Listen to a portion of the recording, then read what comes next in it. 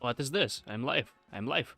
This is day 19 of streaming and building business until I reach 10,000 a month of revenue. I've been streaming all this time. So welcome everyone, welcome, I'm live. Okay, I'm live everywhere. Good, nice. Okay, so the plan for today is following. I wanna do now a little bit different things. So first, I wanna definitely finish the lesson 2 for the tasks that I'm preparing, and then I also planned. In the meanwhile, I planned some activities because I realized that just sitting and working here the whole time, it's actually not the most productive thing, because I kind of need breaks, kind of, at least like a couple of minutes. So in the meanwhile, when we'll be doing breaks, I will be showing some cool stuff that I found.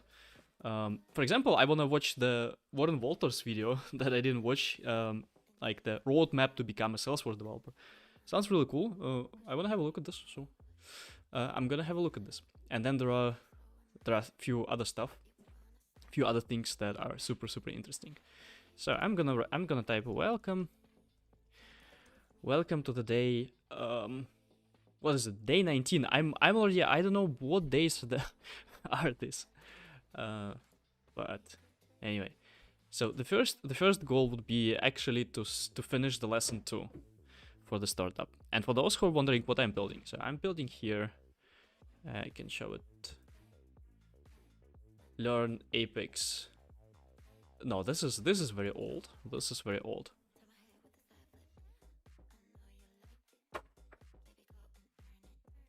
Let me make a little bit more sound. So I am building here. Let me visit this thing. I am building a coding school for Salesforce Development. The idea is that you take this website and you basically go from being not a developer or having no idea about coding to becoming a Salesforce developer. So if I click here, we already have basically the structure. We already have WordPress. Now it failed. We have the structure, we have the tech, and Sasha is working on other things. The only thing that we are missing are actually tasks and lessons and those materials. So I've been working on this, and I kind of see that it takes actually a lot of time. But yeah, I mean that's part of that. It is a part of building business, right? Sometimes I have to do the tasks that are not only fun. Sometimes I have to do the tasks and kind of work through them. Kind of doing monkey work here, basically, with those tasks. So here's what I mean by that.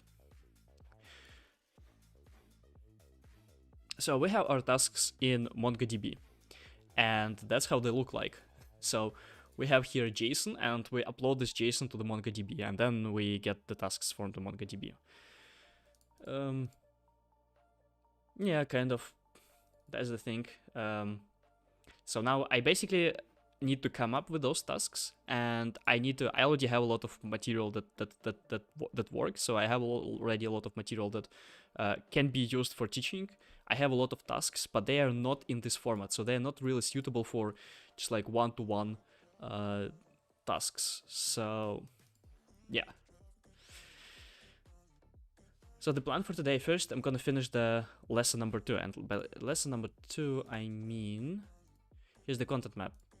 So we have, in the second lesson, we have basically 3 main topics. We have creating classes, creating class variables, and instantiating objects. And I think the way I'm gonna do it is, first I'm gonna create a huge JSON with all the tasks, and then I'm gonna redistribute them in different topics.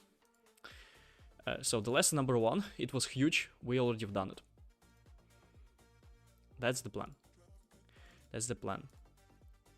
And in the meanwhile, Sasha is working hard on the tech side, so I think from the front-end perspective, we are actually quite good off. So like the bottleneck here is content, really, and probably marketing, because for front-end I can hire people, for marketing, not really. I mean, I don't know, if you ever try to hire someone for marketing, it's super hard.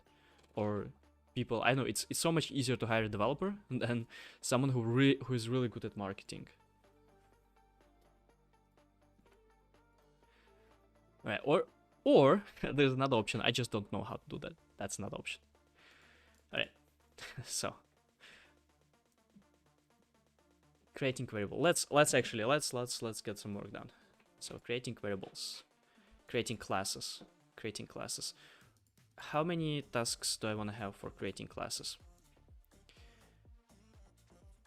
Let's say I definitely want to have create car class. Not that many actually. Create car class.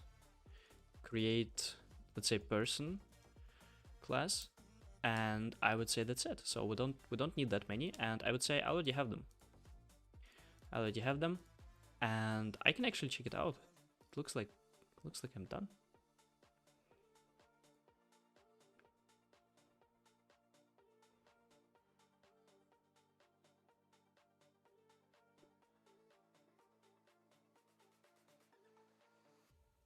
Topic 1 tasks. No, not topic 1 tasks. Lesson 2 task 1 tasks. No, lesson 2 topic 1 tasks. Create a class car. Create a class very strange class. And let's add here one more. Create a class person. Class person. That's actually not the solution. The solution is wrong. Huh? Should be public here. Public. That's correct. And here I'm also changing to very strange class. Very strange. Is not null. Class variable. Let's call it person 1. So at this point, we are just setting up the classes. So the user will be the student will basically just practice creating classes, not creating objects. So the practicing for creating objects we will put later.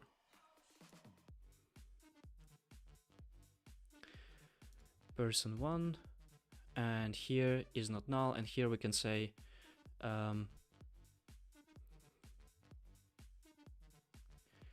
could not create an instance of a person class.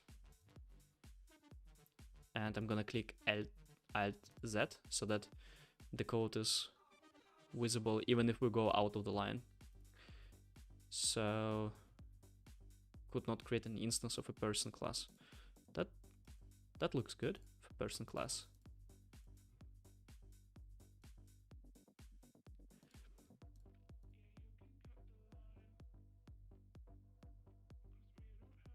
All right.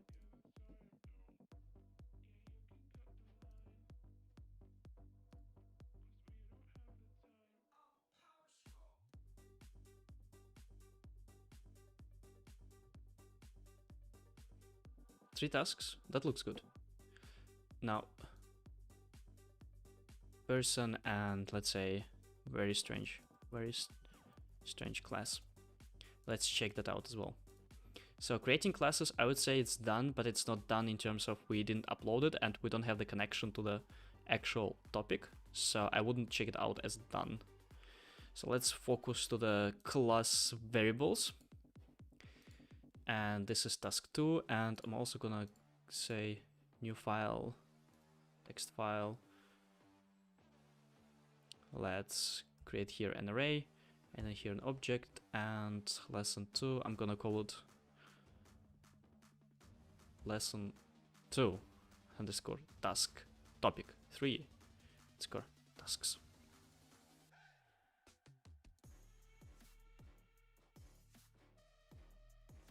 And I feel like I need to move some tasks from here to the task 3. So the task 3 should focus on just creating class variables. Nothing more. Just creating class variables. So that looks good.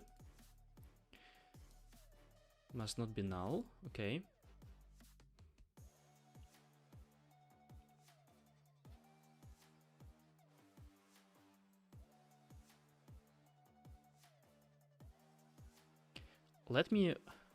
So I'm using here a chat. Let me show to you. There's the chat. And I want to disable the number of views because it is distracting me so much. Is it even possible? Embed in stream. Yeah, I see. But I want to embed in stream. I want to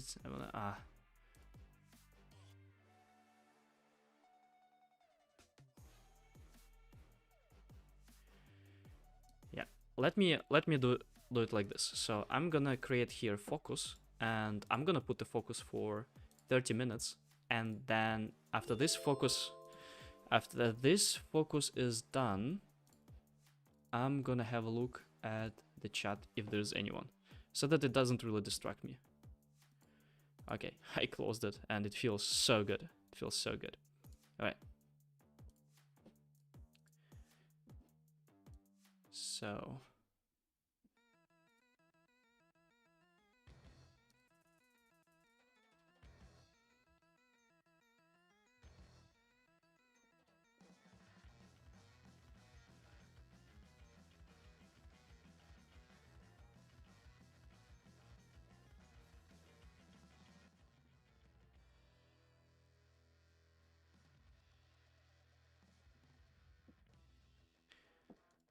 okay, requirements.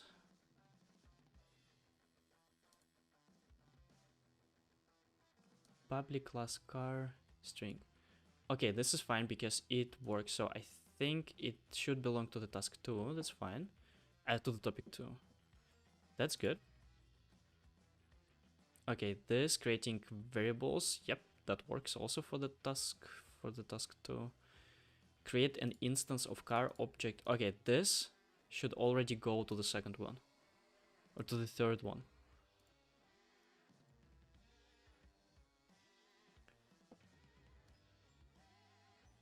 Create a class person with following variables: string, name, integer, boolean. Yeah, that should also go here.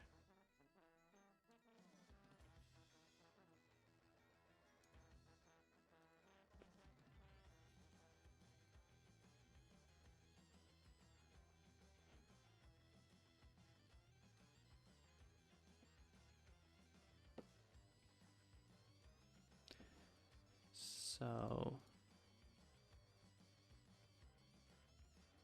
okay, so looks like we only have 2 tasks here. Of course, that shouldn't be the case. So we have car with the different values. Now we need to do the same for the person, for the person. Okay. Description. Gonna delete this description that they have.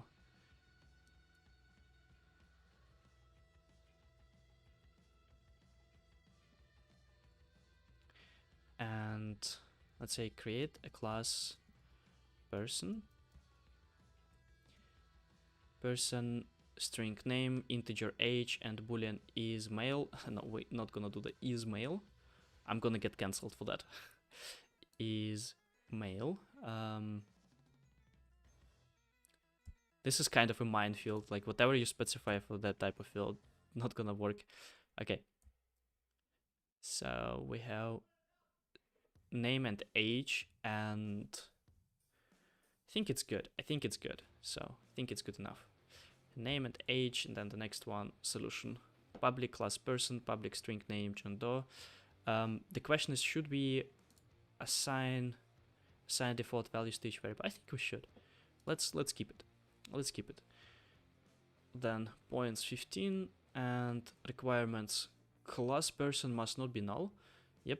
Name variable must be of type string and not null. Age variable must be of type integer and not null. And tests, let's see if the tests are working. So person, new person, assert is not null, person. Yep, but we might need pre-code for that. So basically pre-code, it means that this is the code that will be executed before each of the tests. That's the pre-code. And now I'm curious, wait, so 1, 2, 3, 4, 5, 6. 1, 2, 3, 4, 5, 6. All right, we have, here's good. precode. So we might need the precode for that, and the precode will be creating a person. That's the precode, person, and then saying something like person dot age equal to 0, and then person dot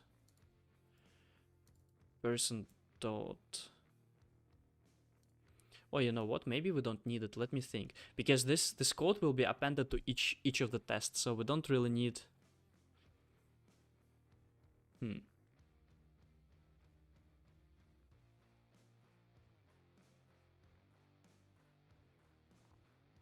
All right, we don't even need to do that, because if we said that string name and age, that they should be assigned default values, it means that we don't need to assign them here in the precode. Okay, but I also kind of want to separate those two. So I want to say name variable must be of type string, and then I want to say that name variable must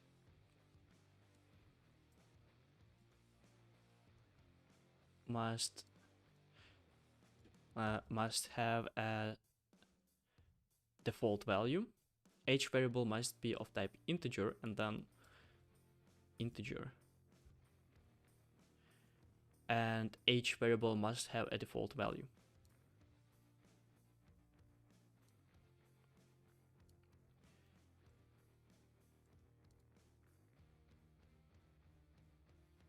Yeah, like this. And imagine how difficult it is to do without GitHub Copilot. Like, really. Person, new person. Yeah.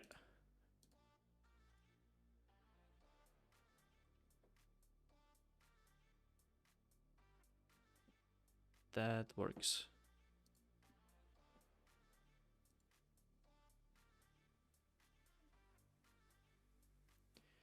Okay, so now I have 3 tasks for that one. Is it enough?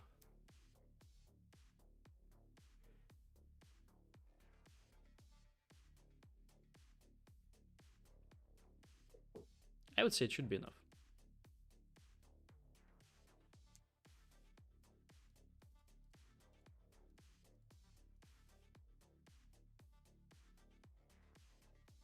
Let's see, maybe we can think about something else. Maybe we can think about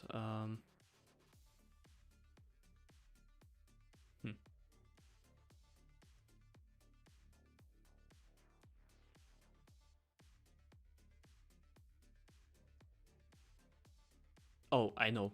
I'm gonna copy paste this whole thing, and before assigning the default value, I will create just exactly the same task, but without assigning any values. So I'm gonna say don't assign any values to the variables. Now in the precode, we will need to assign the values, because otherwise those checks will not work. I just tested it out in developer console, so it won't work. So we need to say person.age equal to 0 and person.name equal John Doe. And all the other checks, they basically stay the same, right? So yeah, the only one thing that we need to flip those descriptions. So class person must not be null, name variable must be of type string, variable must have default values. Yeah, let's delete the default values. And let's instead, not delete, let's say name variable should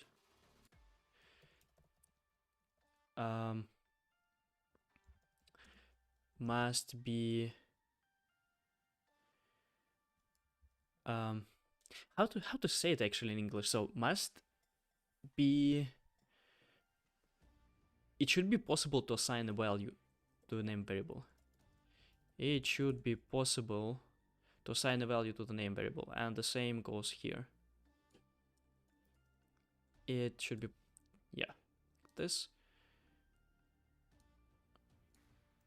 could not assign value, could not assign the right value for to the age class variable.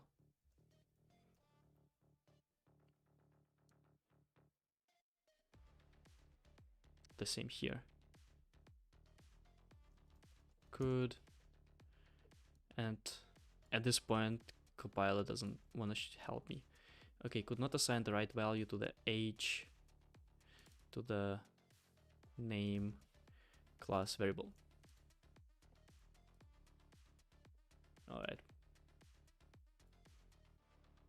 So first this someone will, okay, and then I have to delete this part as well. Someone will first solve this task, and then we'll go here to this task and actually assign the value, and yeah, that's good. That's good.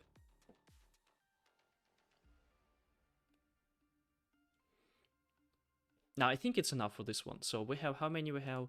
1, 2, 3, 4. That's enough. So 4, I think 4 is good. I think for the next one we can go a little bit more crazy though. Like we can have something like 6.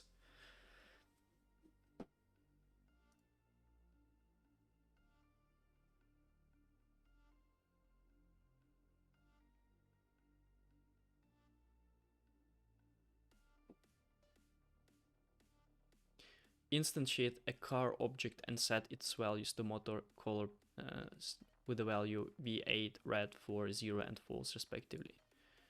That's good. Yeah, that's the solution. Precode. And for the precode we need public class car, public string motor, public. Oh, and why they're not assigned? There's no assigned value to them. So it should be V8. Then it should be red. Public integer passengers. Passengers should be equal 4. Speed should be equal to 0. And started should be equal to false. Okay, now do we have an equal amount of requirements and tests? 1, 2, 3, 4, 5, 6. 1, 2, 3, 4, 5, 6. Awesome. Works.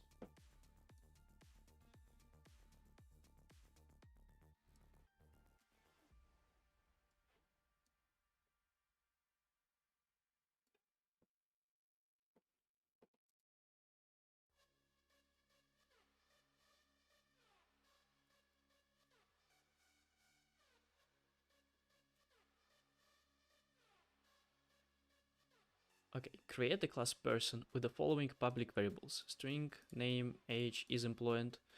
It sounds like the exactly as we had here.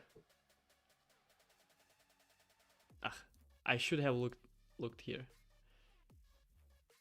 Do not assign values to these variables. Why did I move it to task 3? It belongs to task 2.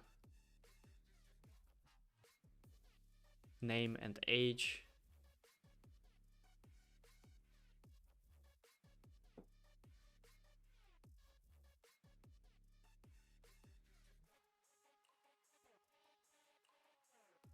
Yeah, let's just delete this one, this whole task, because I already have something similar in the previous one. Okay, so for this one we have what? Only one. Wow, that's nothing. So this is basically T3, so topic 3. That's the topic here, objects. So we're gonna need here quite a lot of practice actually, because this is something that people have actually troubles. Yeah, so it's quite hard for people to see that. Let's see. So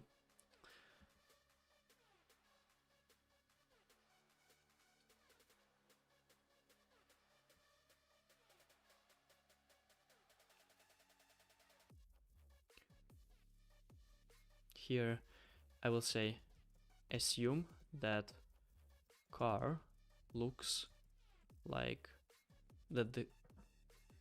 looks like this. Yep, exactly. And that car class looks like this. So I kind of want to see do something like this. Code. And then code. But I'm not sure if that's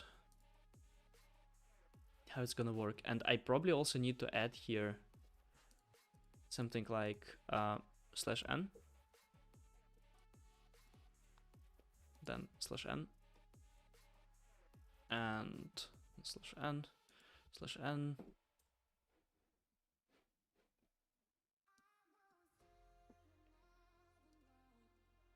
/n, /n. I'm gonna need to speak, so I just realized I'm gonna write for Sasha.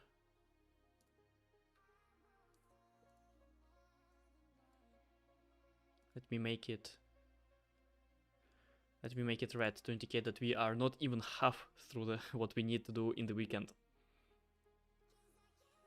I wanna do all of this in the weekend. Sounds difficult. Sounds difficult. Okay, not discussed, and questions. Questions. I mean, the first question is how to include tests that we need to run in the front end, right? So not everything we can test with Apex. We're gonna need to run something in the front end.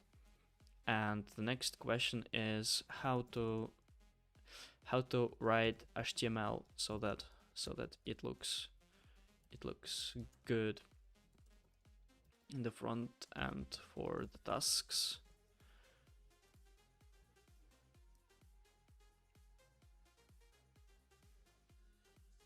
Yeah.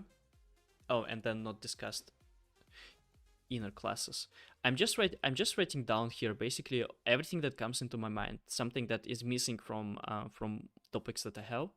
So I'm writing it down. Inner classes. Inner classes are definitely missing. All right, good. So 22. I wonder how many we're gonna make today. Can we make it to 50? I don't know. Let's see.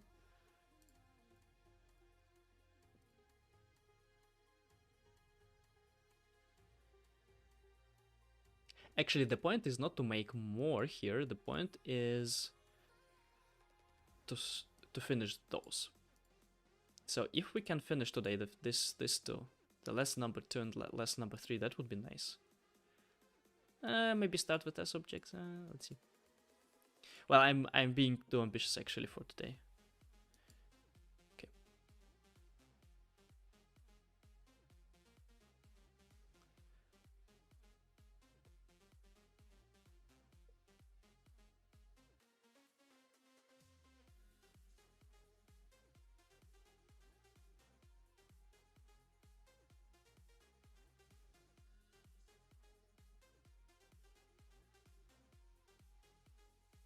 No, okay, so the pre-code here is wrong. Because the pre-code includes already the solution, so it doesn't make sense. This is the pre-code.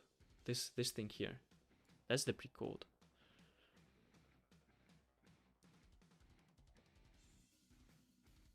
And I can delete here. So for pre-code doesn't really matter because we're sending everything as a giant string. Doesn't really matter for us. The right spacing. The most important that it just compiles, that's it. Public boolean started. Yeah, that's the right pre-code. An instance of car must be created.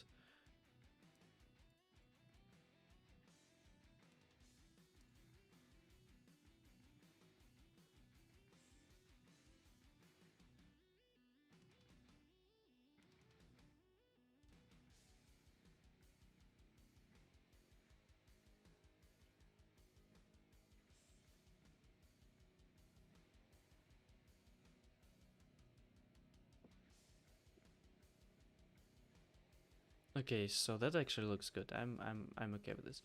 Okay, so we need to do the car, right? Okay, so we have car, we have person, and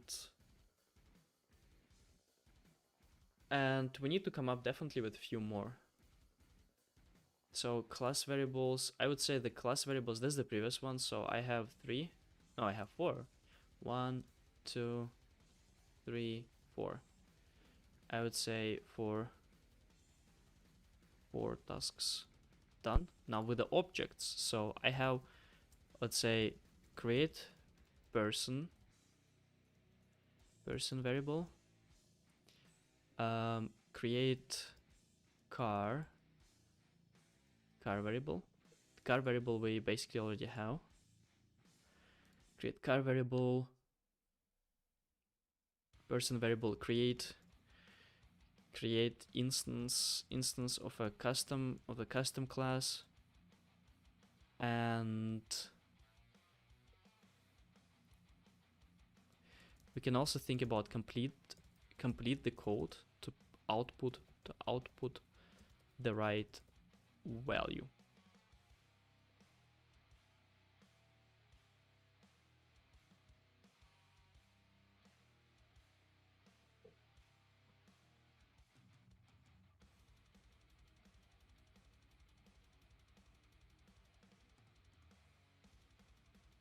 Complete the code to output the right value.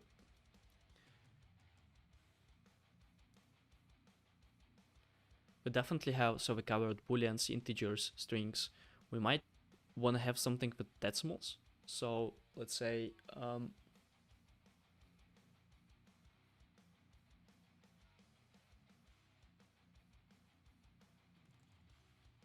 create perform some operations with, yeah, that's for sure, perform some operations with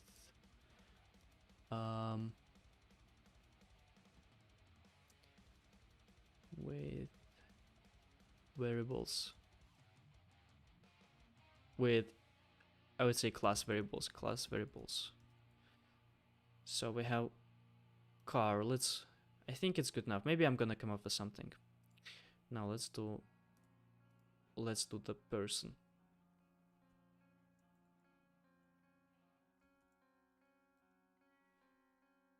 No, not the methods.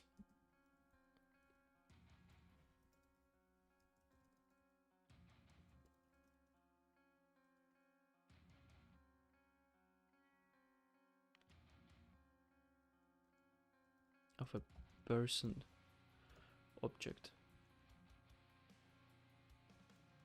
Fill out name,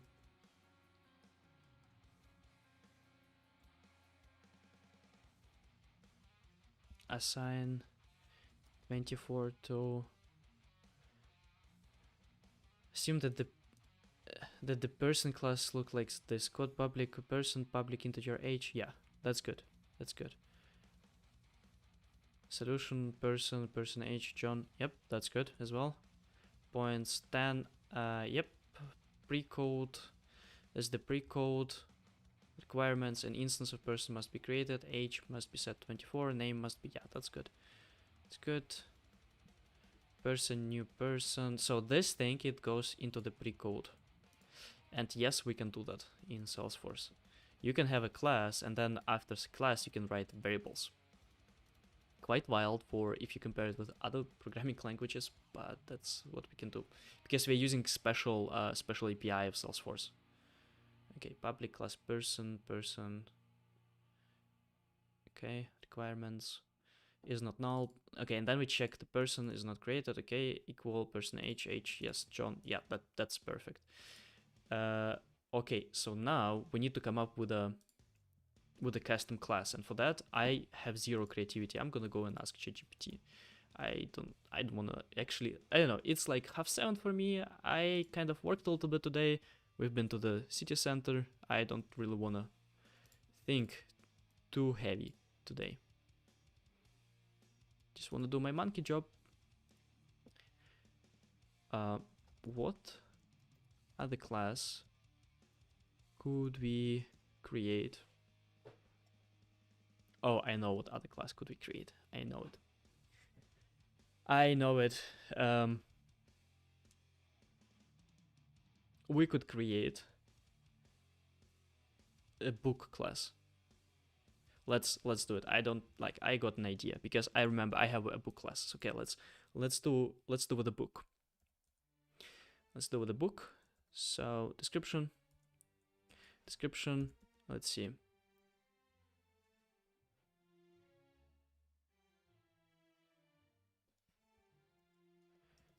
Create.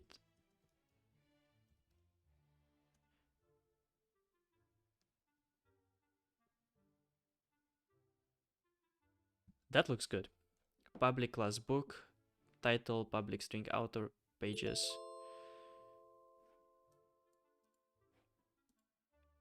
If you heard this strange sound, it means that my app Rise is saying that my focus time soon will be done.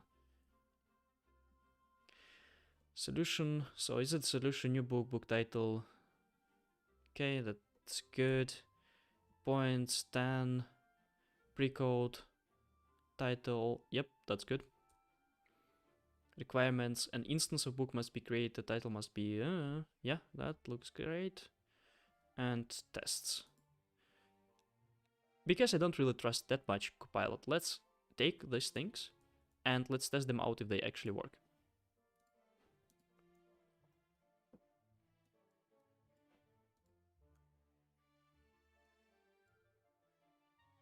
That's Salesforce.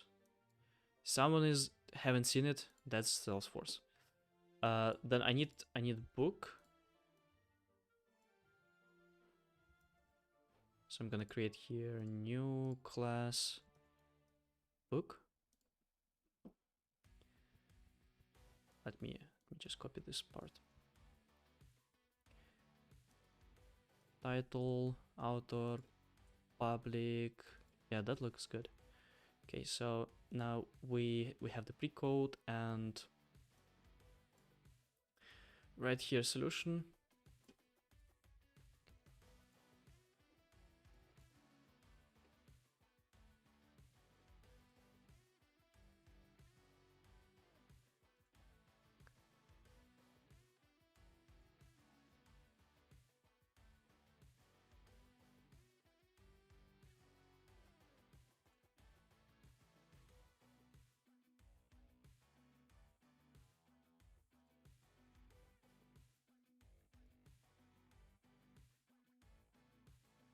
Okay, let's see if that works. Variable does not add because I didn't save it. Now if I save it, it should work. Okay, it works. So Copilot did a good job. Nice. Nice. I like it. Well, now what I realize is that objects, we should have also a separate one for creating relationships between classes. So let's say we want to have a book, and within this book we want to have author and publisher. For that we need to understand how those relationships work in Salesforce in code, and I think it should be a separate lecture. So that's gonna be, let's say, create author class, create book class, create publisher class, and create instances of all classes.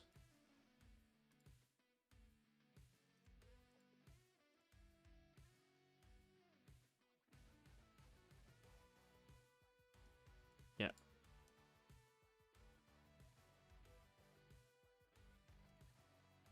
Okay, that seems, even for today, it seems just those parts, they seem quite a lot.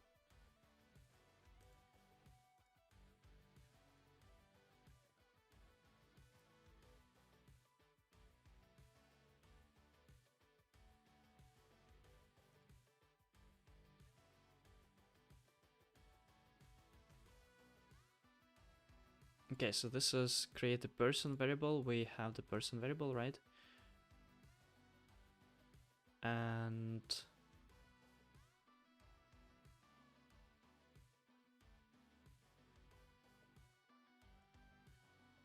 Okay, so we have person of a custom class that complete the code to output the right value. Yeah, that would be an interesting task. So description. Complete the code.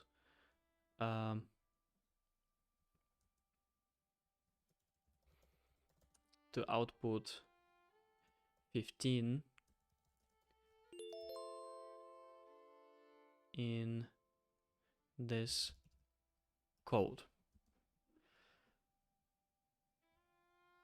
Okay, it suggests Java for some reason.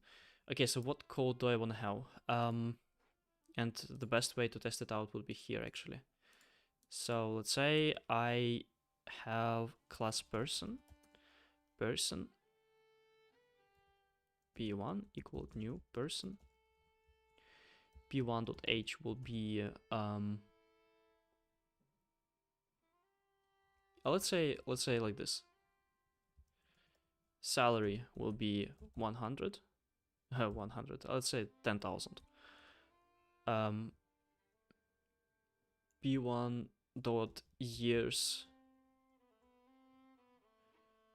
Let's say working experience will be 5 years. And here decimal. Now it doesn't make sense, right? It doesn't make much sense.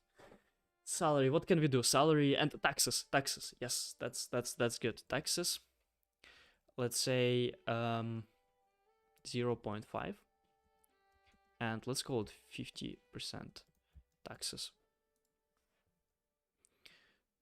Decimal salary after. Okay, let's not freak out people with German taxes. Let's do something like 30%. So 30%. Salary after taxes would be, here we go. Complete this code. Okay, I think I can get back my chat. All right, good.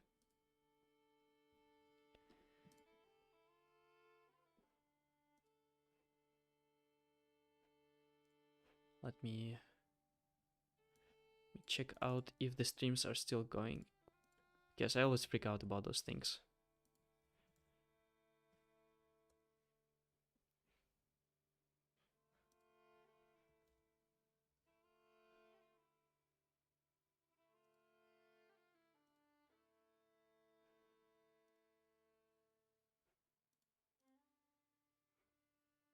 Bro, keep it up. Thank you.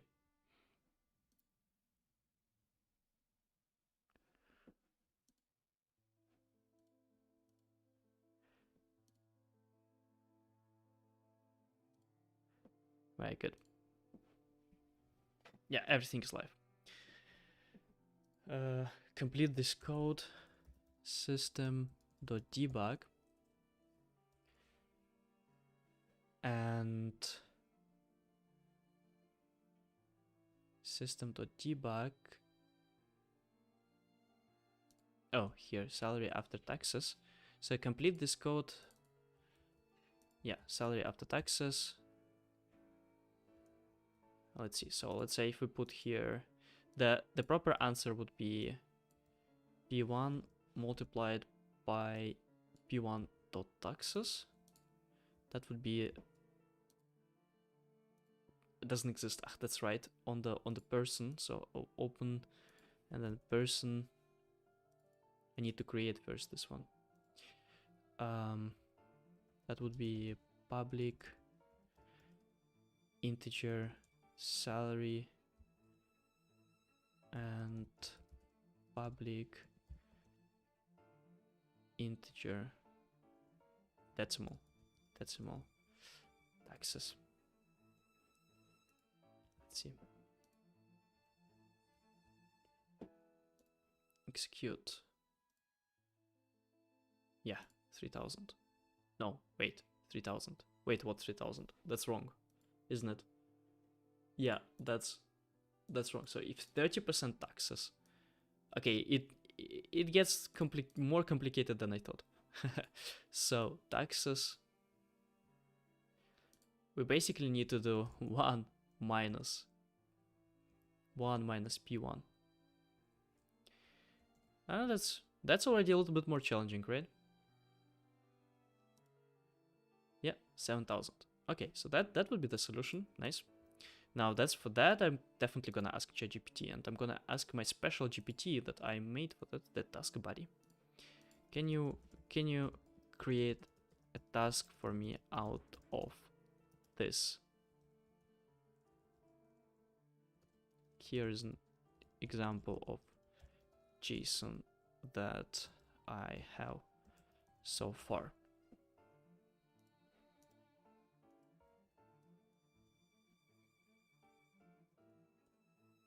Let's see. Hope it's gonna work.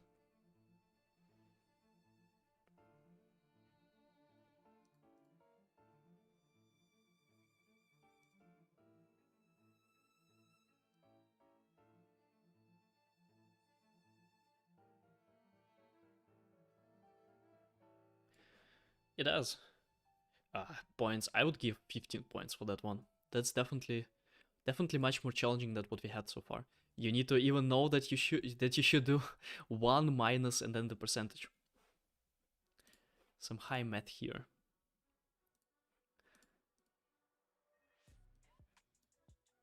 Let's check it. Create a person object and set its salary and taxes properties. Then calculate salary after taxes using the formula and output it. Assume. Yeah. Solution pre-code. Yeah. Solution. Now the thing is that I wanna set this one as code to display or something, and this is gonna be a new property. We need to speak with Sasha how to design it properly. So I'm gonna add here how to handle pre-code. Pre-code basically means something that we're gonna execute all the time before the tests, and then so something that we execute all the time before tests. And template code will be written in the editor on start. So I would call it template code, I guess. Pre-code, I don't like the name. Pre-code sounds quite terrible. So pre-code. Yeah. So here, before the requirements, I'm gonna write template code. And then two dots. What was the suggestion? Yeah, exactly. That's just this part. We're gonna comment out and we're gonna say complete this code. Actually, so you know what I think? You know what I think? I think that I should not spend a lot of time on trying to come up with new tasks. And the reason for that is because I already have over 100 tasks.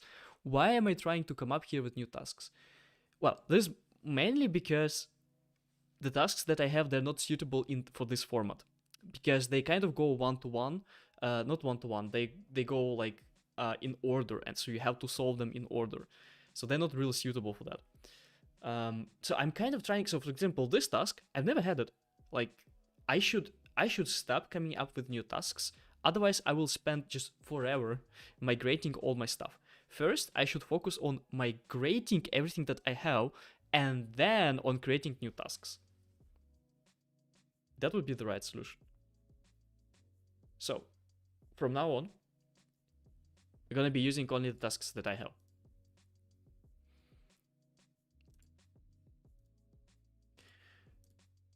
Okay, so person P1, new person. This is the template code, right? So if that's the template code, I definitely need to include here these things to break the page. Okay, system salary up to taxes.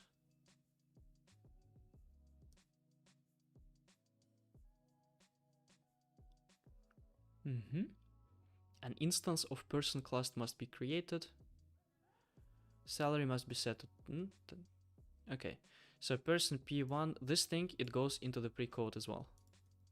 Something that ChatGPT doesn't want to get, but okay. Everything else doesn't go. So here now we need to jungle with between pre-code and template code, because template code is something that's gonna be sent to the checking endpoint. So I'm gonna give here 15 points. Okay.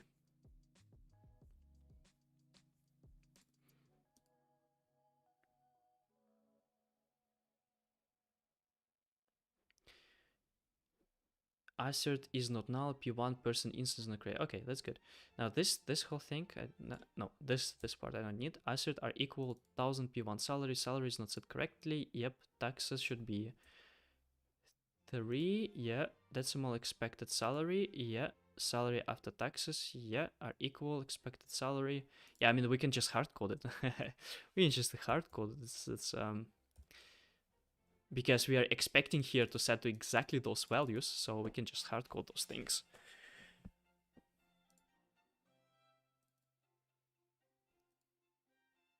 And then I can just delete these parts.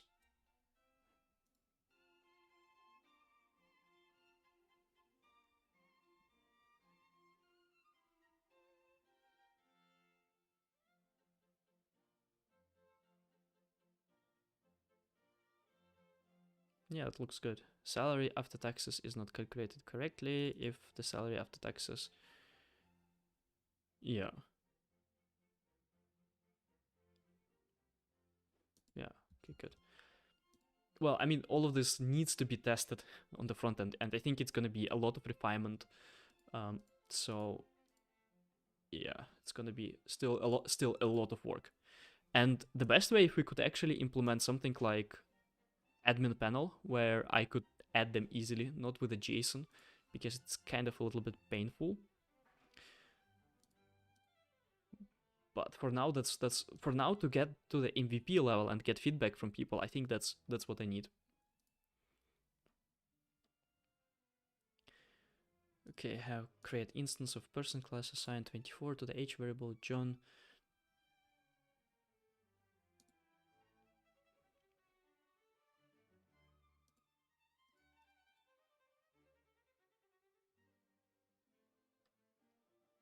Okay, so I have, yeah, perform some operations. I would say that that tackles this point.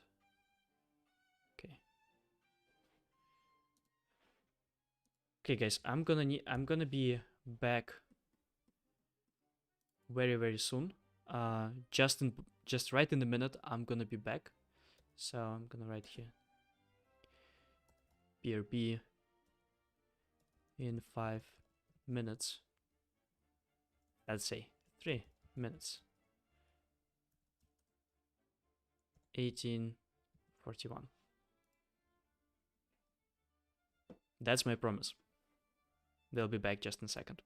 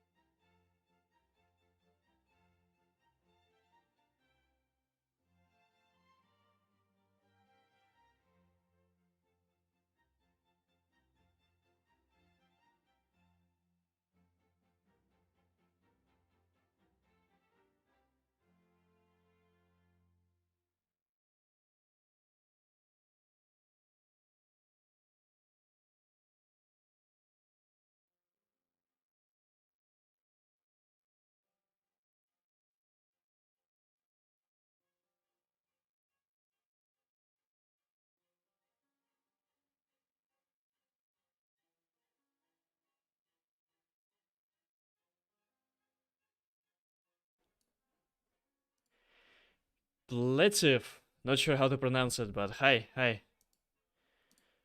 No mic. Now the mic, right? I just told that I made it. I made it in 3 minutes. Nice, nice. I'm back. Welcome, welcome.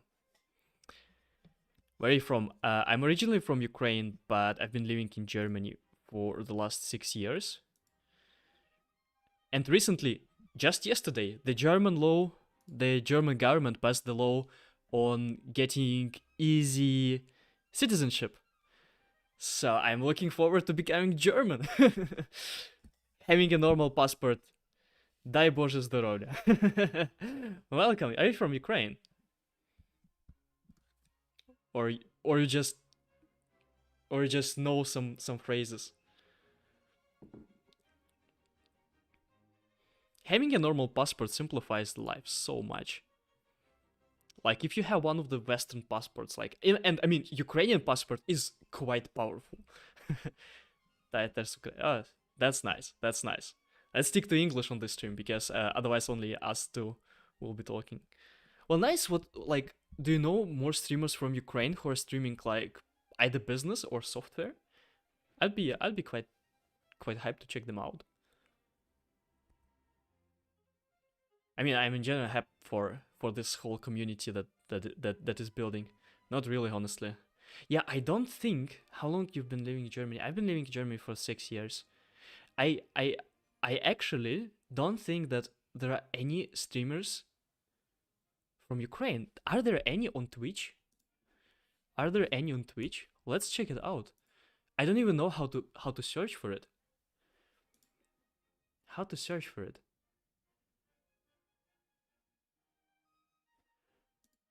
Let's go to the software and game development. Can we do here with languages?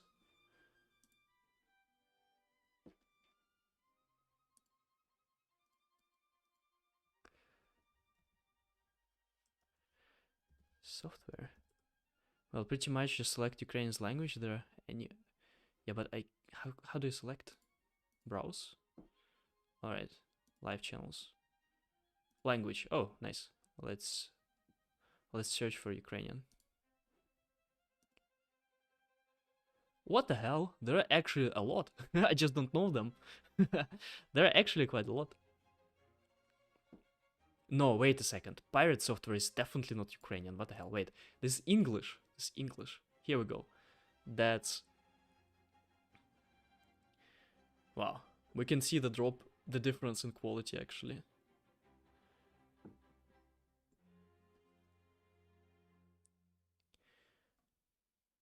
No, I mean they're quite well. Oh, I mean, like look, 82 viewers. That's good.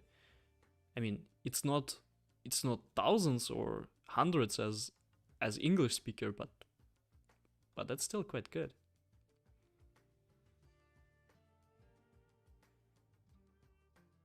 Yeah, they actually wow. I never knew that. But yeah, I don't know.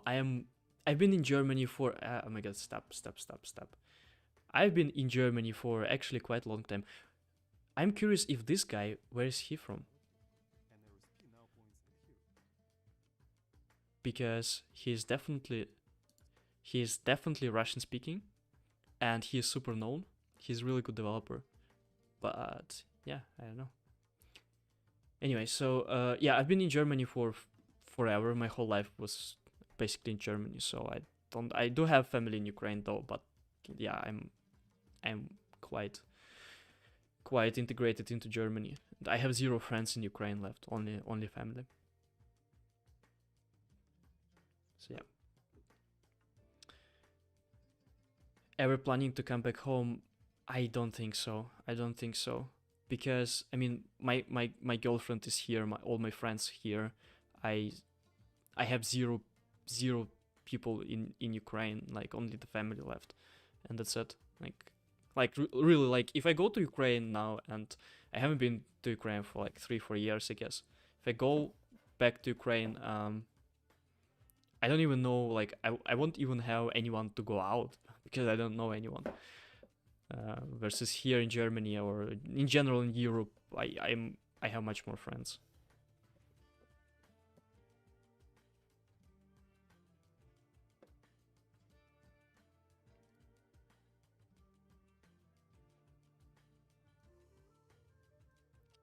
Yeah, so I'm building a business, so my audience is definitely also not on Ukraine, and I wouldn't even know what to do on like Ukraine audience.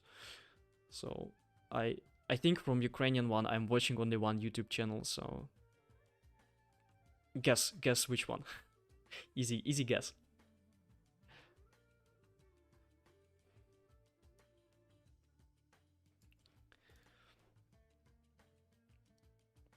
Exactly the guy.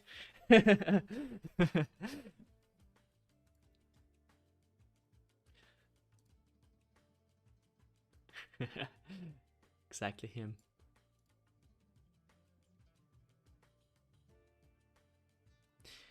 Okay, so what do he's cool. Yeah, he is cool. Yeah, he is cool. I mean, he does exactly what I need. He does like 10 minutes briefing on what's happening with the war, and that's it. So that's all I have. That's all I need. Everything else, if something happens, I can my parents can write me. Do you know what I'm building? I'm building a coding school for learning how to code for people who are just want to start out with coding. Um, and I've been working as a Salesforce developer for the last 4 years, and now for since 3 months, I would say I'm self-employed finally. Still waiting for my stuff from Germany, because in Germany I applied for business visa in Germany like 3 or 4 months ago. Still waiting for the fucking visa. So I'm building this coding school, and I have another person in Ukraine who is doing the front end stuff, and I do marketing and also a little bit of coding.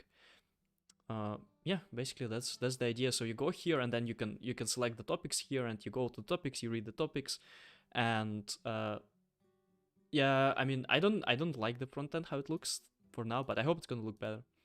And then the idea is that you can also solve the tasks there directly on the website.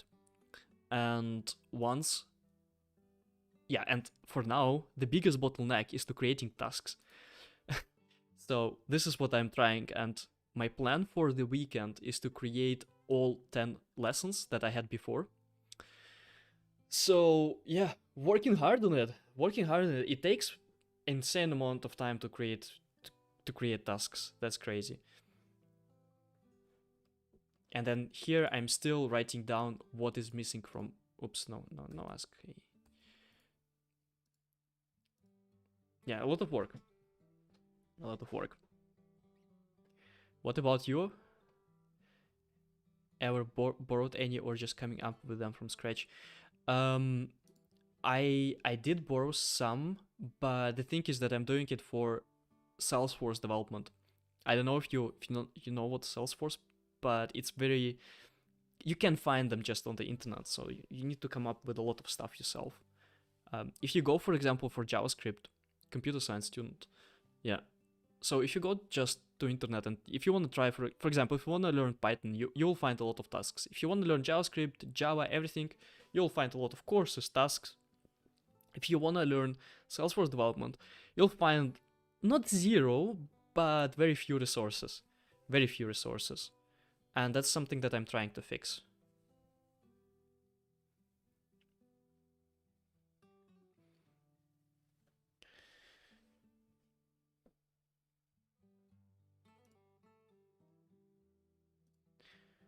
Alright, so I need to do this tasks. This is the bottleneck. So if I don't do the tasks, the Sasha cannot proceed. That sounds like a company name to me at first. In a nutshell, what does it do? Marketing, but for coders. Well, Salesforce, it's like a big company like Microsoft or something. So they produce software for big companies like Coca-Cola. And for example, you need to digitalize some kind of process um, for Coca-Cola, and that's you can do it with the Salesforce if they're using it. So it's a huge company, and development for that is, yeah, it's quite different from developing something for with Next.js, for example, that we do here. Okay, so the next, gotcha. Yeah. Okay, so the next thing that I'm gonna need to do is, so first I'm gonna finish this whole things, and then I'm gonna upload it to the MongoDB. I'm gonna finish all of that, and then I'm gonna record a few videos for YouTube, basically live here, recording videos.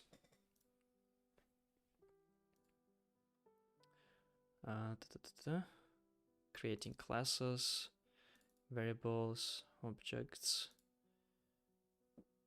Okay, so this one is missing from my explanations completely, so I'm gonna need to go here to not discussed and edit.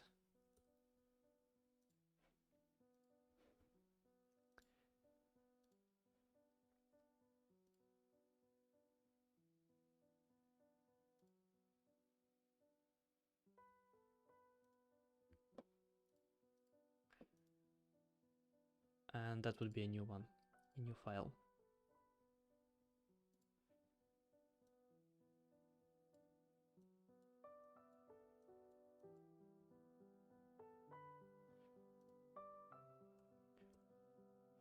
Okay, so create outer class.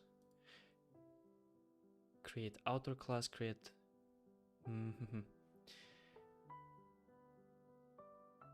You know what? I'm gonna leave it out. I just 10 minutes ago I said that I'm not gonna create new tasks now because I already have a lot. That's enough for me to just move them. So here's everything what I have. And I just need to move, for example, radio. Yeah, radio. Let me ask ChatGPT. Because if I'm gonna now creating new tasks, so this is definitely wrong. So I need to focus on migrating everything that I have, and from that time I can focus then on creating actual tasks. Can you create me tasks? Can you create me tasks for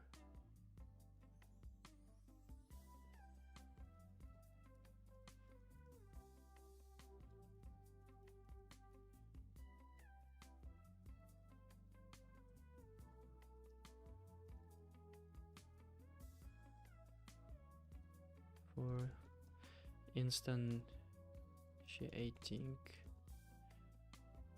variable. So if not ChatGPT, I don't know what would I do. I think it's a good example how ChatGPT accelerates just business and society in general, because this is so much quicker to do with ChatGPT. Okay, requirements. I don't see tests. I think sometimes ChatGPT goes nuts, and usually it happens when we have too many tokens because it has a certain token window, and if we exceed this token window, then it starts getting really worse results. So I'm gonna copy it and I'm gonna create a new chat.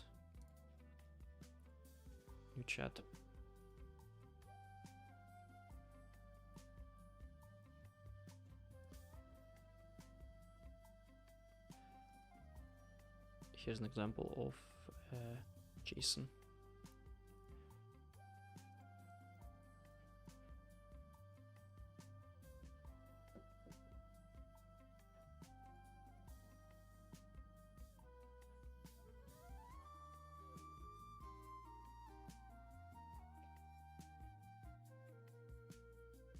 Pre-code, no pre-code. Okay, let's see.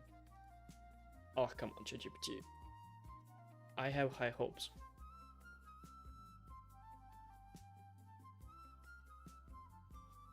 Okay, so that's supposed to be the task number 1. Let's see.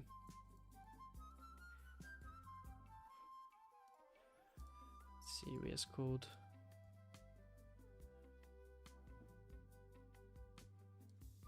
Wait, what?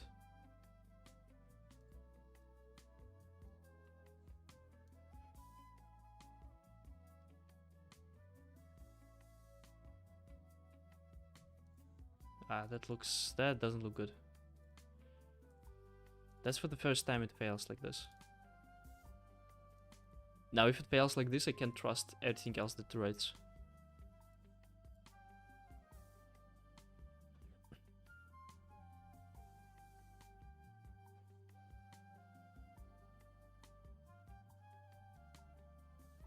Okay, let's delete this one so that we don't give an example what type should be. Well, let's just leave it like this. Okay, let's leave it like this. I think it's much more important to get everything migrated than have the right thing. Okay. Solution. Pre-code, no pre-code, right? I would say that this should be the pre-code. So basically pre-code means something that we are sending all the time to the tests. So it's something that should be executed all the time before we run our tests, before we run those things here. Let's see, a class named radio must be created. Radio instance not created. Yep, that's good. Are equal.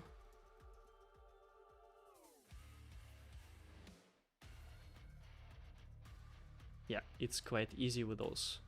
20, I would give it 10. Guess it's an easy task. Okay, and this is the second one. So this is basically here we're creating the radio, and then the second one we instantiate this radio. So let's see here, if we instantiate the radio, let's see, it looks actually quite bad, the second one. Test 10 points.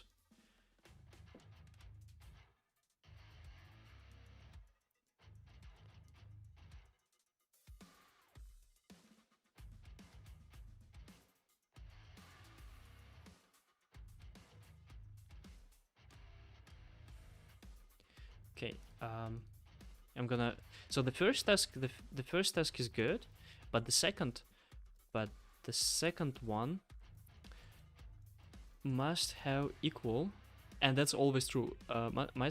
Must have equal amount of requirements and tests.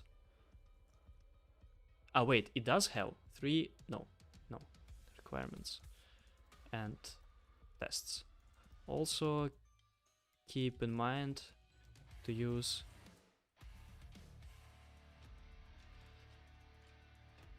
for the key in JSON.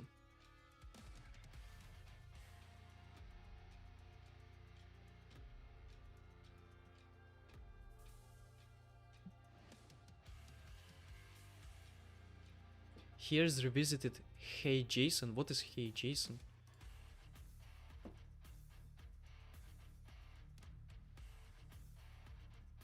I think it's failing a lot. Come on, ChatGPT, what's going on?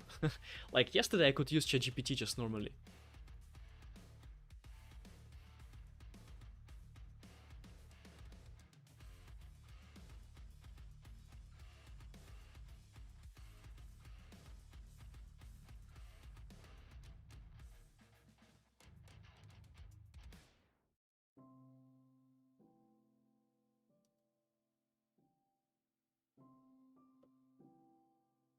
And if you wonder what kind of music mix is that,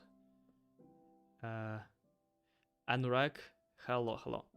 So ChatGPT seems to be getting dumber by the day. I kind of agree, but I think what I noticed is that it fluctuates, like the difference can be just day by day. Like sometimes yesterday I think it was good, today I don't know. Maybe because more people using it, so they're kind of switching to more performant model or something. Like, I don't know. Okay, so I like the description. I'm not gonna take the description. Just need requirements and tests. That's the only one thing that is missing. Requirements and tests. Let's see. Requirements and tests. What? So here's an example. I said, just pay attention that we have the equal amount of requirements and tests. It fails. It fails. Now what I'm supposed to do? Am I supposed to edit myself everything? Am I supposed to write with my own hands text?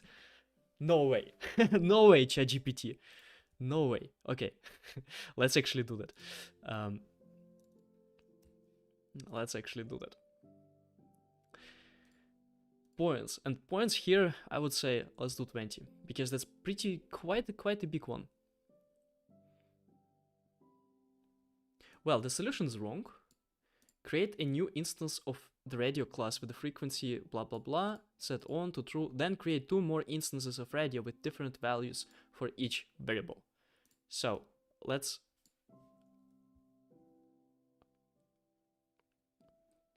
it is so lazy, ChatGPT.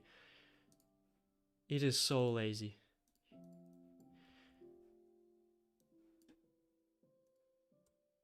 Radio 1 type, right? Radio on.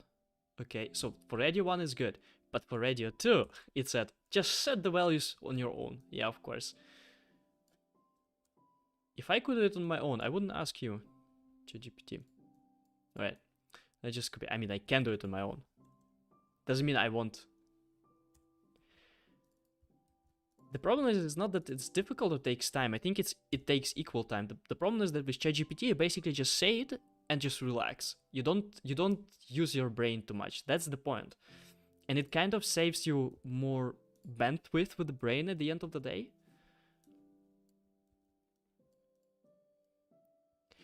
So that's the solution. That's the solution. 3, 3, and here we can, doesn't really matter what exactly we're gonna put, but we can put something. So let's say 200 and here 100, and here I'm gonna leave the first part. Okay, true. Radio 2, radio 2. Let's see. Now the tests should be following. So I wanna have how many tests do I wanna have? How many tests do I wanna have? I'm gonna have actually quite a lot. Let's, you know what? Let's delete the radio 3 from here. It kind of gets, the task gets way too big. I don't wanna have such a big task. Especially because there's no difference between creating 2 and 3 tasks. Okay. Create more instances. Yeah. Create one more instance of radio with different values for each variable. Okay, so that will be much easier. So we have 100 true. Now assert are equal how far you have reached and what are you trying to do now. So if you have followed the startup journey, we have this website. It works kind of, and Sasha is working. Sasha has much more. So this is production, so it is not the most updated state. Now the biggest bottleneck is not exactly, seems like he's creating the JSON, the test questions. Exactly, that's what I'm doing. The biggest problem is creating tasks. Now this is the bottleneck, because Sasha is working, but he doesn't have what to put on the website. So I'm trying to fill out with tasks. And I'm definitely gonna, so I wish I knew more people who could help me with it, but that's very hard to find those people. And also, honestly, I wouldn't have money to pay for those people.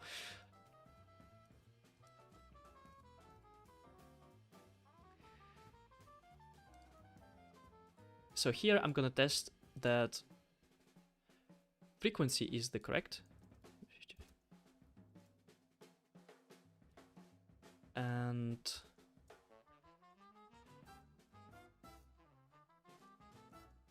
come on, go down. Frequency is correct, then the radio type should be correct, then is on should be correct. And here I can just say is true. And radio type, exactly this.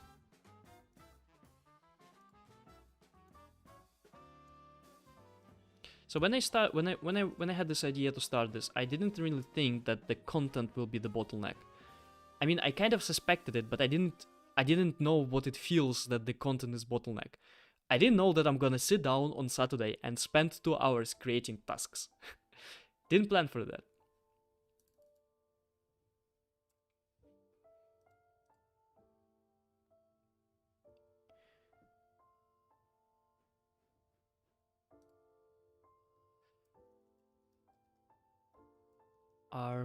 And then we're gonna test that they are not equal.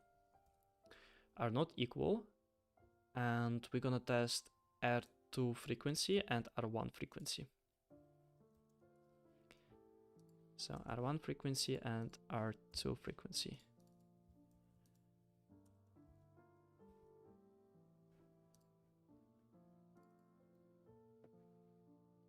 Radio type is on,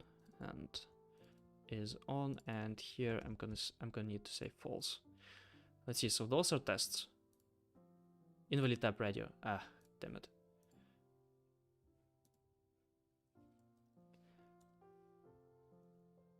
Do I have here an example of radio? Yeah.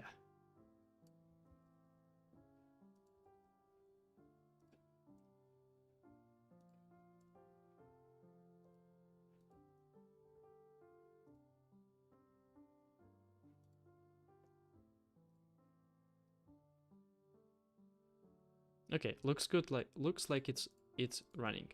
Okay, let me do one more try ChatGPT because I don't want to do it manually now. Or should I do it just manually? Let me do it just manually. Let me just do it manually. Because at this point I'm a little bit too disappointed on ChatGPT.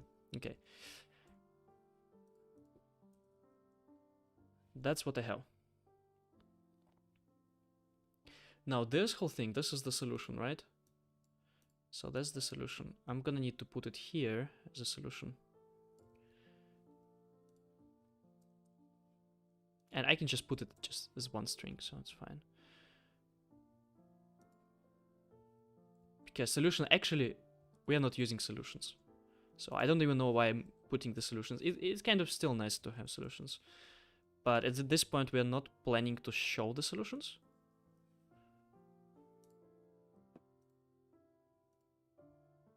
Okay, what's broken here? Okay, now it works. As the solution. Points 20. Okay, now those are the tests. So now the question is, what kind of pre-code should we send? The pre-code will be the radio itself. And this is actually a correct pre-code.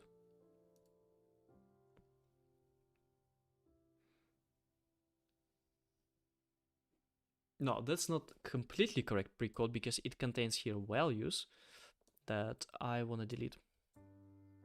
It's not a requirement to have values.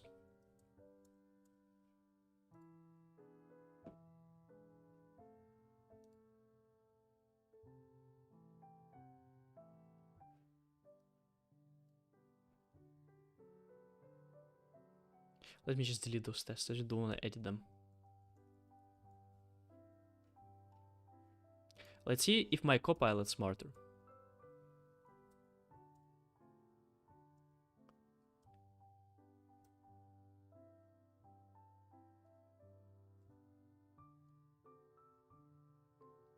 It is smarter. Okay, so we have 6 in total, right? 1, 2, 3, 4, 5, 6. Yeah, 6 in total. And here, it means that we also need... First instance of radio must be created with frequency. Yeah, that's correct. Yeah. Yeah.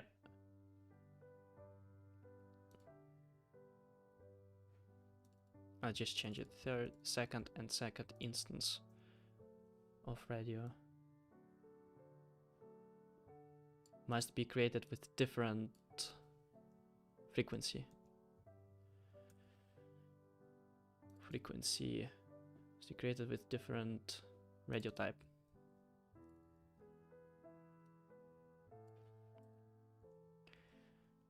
With different is on. That's correct.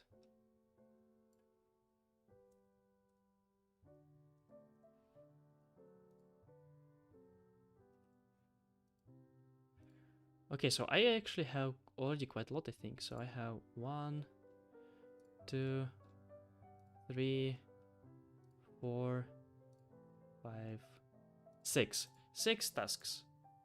I think it's good enough. Let me upload them to MongoDB.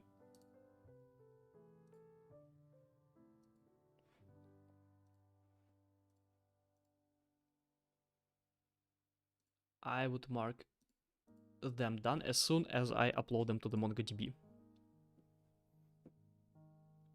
I also need to relate them to the topics. Let's see, my MongoDB is starting.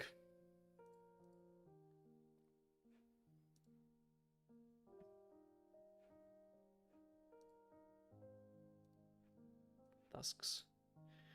I am planning today a long stream, guys. So after we upload this, just stay, don't go away. I'm gonna do some other. One question. You are using Salesforce? Yeah, I do. So after we do that, don't go away. I'm gonna make. What did I want? I wanted to actually record a YouTube video, and I wanted to read with you one thing about. I didn't read it, but it just got to my attention. An article that I want to read. So yeah, just stick for a few more minutes. Okay, let's upload it. First we get the job done, and then I can have fun. And then again, getting the job done, and then fun again. Not other way around. So let me start with the first one. So this is lesson number 2, topic 1. So this is gonna be the topic number 1. Okay, insert documents.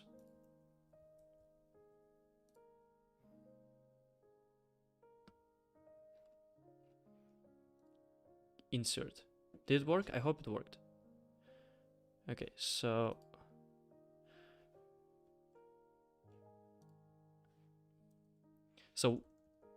Anurag, what was your question to the Salesforce? Yeah, I'm using Salesforce, yeah.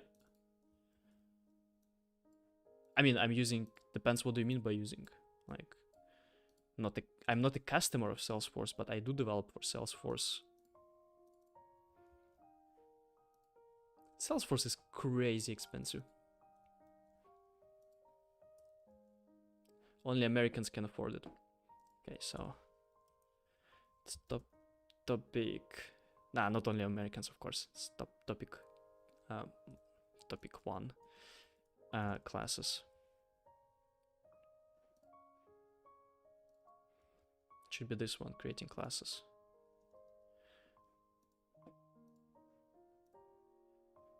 Yeah, now the same for the topic 2.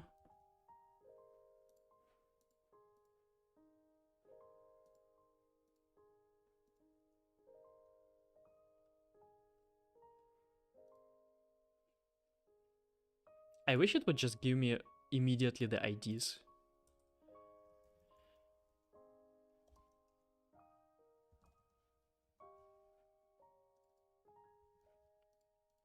Oh, I just realized that I should probably do it in the other way around. Because I think the order matters. What startup are you building? Let me show.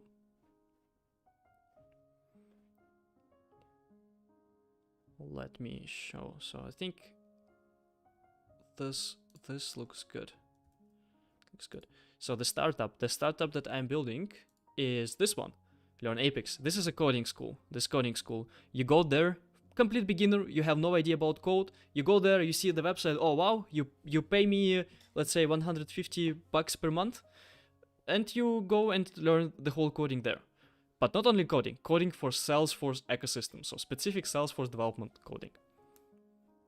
And yeah, I mean, we have something. I do hope to have the first MVP version next week.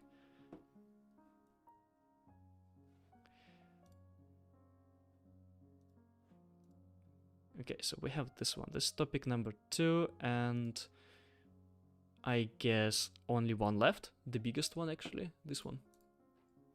With 6 tasks.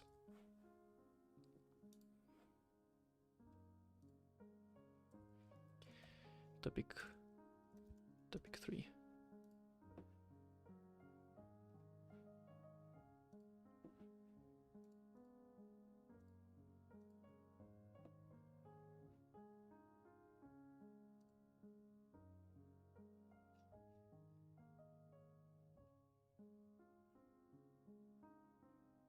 It doesn't look like it was inserted though. Wait a second.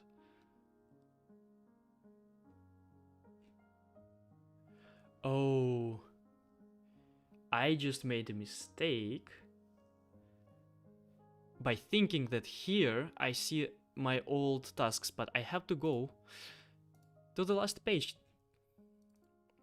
That sucks.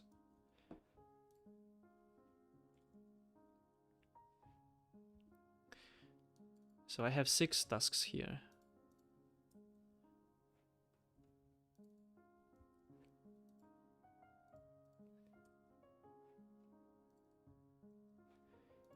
If I work hard this weekend, and I will, or I am working hard, then we can bring the MVP version next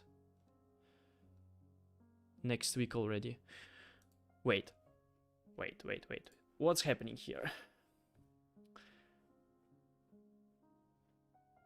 What's happening here? So the first task here should be instantiate a car object. Or the last two should be radios. Yeah, this is the radio. This is the radio. Okay. That's correct. Then person, that should be taxes, is it really? So we have a radio, we have another radio, and then we have person, object, and sent its salary. Okay, so we have taxes. That's correct, and that should be this one. Yeah. And then we have book. Will you be using beta testers to test your course? I will. I make living by teaching Apex and by teaching Salesforce development. It's just that there's no automation. I have a lot of different tasks and I'm trying to migrate them. So I'm gonna open up platform for my students, and I think that's gonna be enough to get some feedback in the first place. Okay, so I have this one. Person. Yeah, that's done. Okay, then the book is the next one. Book, which is correct, should be 39. Yep, that's correct. Then, after book, we have instance of a person class and assign 24. Yeah, that's actually correct. I don't know what Salesforce is, so I will be learning from your application. Yeah, it's interesting. This is what I noticed. I mean, when I started streaming, I didn't have any particular goal in mind why I'm streaming. Just wanted to show the process of, if you go back to my streams, to the first one, you can basically see the thought process, how you create a business from nothing. Like 3 weeks ago, nothing existed in this universum that was something like what I'm developing now. And out of nothing, we created basically in just 2 weeks, 3 weeks, we created something. So my idea, I don't know why people are watching my videos. I don't know what exactly I'm really hyped that you guys are watching. So thank you everyone. And yeah, this is kind of documenting my way to show how to build a business. Yeah, hope you enjoy it. Coding, if you're here for learning how to code, not the best place. Don't learn from me. I'm not the best developer, and I'm not even a front-end developer. I know just enough to get the things done, but not more.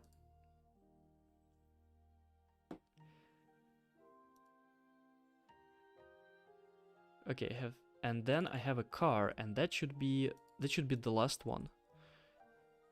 Car. Yeah, that's the last one. Okay, so that seems to be correct. Now now we need to go back, and I need to put this here, right? Tasks 2. Person, yes. And then again person, because I messed it up. And then again this. And then again this. Can I follow you on LinkedIn? Yeah, you can, of course. Sure. I mean, I'm posting mostly about Salesforce stuff, so I'm not really sure how relevant it's going to be. But I mean, Salesforce, not Salesforce, front-end development, whatever development, all of that is development. And Salesforce developer, front-end developer, Java developer, we are all kind of the same. So a lot of stuff you definitely can pick up.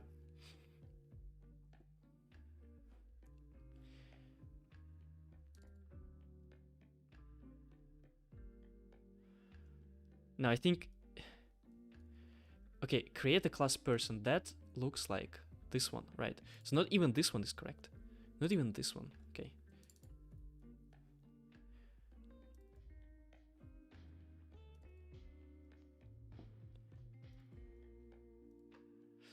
Okay, now this is correct. Now the last thing that we need to do is to create actual topics.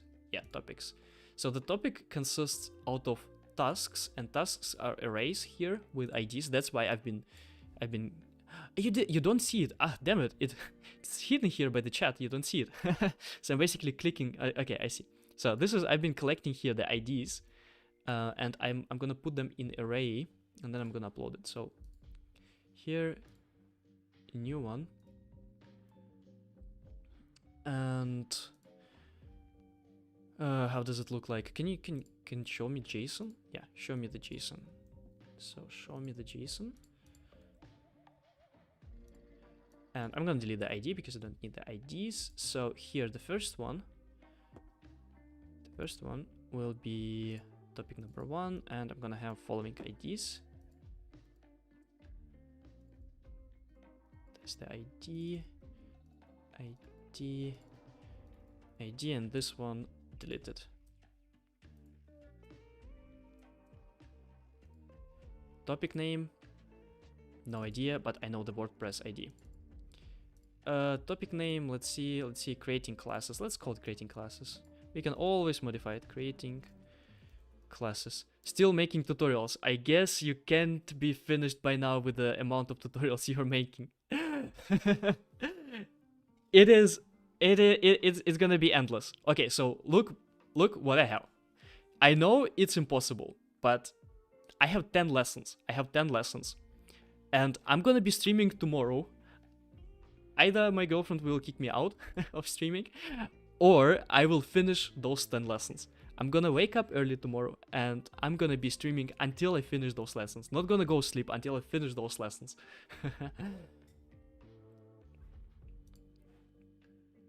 But yeah, making those tutorials, it sucks. It's not even some creative stuff. Yeah. But this is something that needs to be done. I'm glad I have it on recording. When the startup will succeed, I will go back and just watch through this recording and say, hey, here you suffered, but it paid off. Let's call it lesson 1.json.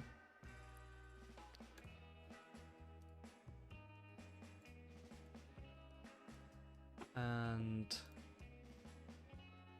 let's call it, this one, lesson 2. So everyone who is watching, stick a little bit. I'm finishing this thing, and then I found an article that I think you're gonna love. I already ranted about it on LinkedIn. Okay, so this is gonna be the same structure. Someone's writing. So I have 2 chats. I don't know how to how to combine them. So you can see the chat here from Twitch. But you can't see what people writing on here on YouTube. So what are you doing now? I am putting my tasks, creating basically tasks for the coding school, which is the startup that I have is the coding school.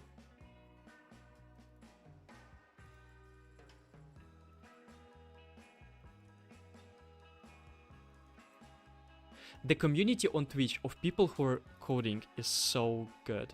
Like, I am just going this rabbit hole of people building stuff on Twitch. This is awesome.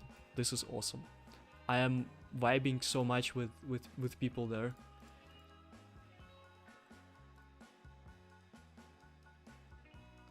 Creating classes, and this should be called class variables. Class variables. The ID, this one. And the last one, the third one.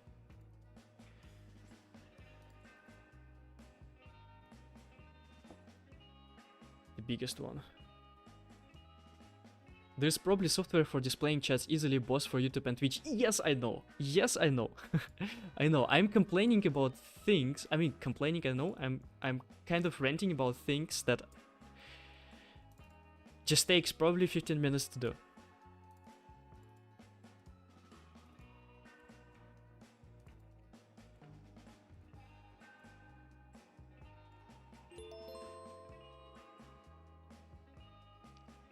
If you just heard a very strange sound, it's my productivity app, of course. How can you be founder without a productivity app? Lesson3.json. Alright, don't need to save this one.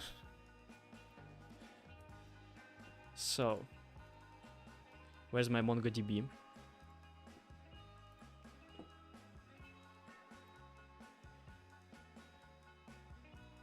Insert document. Creating classes. Oh, I think this one, the lesson number 3, it's not class variable, it's objects. Objects. Creating objects. I'll say creating objects.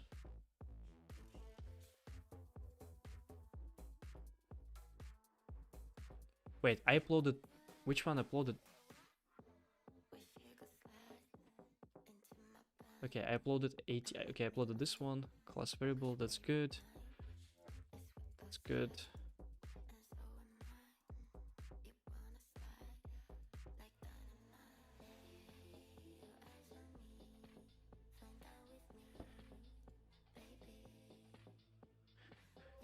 Whew.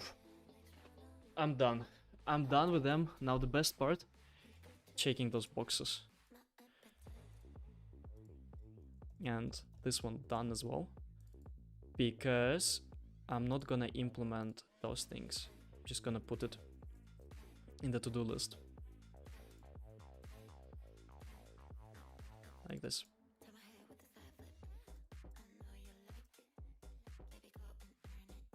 What is this song? What is this song? I don't have a way to skip the songs actually. I need to work on my playlist. Okay, this one is done. Whew. Strike through. And how many do I have in total? Tasks. I have 35. 35. So we're moving towards 100. 35. Whew. Alright. Okay. Let me... So how are you doing, guys? How are you doing, Insert?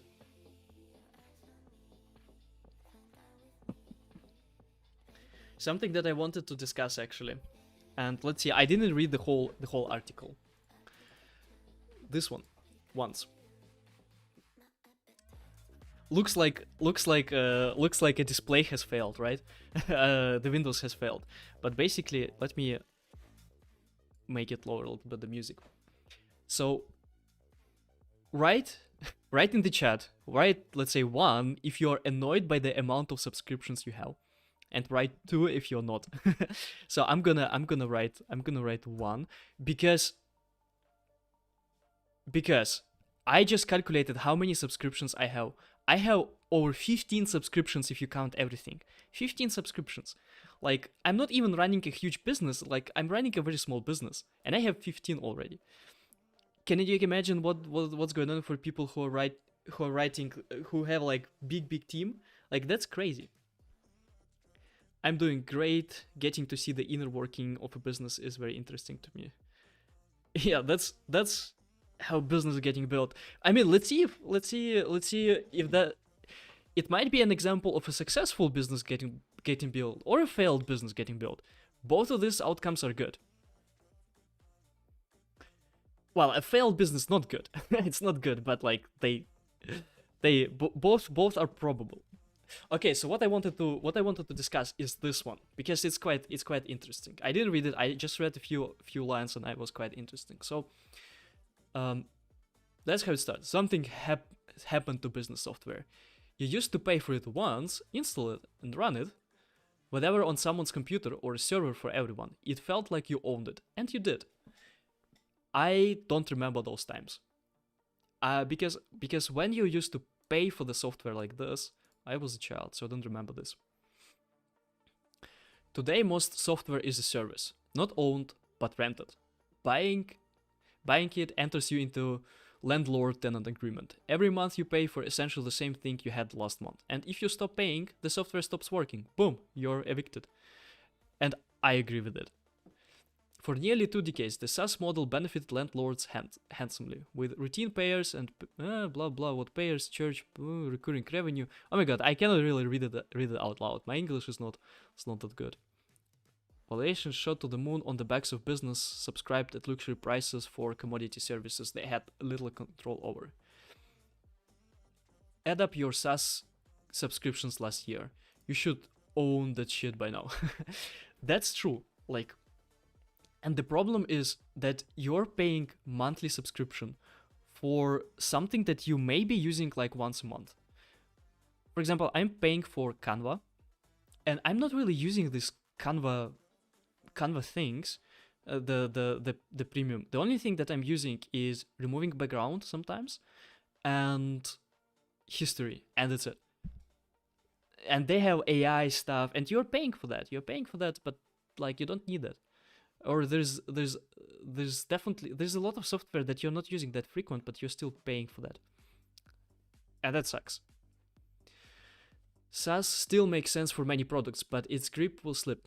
Installation and administration used to be hopelessly complicated, but self-hosting tech is simpler now and vastly improved. Plus, IT departments are hungry to run their own IT again, tired of being subservient to big tech-reigned cloud.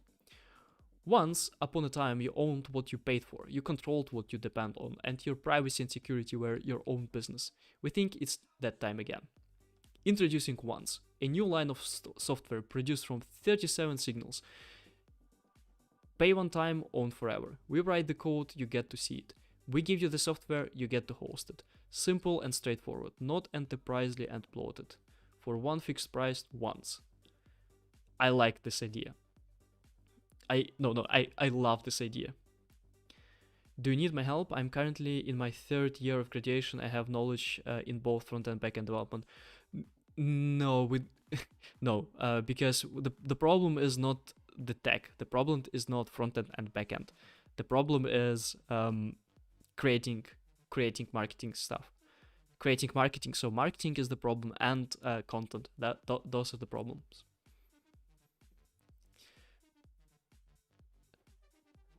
Our first Once product is called Campfire. It's a group chat similar to Slack, but simpler and without the outrageous monthly fee. More products are on the way 2024. So this is interesting because I have a community. I have all my communication with my students on Slack. If I would be paying for the Slack, I don't know. Okay, let's see. Slack. What is Slack pricing? Slack pricing.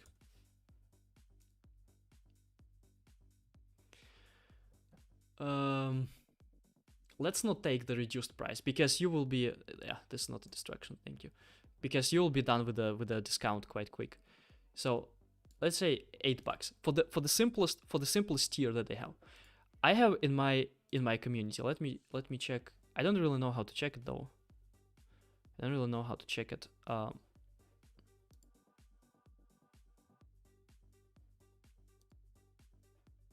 I don't really know how to check it. Let's see, general. Yeah, let's say general. And in general we have 46 people. So it's tiny community. It's a tiny community. I'm not even monetizing this in any way. Just running my courses.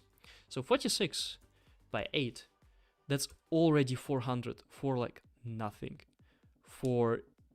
With 46 people in the community, you won't even have almost anyone chatting, because you need at least like 100 people to get few chats.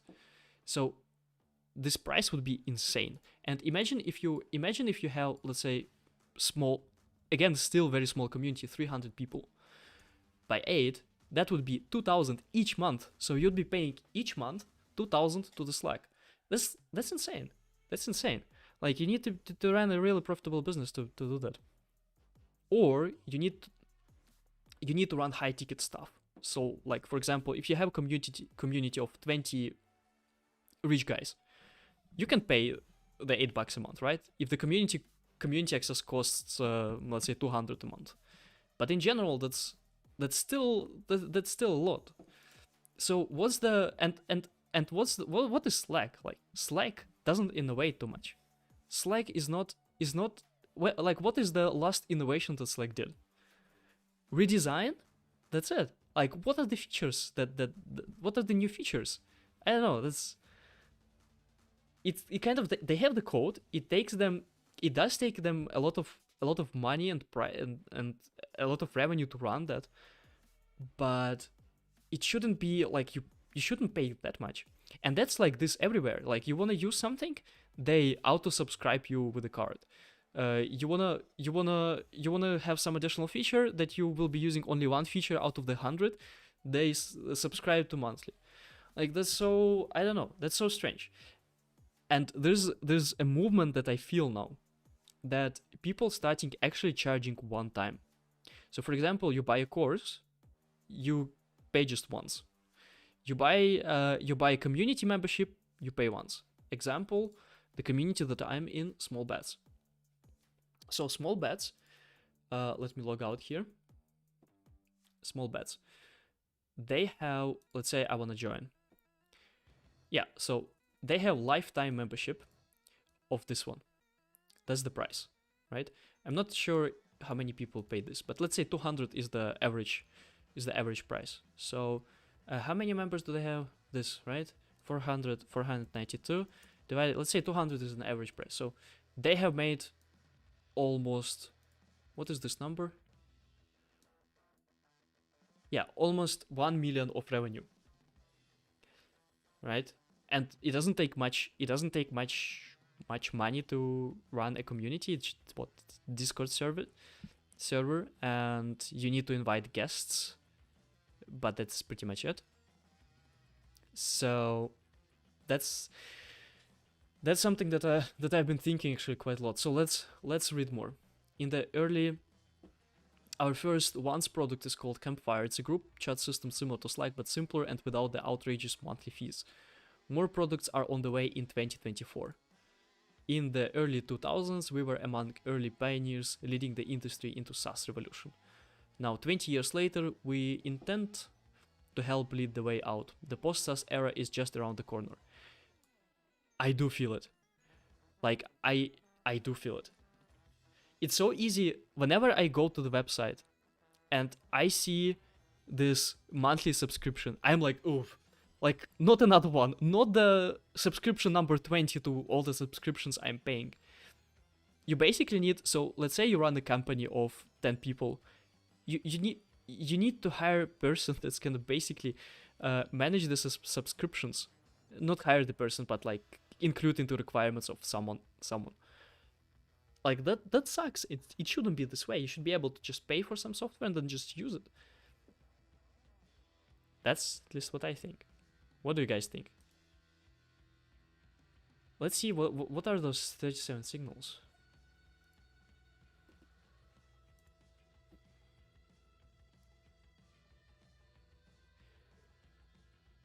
Work isn't war.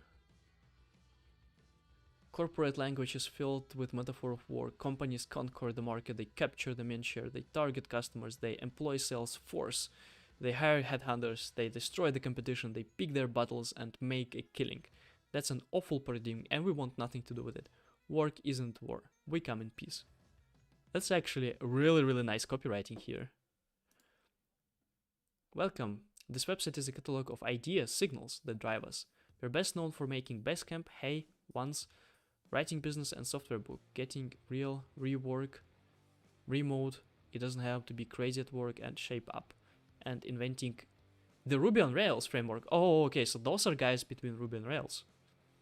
Click the dot at the bottom right to advance. Okay. Work isn't war, small teams. You can do big things with small teams, but it's hard to do small things with big teams. And small is often plenty. That's the power of small. You do what needs to be done rather than overdoing it. That's true. That's true. That's why in general I think we should not be afraid of competition with Salesforce, for example, or with any other big company, because if someone worked at the big company, you know that it takes forever to do anything at the big company. and such a team as, so I have now the team that is working the startup, me, Sasha, and Igor. So three person, whatever. So a team of 3. I think we will be quite good off. Profit motive. The tech industry is especially good at losing money. Growth is electric, but profits are elusive. We take an old school economics 101 approach. Make more than you can spend. That's why we've been profitable every year we've been in business. It's the responsible way to be reliable and take care of customers over long haul. I cannot agree more, because like this whole, let me put the focus here. So how much do I want to focus on? Let's say next 2 hours. It's gonna be fine. Gonna add streaming here. Streaming. I think a lot of the startup movements are actually strange, because you kind of, so how it works usually, right? You're part of the startup group, startuppers. You go and your idea, you're like picking an idea that will make an impact. You go and create, I don't know what you create. You create AI help for AI matching between pets and owners. You do it, and you don't give a shit about pets or AI or anything else, and you try to build a startup around it, without thinking about how to make money. What is, in my opinion, much better approach? You first think, how can I make 10,000 a month? How can I make 20,000 a month? 30,000. Once you're there, you can think about spinning up other businesses, right? That's my idea. This is what I've been doing. So my goal is 10K a month, and then I can think about some other stuff. But for now, the 10K a month is the goal.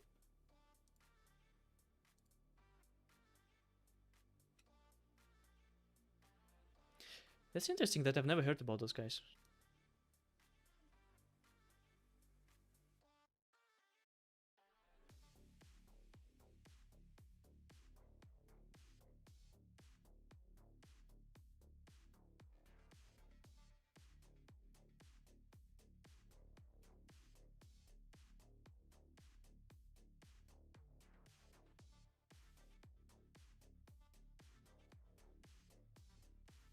Our business model selling progress, not selling you. This is a really good copywriting that they have here. I love it. I love it. Alright, so I can say that this, I agree with it. I don't know what to do with this information, but I agree with this ones. I don't know what to do with it. Be notified. I want to be notified. Notify me, please. Please.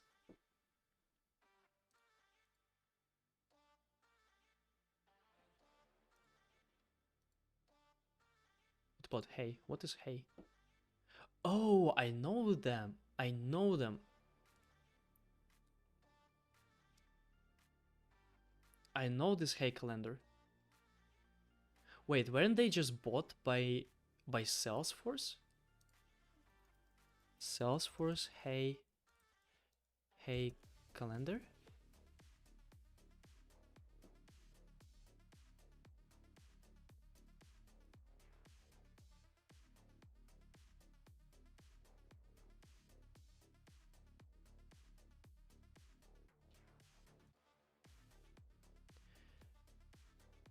Salesforce bought.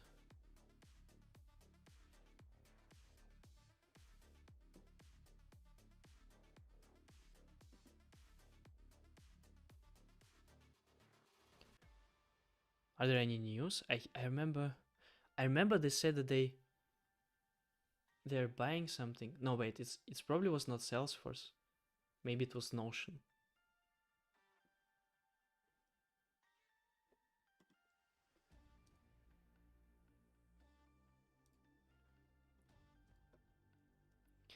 What company did Salesforce buy recently?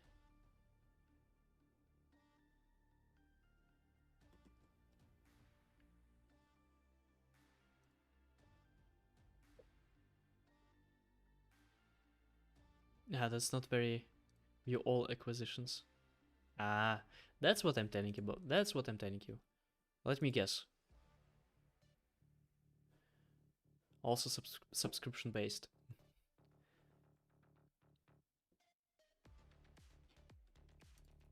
Let's see if Bart can help me with this.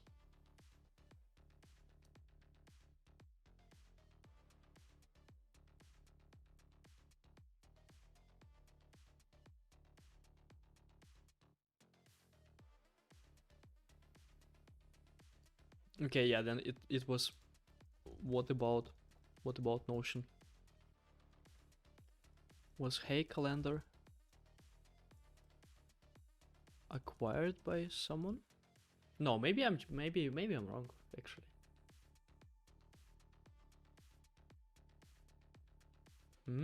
Okay. Yeah, then they were not. Then they were not. Then I was wrong. But I definitely know them. They definitely produce something new.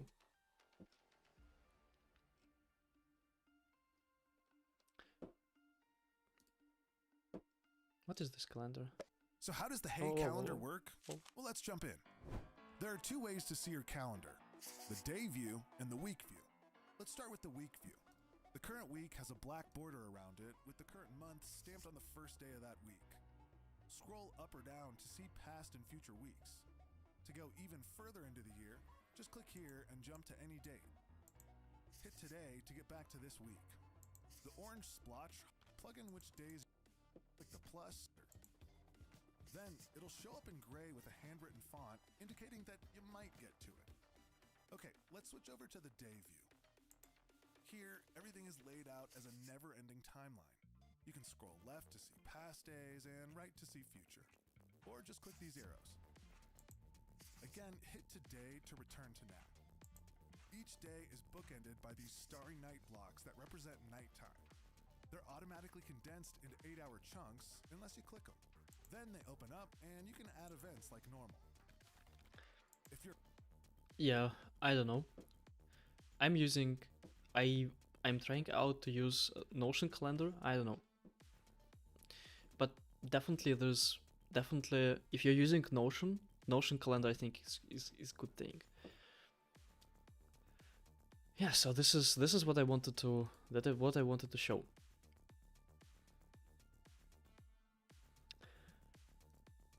So what should I do? What should I do next? Let me.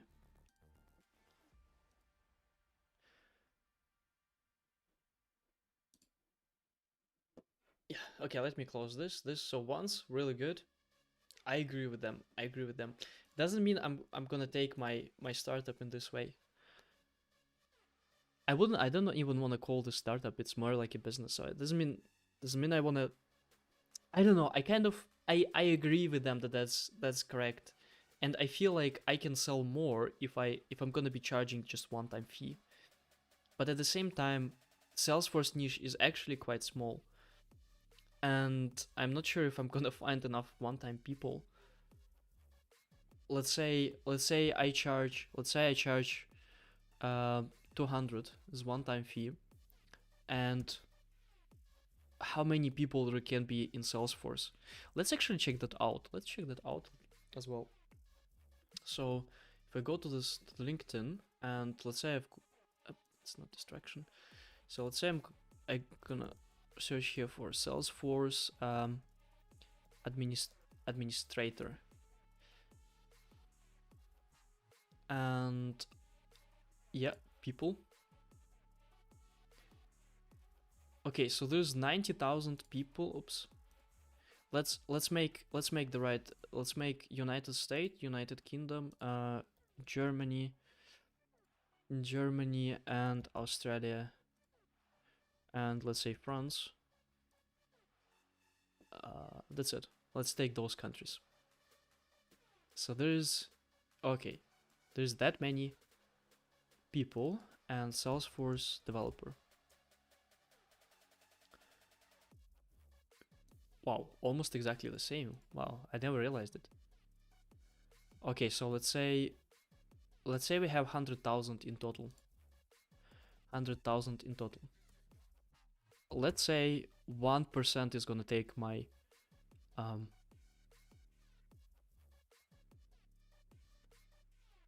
my website. How many people is that? 1,000 people. 1,000 people. I think it's gonna be more than 1,000 because we're not calculating people who wanna break into the Salesforce industry. Plus, we're not calculating the growth of the market. So I think it's gonna be more, but let's stick to 1,000. So 1,000. If I charge monthly fee, just one-time payment of 200, it's what? It's 200,000.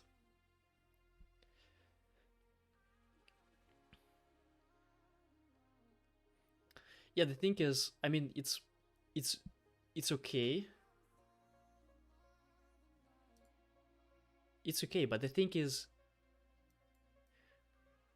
if I charge just monthly, so let's say we have 1,000 people, and let's say it's gonna be distributed over 36 months, so it's 27 people a month.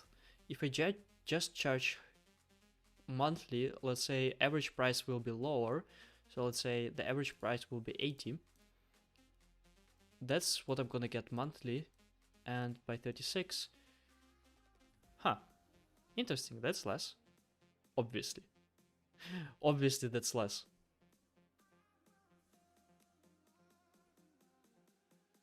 That's the thing. I don't know what will be the lifetime value of people. Like, so for example, if I charge, let's say I charge 150 per month, right? If on average people gonna take 3 months, that's the lifetime value, right? So if instead of that, I'm gonna be charging 200 of just one-time payment, that's not gonna work.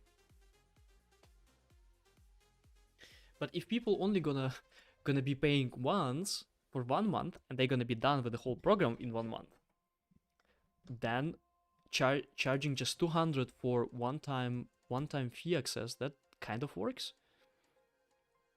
because it's more. So I'm not so sure about pricing, but I kind of feel that I can sell more, especially in the beginning, if I start with one-time fee.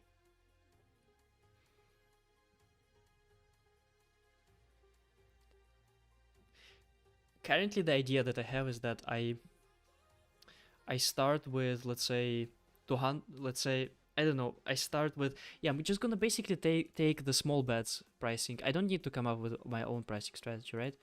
I can log out here, and yeah, and I can go and just have their prices here, just take their prices, and yeah, try to use these prices. And I can also make like a big sale for the first, let's say I don't know, like 20 people or 10 people, to get them just on board, to get the marketing started. And I feel that I can definitely charge more, and I can sell less. I can sell more if I just charge lifetime membership, especially for the first folks. And I think it's gonna be a good deal. So if I charge just lifetime membership for people, let's say first 20 people, let's say I charge this amount. Okay, let's say 20 people multiplied by 20. This is gonna be enough to get profitable. That's gonna be enough to get profitable. So I just need first 20 clients paying me this one-time fee. And the deal for them will be that no matter how much of new material I'm gonna produce, just one-time fee. But to be honest, I feel like the value of what I'm building should be bigger than that on the long run. But this is gonna give me the runway that I need. So that's gonna give me a few more months, and it's gonna give me profitability much quicker.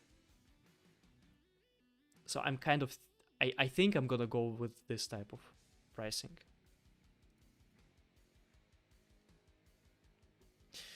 But I don't know. I don't know.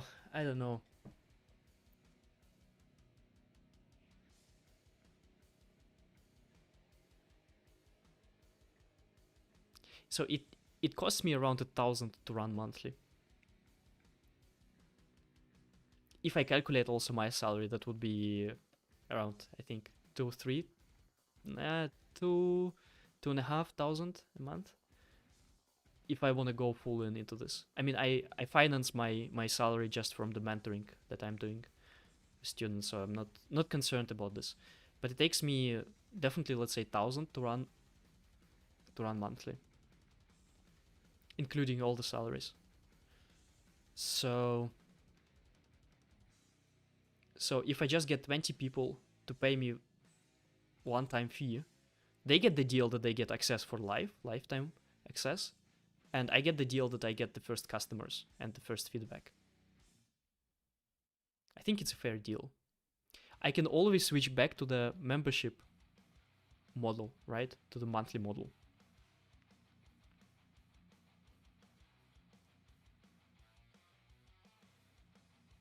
If you guys have any ideas, I am super welcome. I welcome those ideas. Like, I don't know, and the biggest thing that I don't even, there's no way to make the decision. It just basically just coming up with those numbers and then see what works, what doesn't. Let's see, I'm actually gonna try to do it with that price, and if I see that it doesn't work, I'm gonna give away more sales, I guess, and reduce the price. I guess that's the way to go, because you can't really know the price, right? You need to try it out, and then maybe someone's gonna pay it. Yep.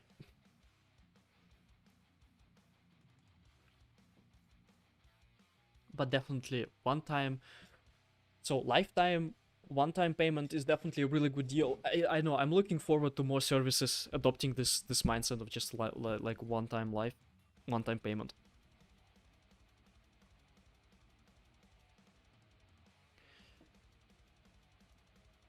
Okay, that was the break. Now I need to do the methods. That was a nice break. That's a nice break.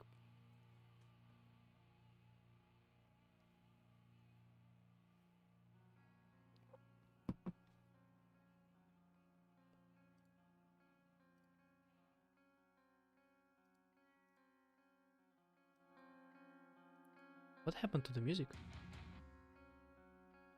Can you hear the music?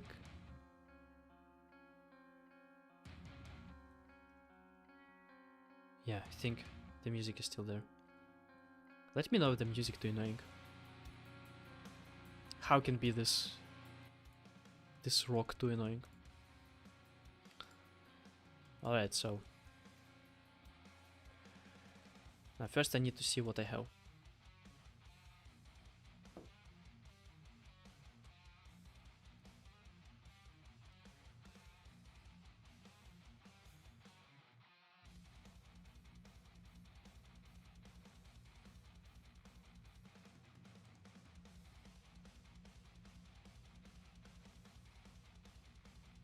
The view counter annoys me so much.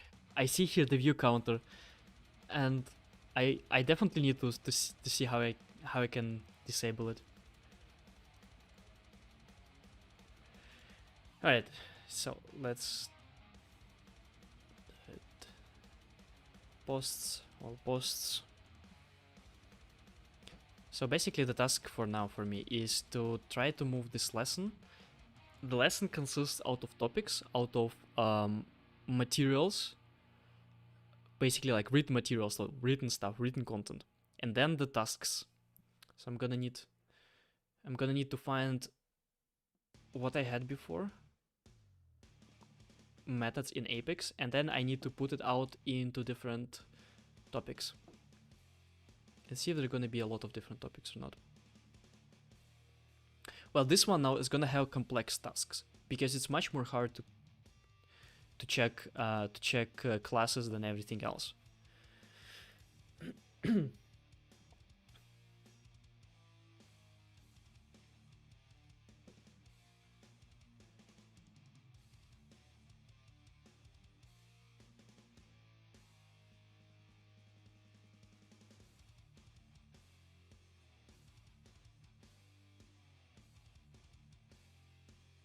Okay, I see. So I have here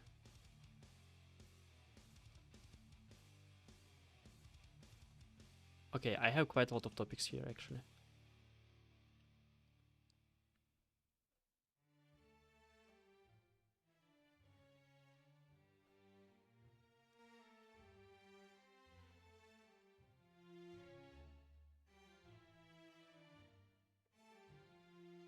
Okay, there's gonna be a lot of topics. Let's get them done. So I'm not shutting down the stream until I have this lesson done. Not shutting down the stream.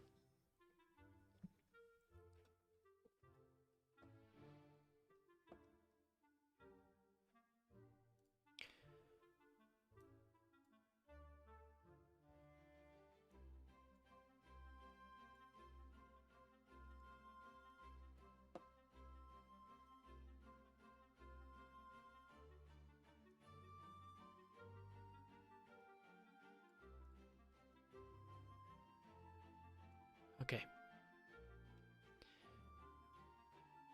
Declaring a method. So let's call it simple methods.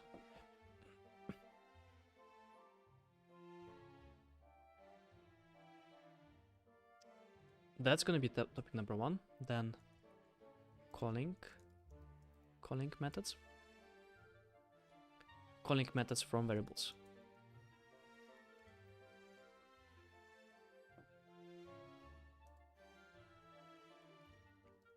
Calling methods from other methods.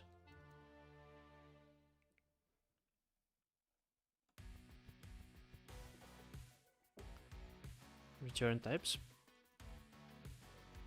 Return types.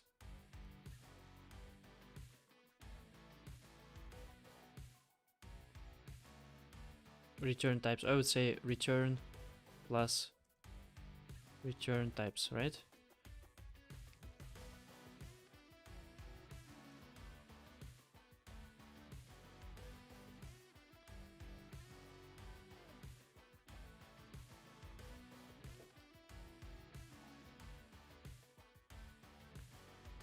Void return type.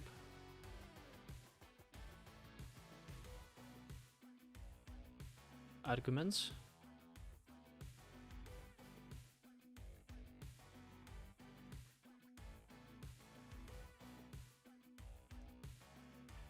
This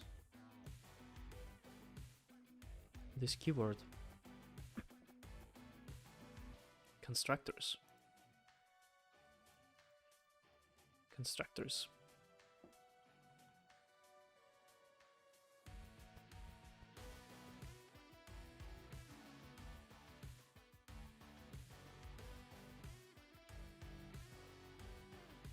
Let's call it also constructors, and then constructors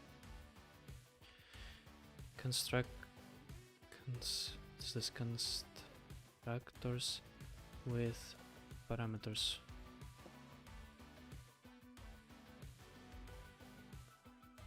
Methods in other classes.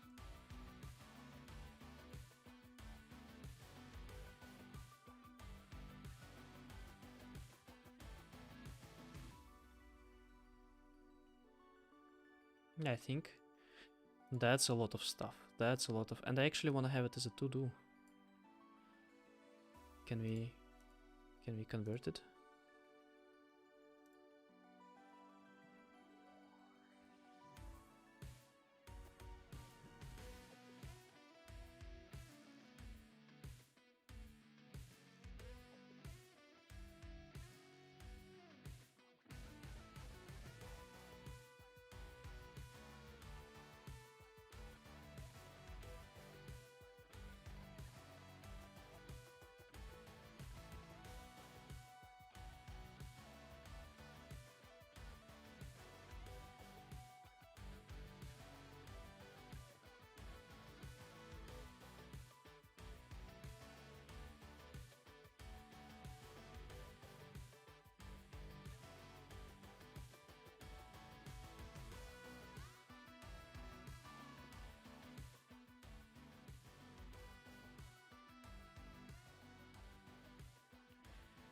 Okay, simple methods. Now let's do the posts. Add new post.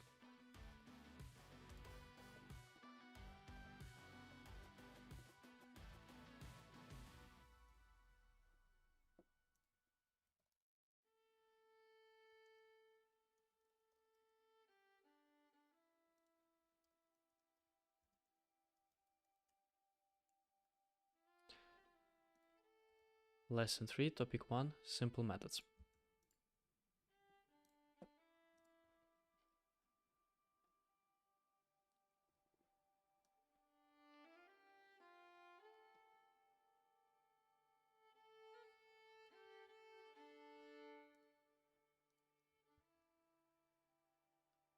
Okay. This thing is private and update.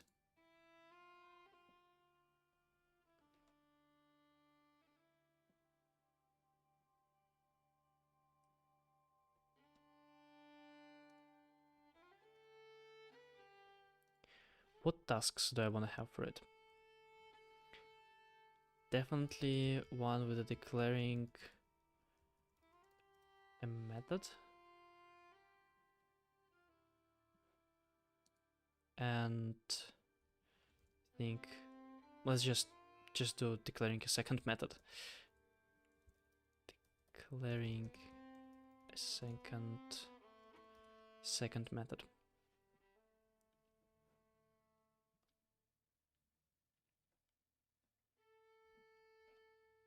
Okay, so this one, good. What is the ID? That's the ID.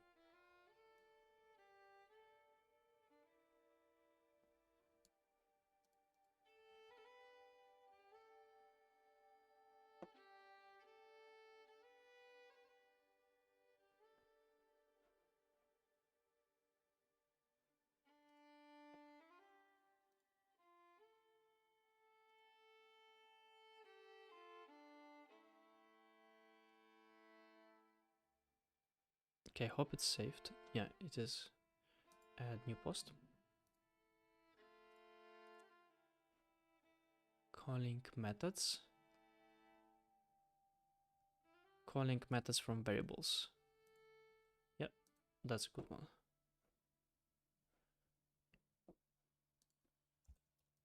Lesson 3, topic 2, calling methods from variables.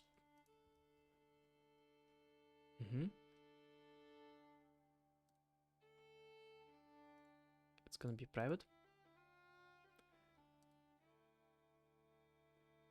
And what kind of tasks do I want to have for this? I mean, it's gonna be quite simple. I think 2 tasks will be enough. Ah, wait, I forgot that I'm just putting out my tasks that I already have. Let's still write down and then see how many tasks do I have.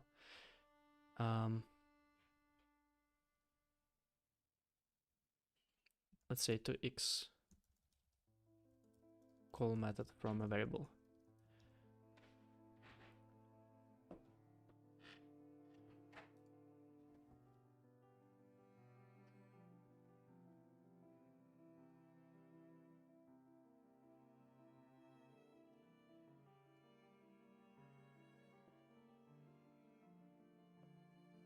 Okay, that looks good. Private update. Okay, I'm gonna click on update again. Ah, wait, I need the ID. That's why I need the ID.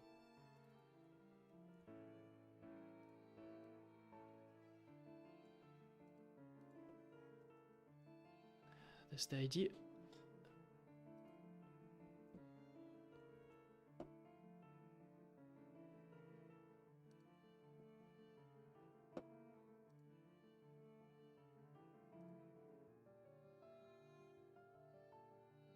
Okay, new post. I think I can even close them. Oh, I closed the one that I was using. Ach, damn it. Methods in Apex. Edit.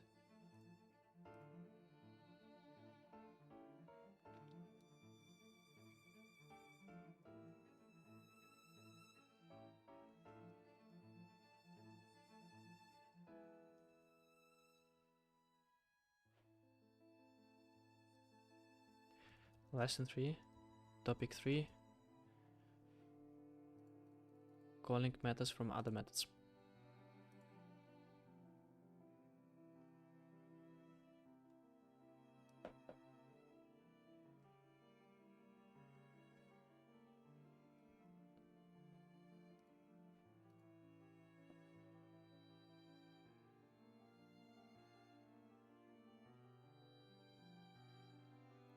Okay, private, yeah, private and update. Give me the ID. In the meanwhile, I can start with new post. Div, yep. Add a new post.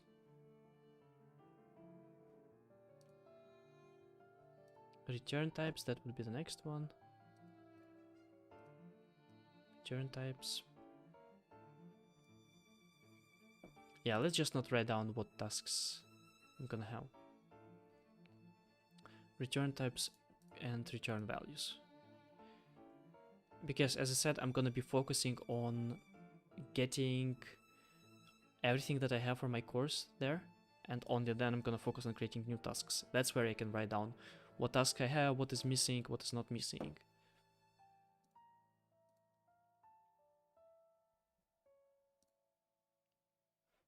That takes forever. So it's gonna be lesson 3, topic 4,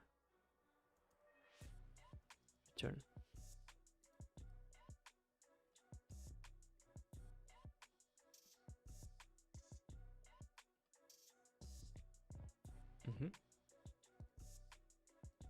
Private update. I'm still waiting for the update of this one, topic 3, because I want to get the ID. Yeah.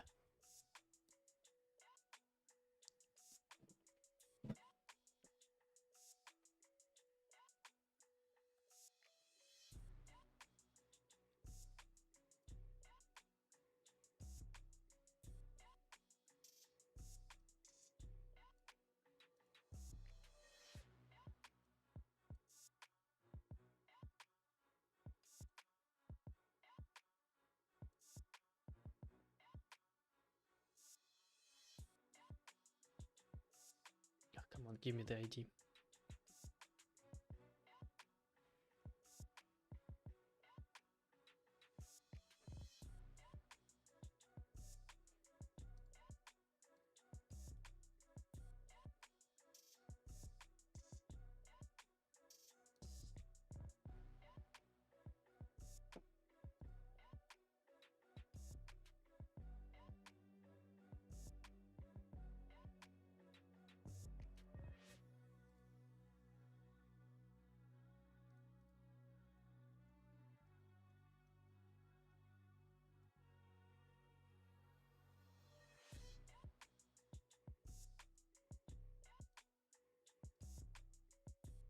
The ID increment is very unlogical.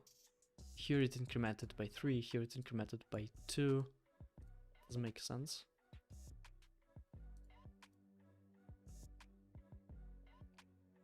Return types. Okay, I don't need them anymore. I can close them. Yeah. I hope I published the last one. Let's see.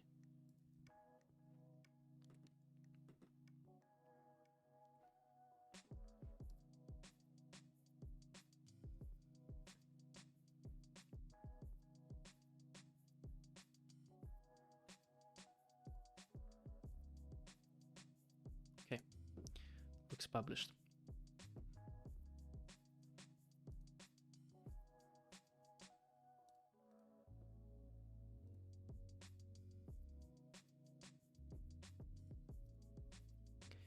Okay, lesson 3, topic 5.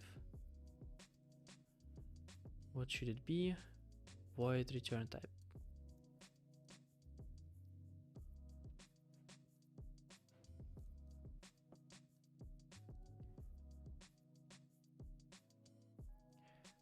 Void return type. should be a very small one.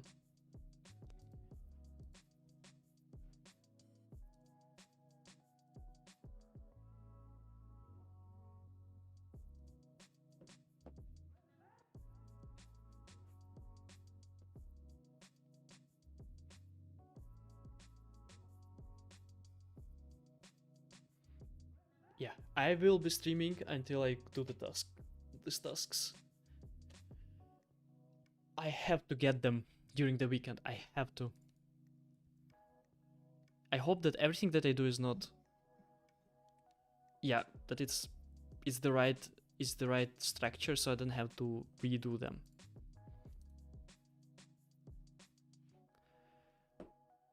How many? 1, 2, 3, 4, 5 left.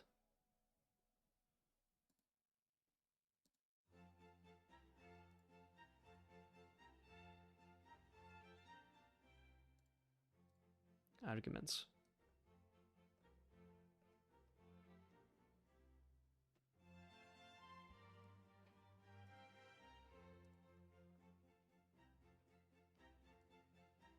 Lesson 2. Topic 6. Arguments.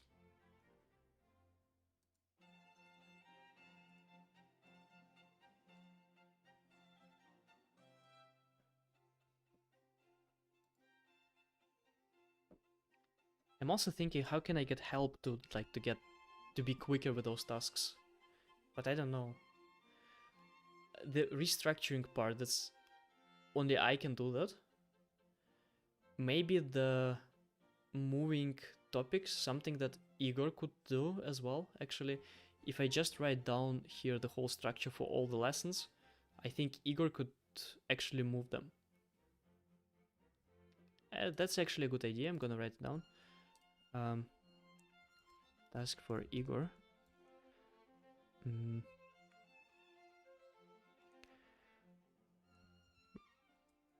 How to call this task? Let's say move all blocks into topics.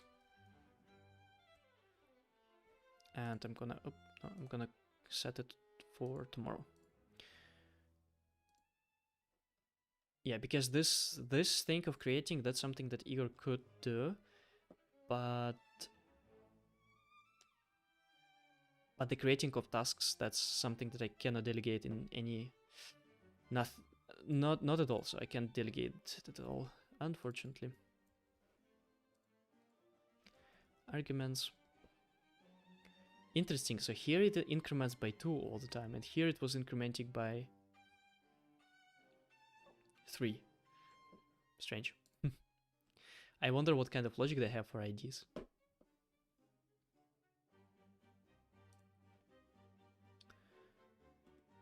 Okay, let's add new post.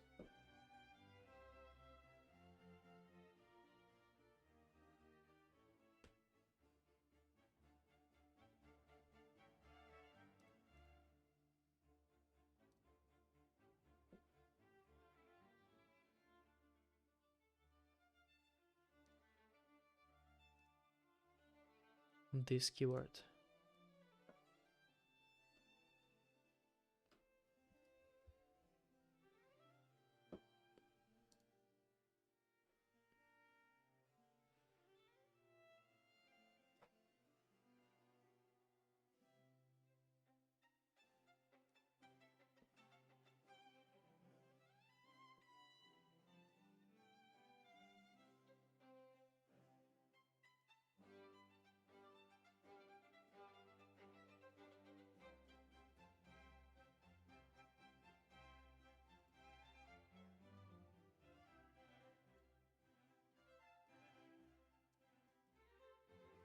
Lesson 3.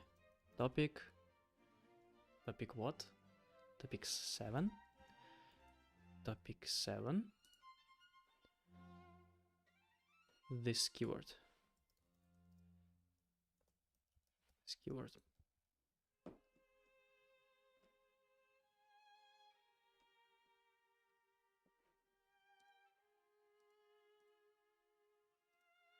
Something that I also should ask Igor. Make sure the pages are not indexed. Not indexed. Yeah. The new pages are not indexed.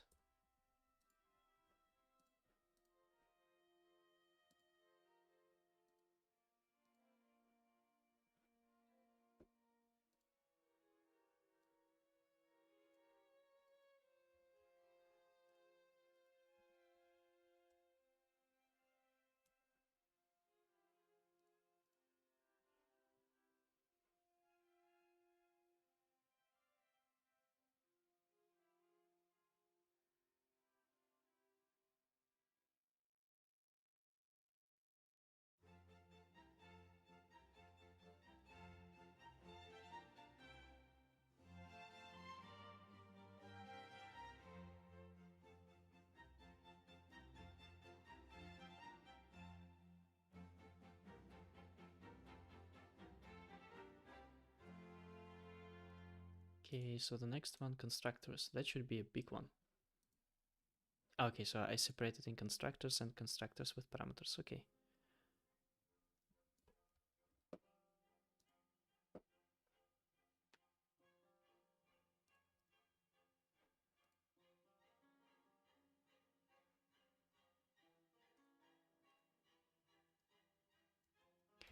Lesson 3. Topic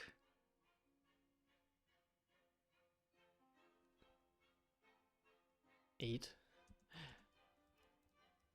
Constructors.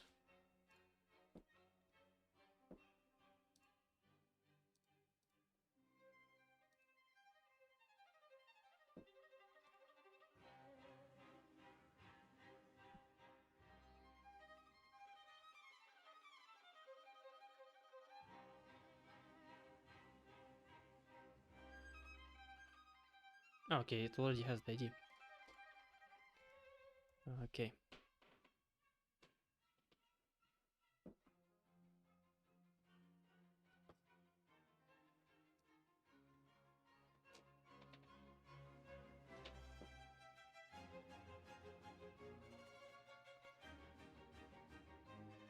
Constructors. Okay, we have constructors.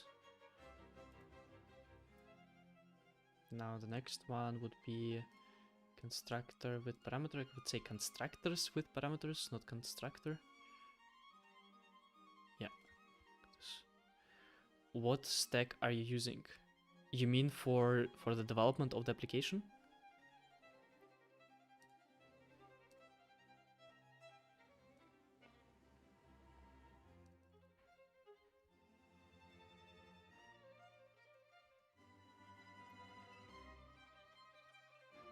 Yeah, if you mean the application we are using Next.js, how was it called again? I think it was called something like headless WordPress. So basically, we are using WordPress for hosting the blogs, and we are using Next.js, Express.js, and MongoDB.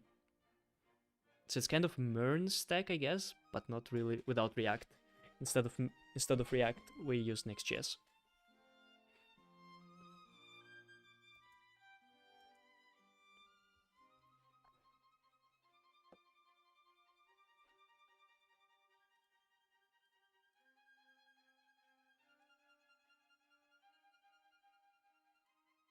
Sounds cool.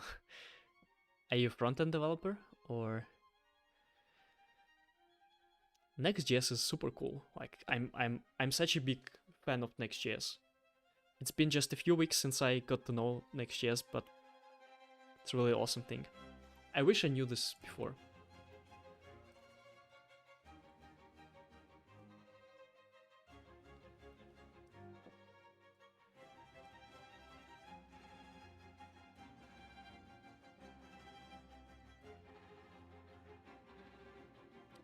And the last topic, number 10.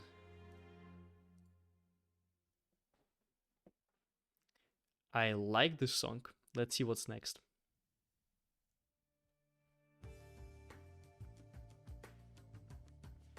That's different, but I like this one. I know this one.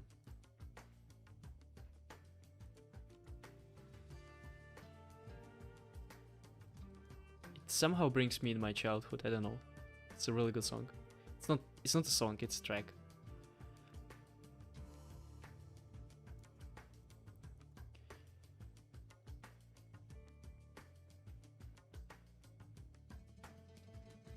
Yeah, I mostly do React and Fast API. Want to try Next.js? Yeah, try Next.js. You will love it. Especially if you know React.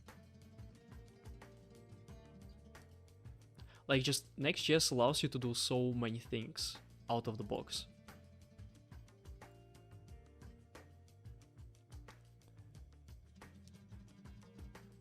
Topic 10, methods in other classes.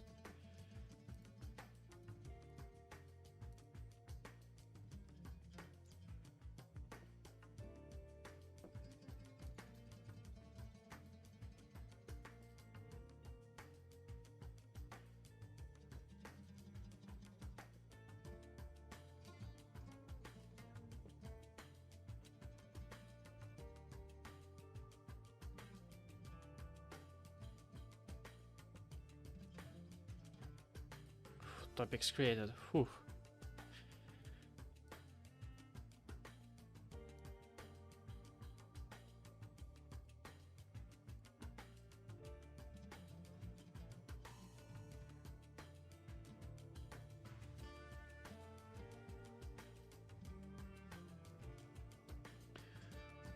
Okay, so that was something. Creating those topics sucks. Now I need to get the tasks. And that's still everything about... Okay, so those are methods. Nice music choice, by the way. Thank you. I have a really strange here music mix. Like, it's kind of rock with some classical music with some this type of music. I don't even know how to call it. Something that I know I enjoyed while working on those type of music. And especially they copyright free, so I can play them. Okay, guys, I will make 5 minutes break and I'm gonna be back. As always, I'm gonna put here. Yeah, that was the last time I stand up out from this chair. We'll be back in 5 minutes, and I set it at 20, 30, 32.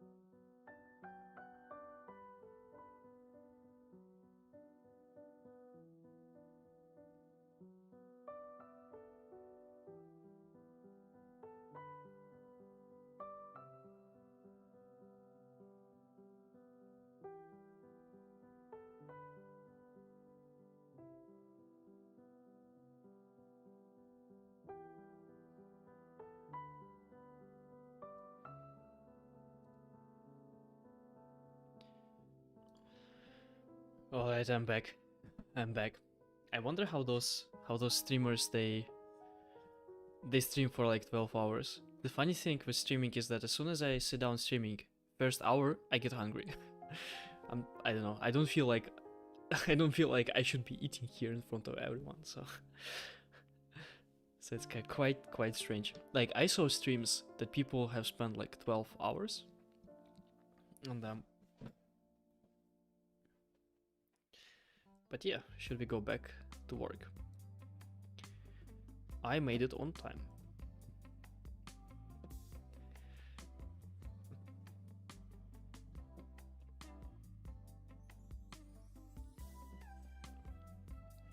Okay, this time I will be smarter.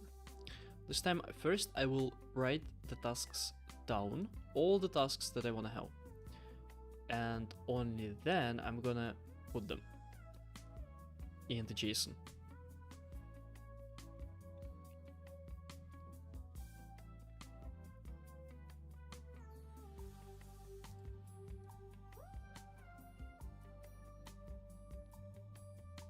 Oh, this employee, yeah, that's something that I should add as well at some point, but that's fine.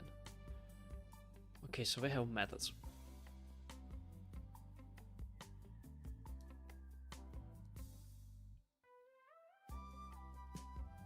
Well, this is an annoying song. This is an annoying song.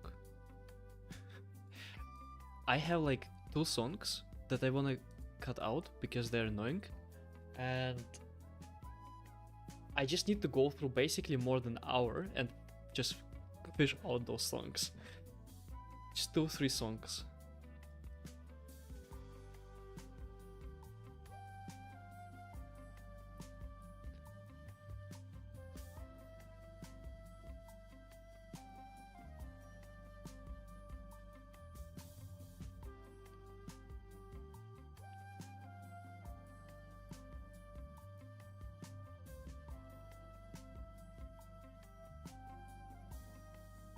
Let's create a new page. I don't...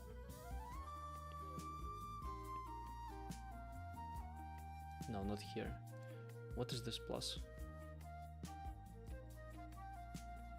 Just new page. Just add for me a new page, yeah.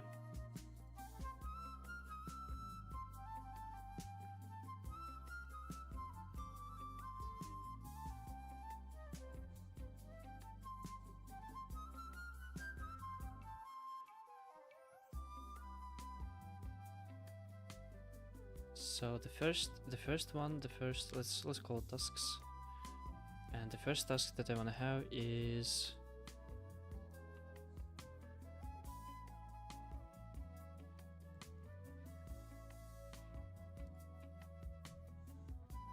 I don't know how to organize them. Task 1.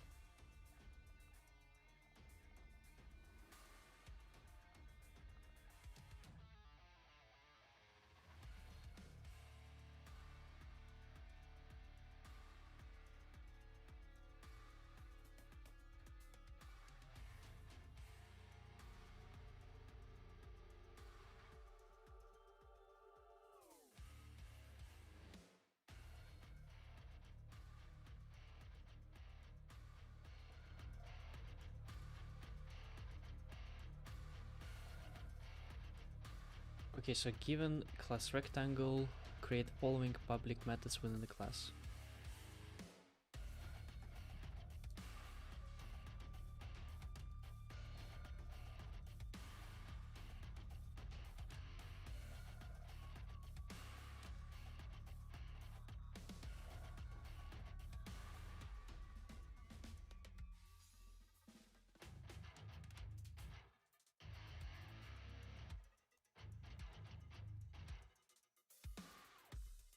Okay, length. Yeah, that would be the task number 1, then the task number 2.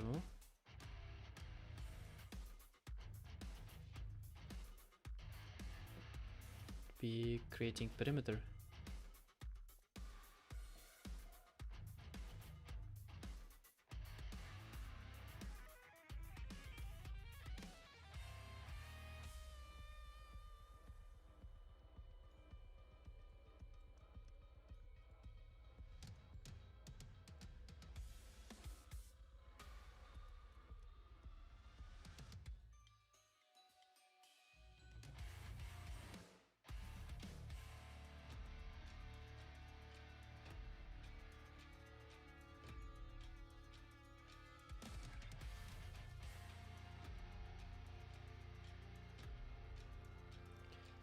Task 3.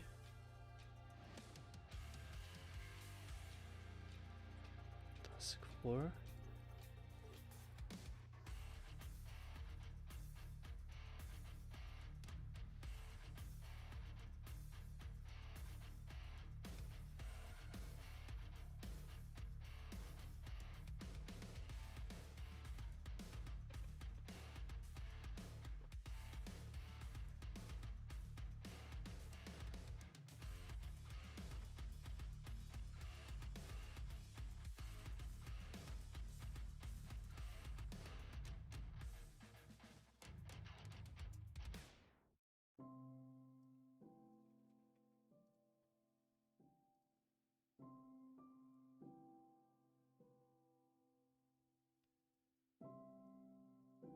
Task 5.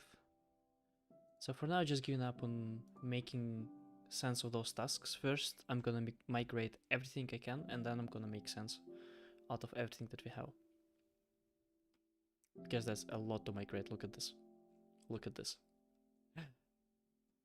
Look at this.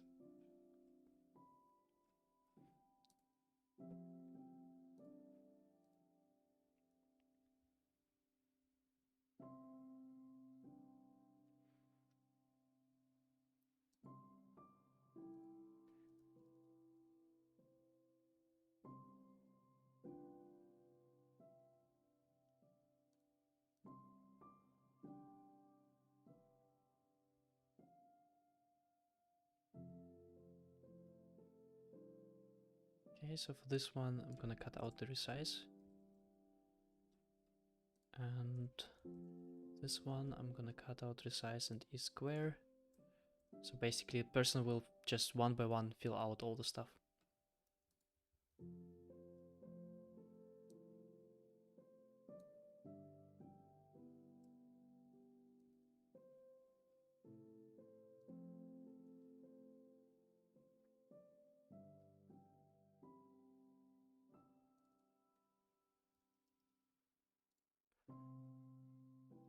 Task 5.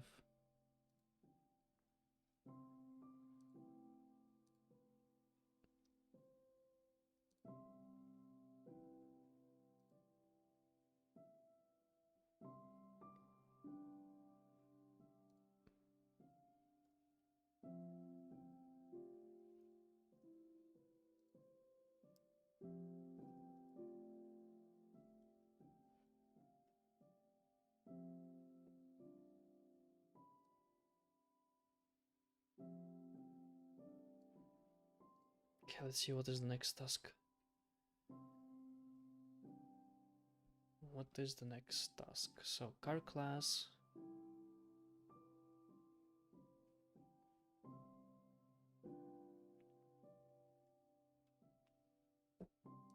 Print car values.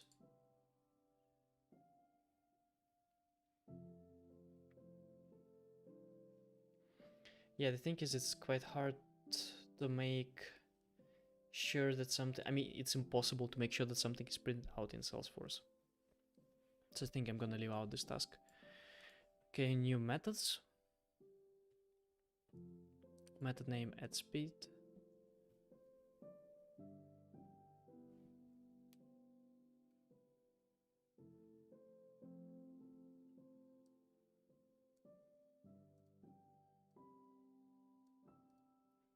Okay, so that's about the car. Loving the progress on day 19. Can you share some key insights or challenges you encountered so far in coding your startup to 10k MRR? I would say the biggest challenge is coming. The biggest challenge is marketing, because none of this matters if no one buys it, right?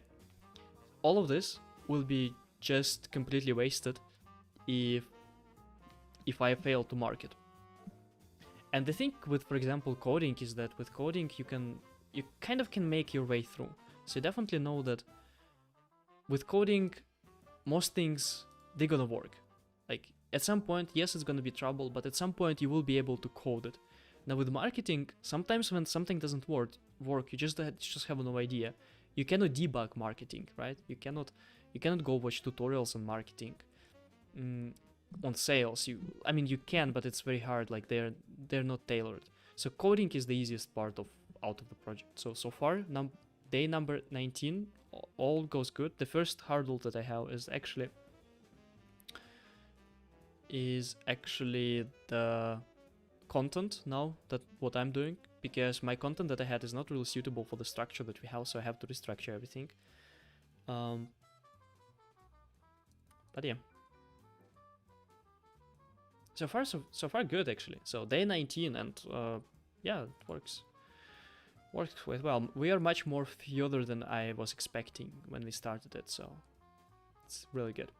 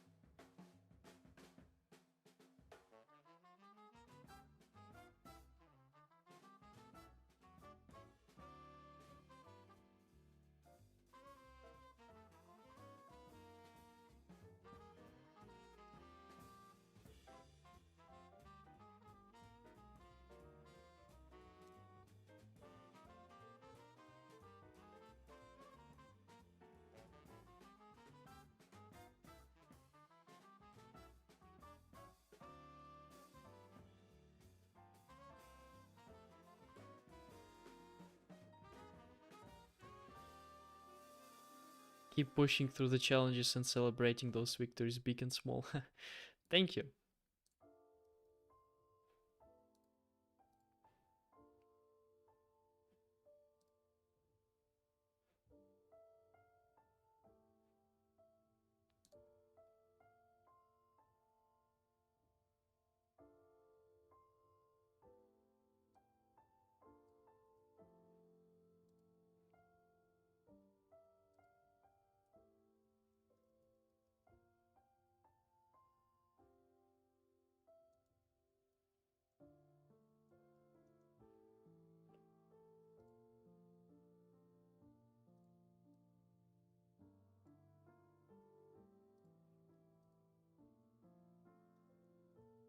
One thing that I have not expected is, first, how many people gonna watch what I'm doing. So thank you guys a lot.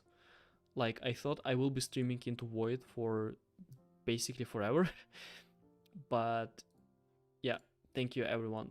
And another thing that I was not expecting is actually how many tasks I have, because I have insane amount of tasks. I just never realized how many I have. Turns out I have a lot of them.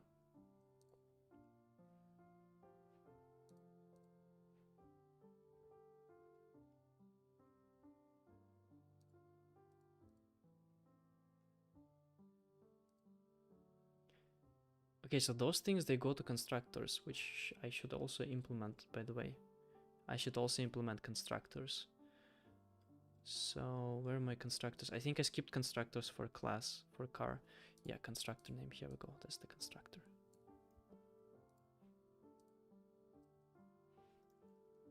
Task 11. This is going to be, I think, the biggest lesson out of all I have.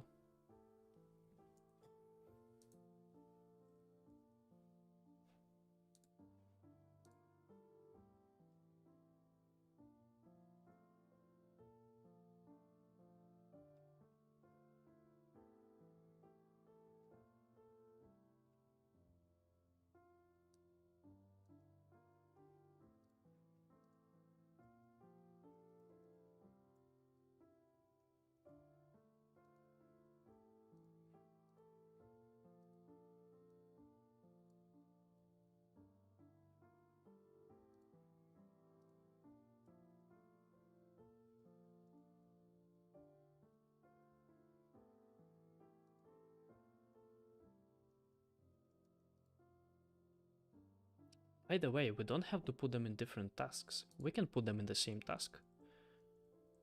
That's an interesting idea.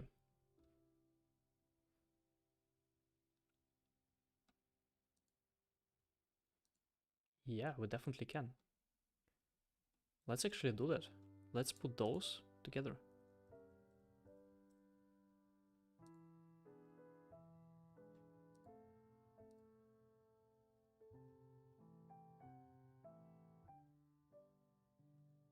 Nah, maybe let's not put too many together, because it simplifies for me, but it can be quite frustrating for people who learning, right? Because if you can solve one task and you can't solve the second task, you kind of don't get half of the points. You need to solve both of them, so it kind of makes sense to structure them. Yeah, okay. 11, 12, 13.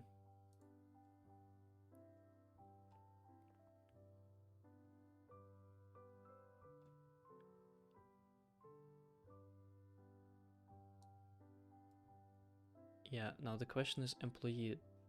Where's an example of employee? So employee.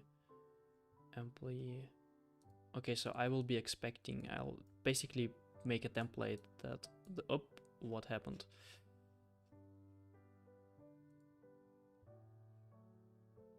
Company, department, employee.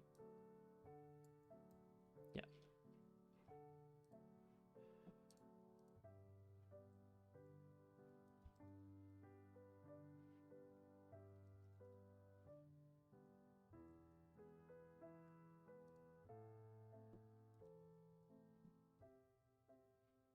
I actually don't like the name startup. Maybe I should change it to business. It does kind of feels like startup though.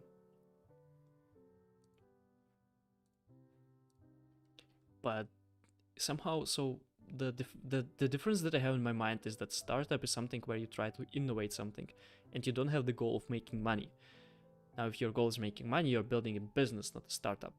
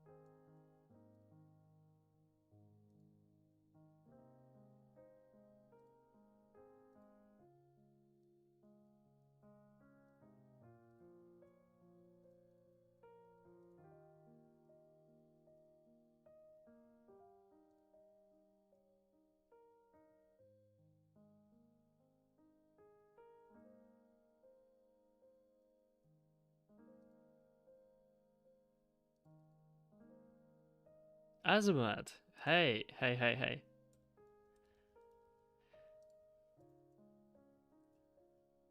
No coding today.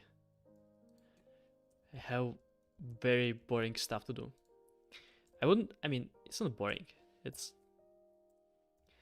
is what it is.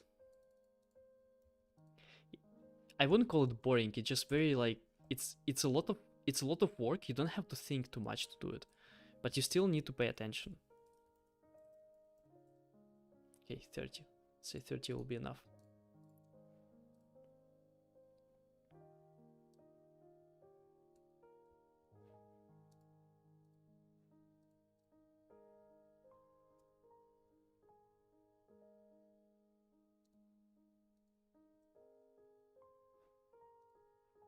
I'm creating tasks, and so here's what drives me now. I realized how many tasks I have. I'm gonna be, so I already pushed in total, I think 35 tasks. I thought I have around 100. No, I already have, I think, around 200 tasks, like in total, because I only done 2 modules. So let's say I have 5 times more. So even if you just multiply this one by 5, that's gonna be much more. So yeah, I think I have around 200 tasks in total. Or I can come up with up to 200 tasks quite easy, let's say this or next week. Which is a really, really good, this is awesome selling point. Because the amount of tasks, this is something that I'm gonna definitely put on the web page and say like we have that many tasks. This is an awesome selling point.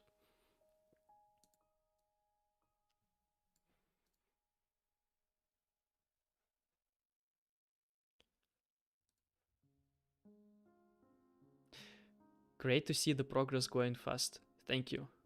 Started working on my startup too. Oh, that's nice. What are you building?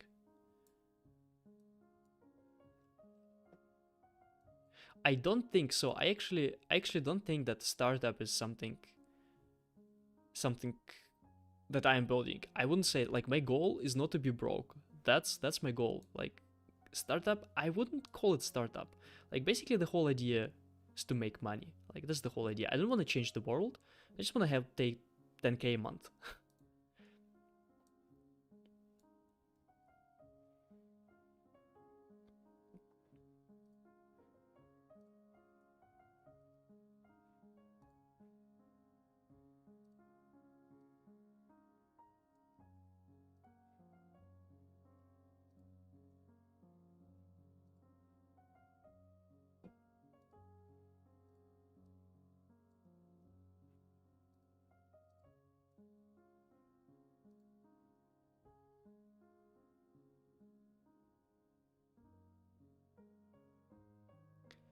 Just want to make some money too. Yeah. That should be the goal. Okay, so my goal is actually not to just make money. My goal is to make money in the way that I don't need to work like 70 hours a week. Because if my goal was just making money, I would just go and work as a developer. It's onboarding as a web page tool for B2B sales teams. That sounds nice. That sounds nice. B2B is something really, really good. Like the next, so if this fails, I don't see it failing though. So, but if for some reason we run out of money or something, and I'm gonna have to build the next business, I'm gonna go for B2B. B2B is so much nicer. Definitely has own problems as well, but getting people pay, basically B2C, I think sucks.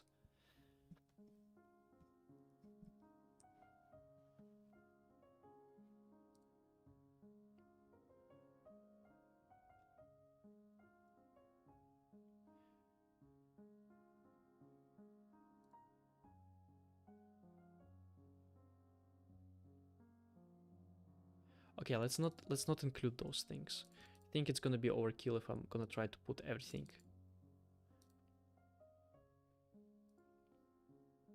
Or should I know? Let's do everything. Let's not be lazy. Let's do everything.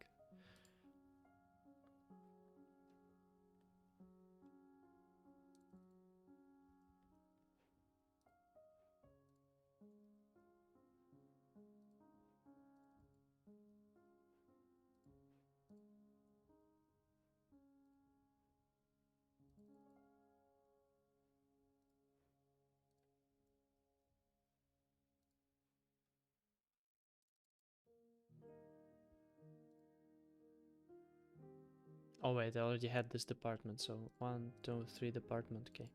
It's now about company. Spent a week researching the space. Basically, I will rebuild foreign tool for local market. Okay. Yeah, that's nice. That's nice. Just make sure that you have a way to market. That you know how to reach those people and that you have a strategy for actually marketing them, because building is the easiest part. Like building, you can build stuff, you can hire people in another country, you can like that's the easiest part. Or you can just close yourself in the room and go 12 hours a day. But marketing is more like a magic. It can work or it cannot work, and if it doesn't work, there's no way out. You cannot debug marketing. You cannot, if you don't have the way to market, that's it basically.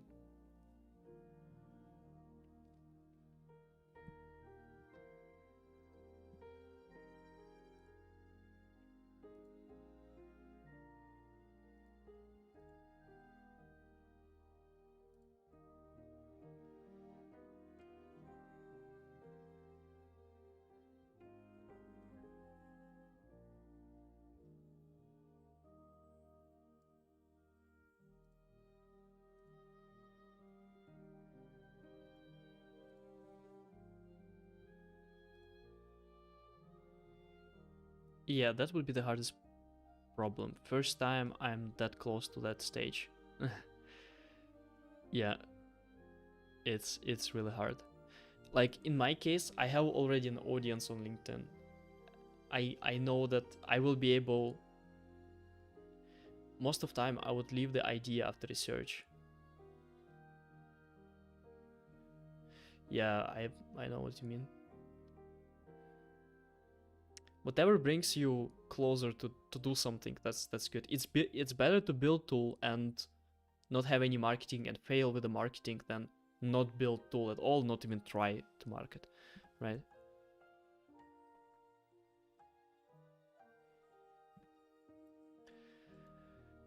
Okay, so I have those tasks. Not even 30, okay. Didn't have 30, which is good. But I have no idea how to put them into JSON now.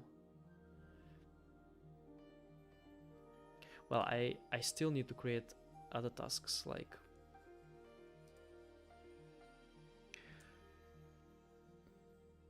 instantiating those things and actually making people write those things. But let's not, okay, I promise not to add new tasks. I will do it later, after I see the full picture.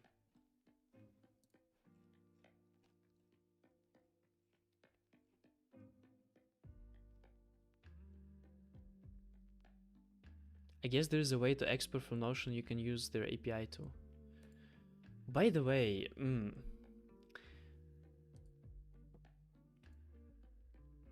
Markdown and CSV. Current view, everything. But the thing is that I have a very specific format of the tasks. And not even this. I have very specific format of the tasks. And on top of that, they are structured differently.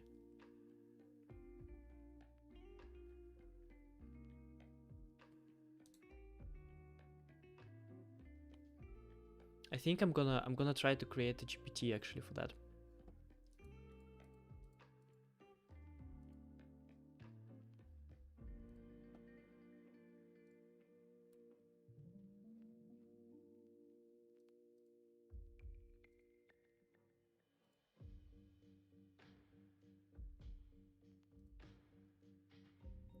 Because, so look at this. For example, I have here the employee should have following constructors.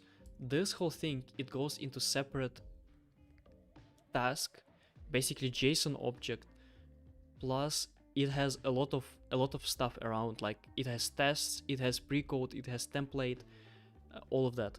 So it's like a lot. Like even if I just exported, not gonna do anything, I guess. Like, I need to completely restructure them. Let's just...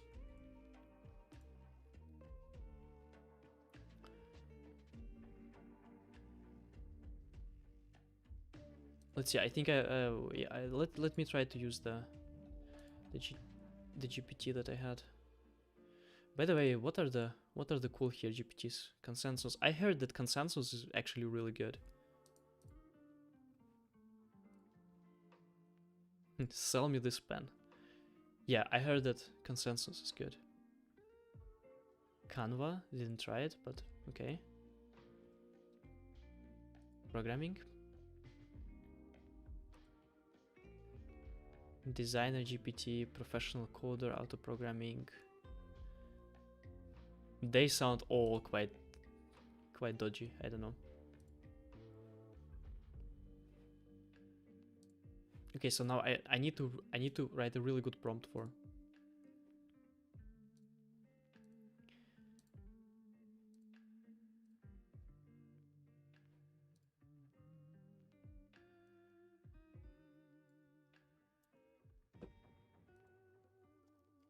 Here's an example of a JSON that I need.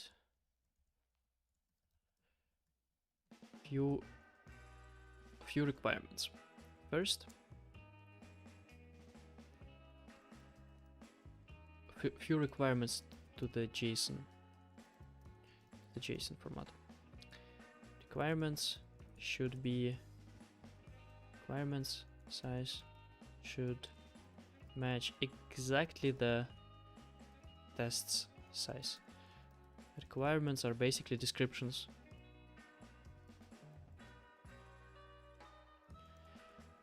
The second thing, template, what user will have already in the editor. If the task assumes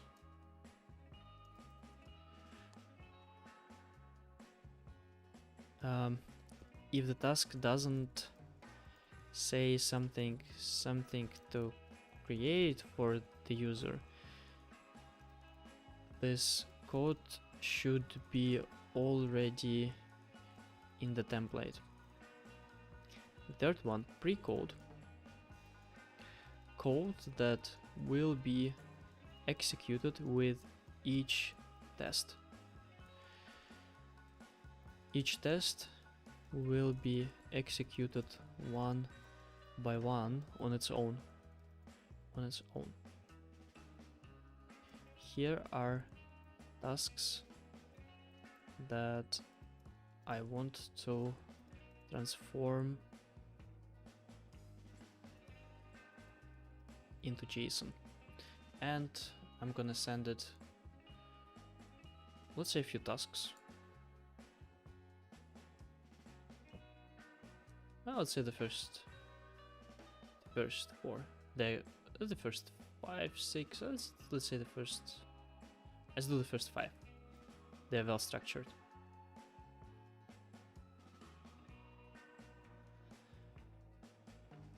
Let's see. Don't fail me.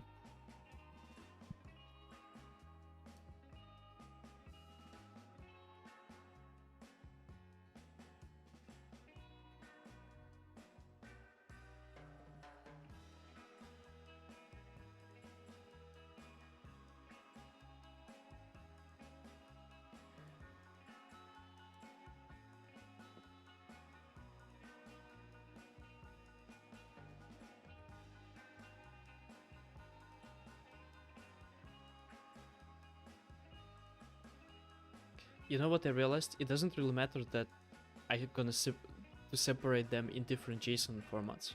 I can just put it in one big JSON, because at the end I'm only interested in the IDs. I just need to find the IDs, the right IDs.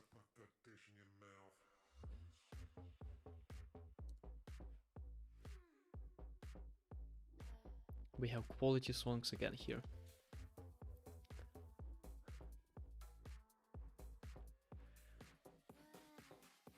let's see, let's check this one.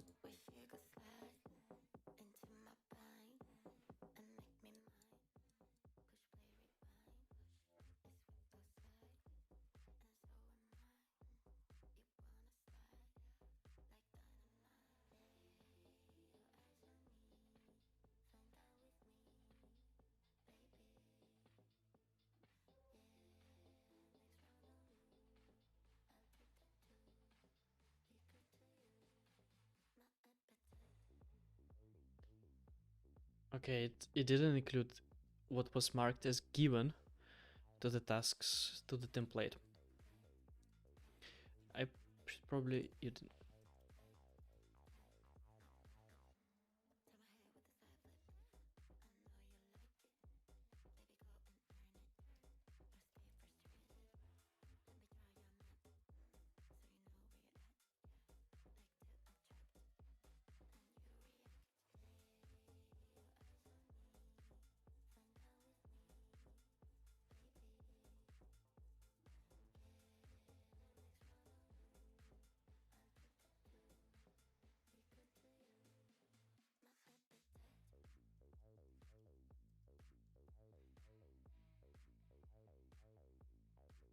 And you can see that here, for example, it fails already because it has 1, 2, 3, 4, 5, and here only 4 tests. ChatGPT.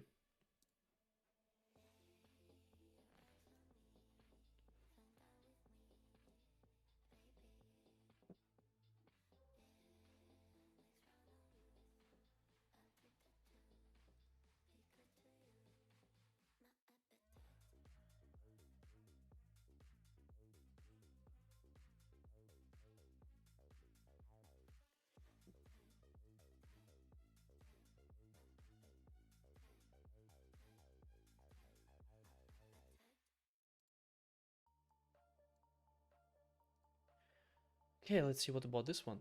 Description at that.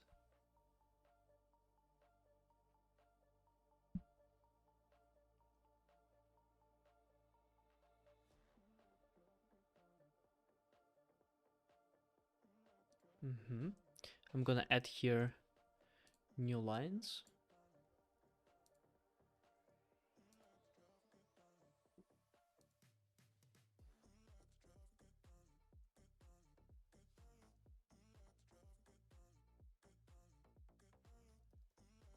Write code here.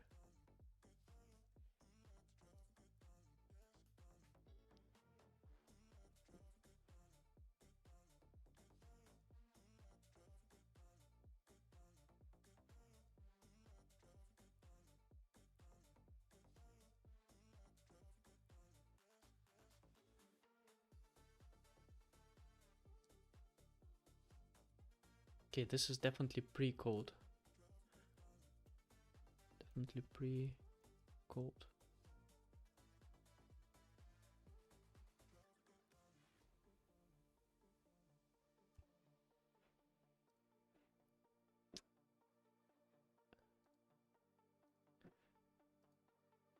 Let me close Slack.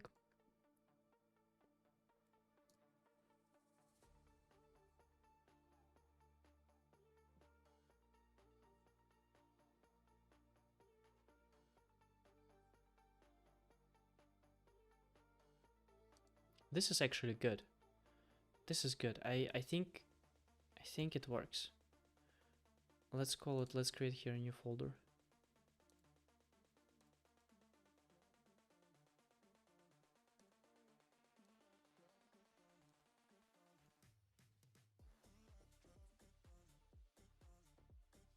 I'm just gonna call it tasks.json.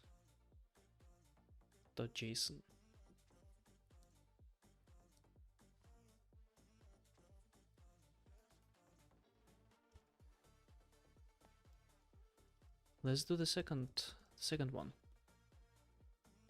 And let's send the second one. I think we need to do it one by one. I mean, it's still much easier than just doing it by hand.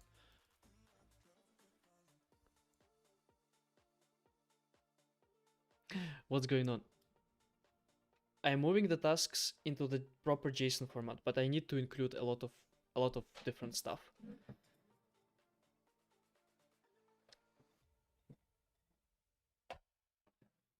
template. Also gonna remind that you also need to move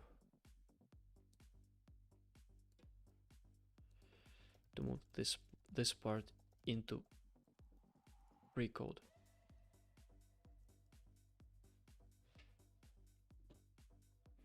Basically, my task is to move all of this into the JSON.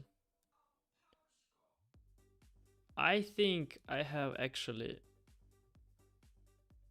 yeah, I have most of them.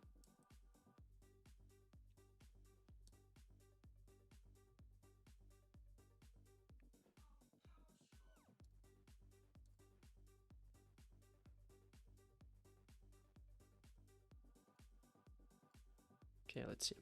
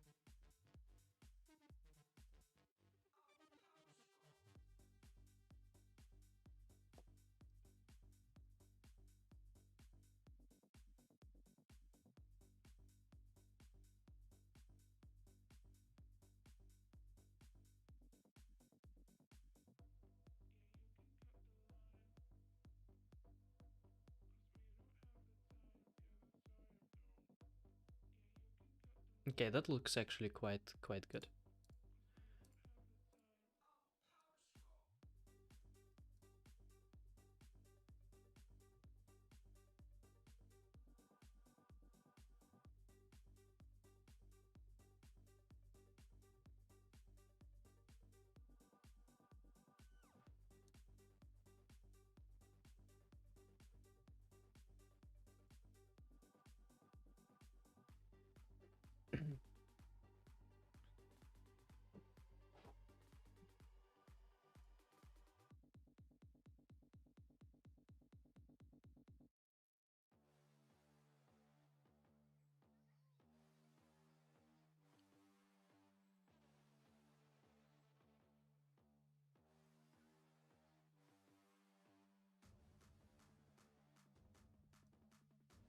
That looks correct.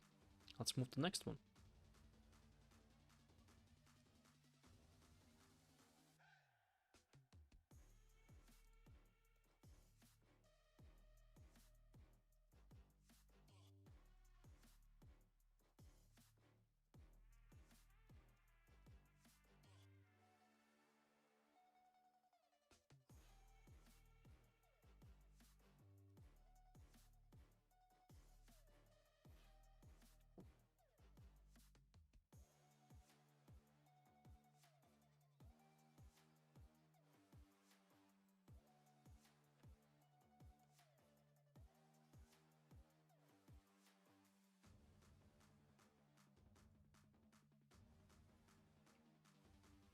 Okay, let's see if that's correct.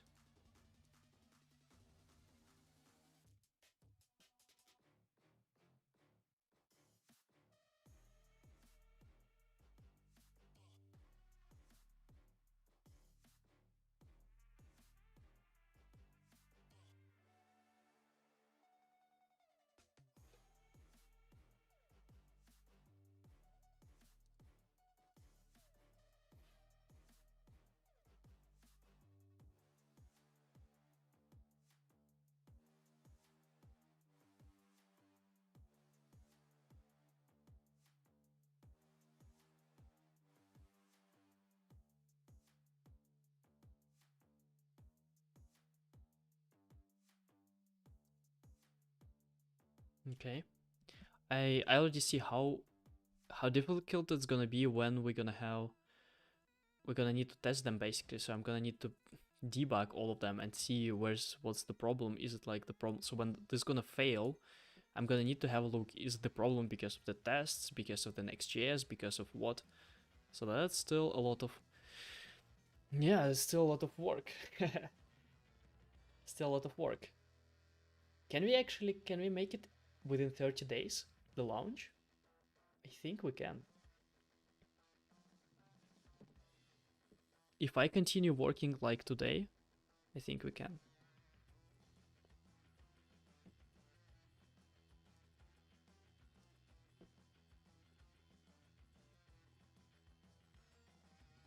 I mean, that looks about right, so let's go to this one.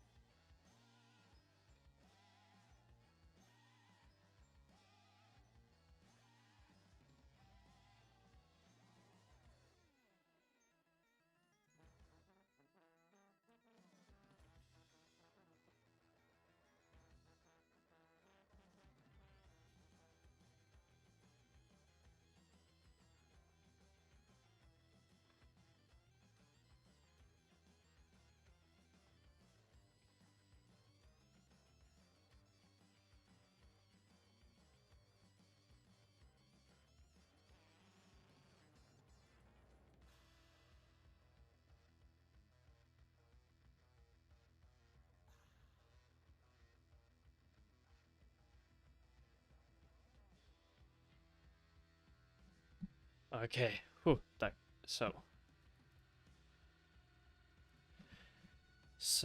what's gonna, okay, JSON. Let's see if that's correct. Add a method name resize the rectangle. This method should update rectangle's width, length, and provided integer values. Solution. Yeah, I would even say this dot width and length, and the same for this dot length.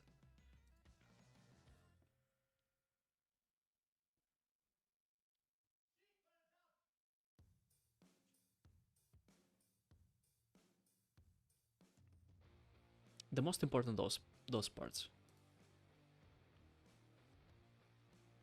Resize method must be added to the rectangle. Okay, so rect dot resize 2030 assert are equal 20.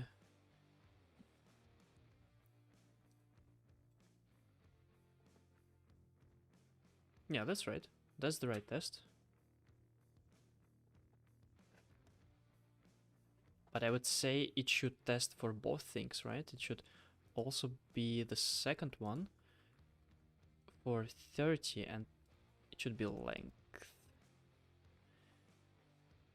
And it should, all of that should be one test.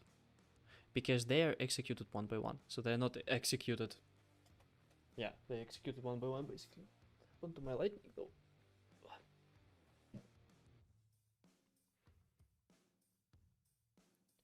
I think I'm gonna remove this test because we don't need the second test. We already have one. That's it. That's for this test. Okay, this task is done. Now the next task.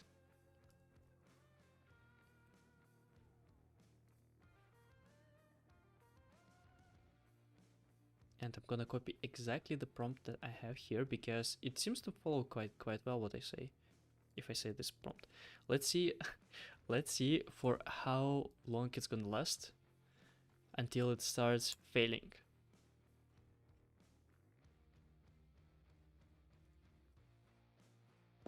This is my longest stream by far, almost 4 hours. I wonder if I get some achievements from Twitch.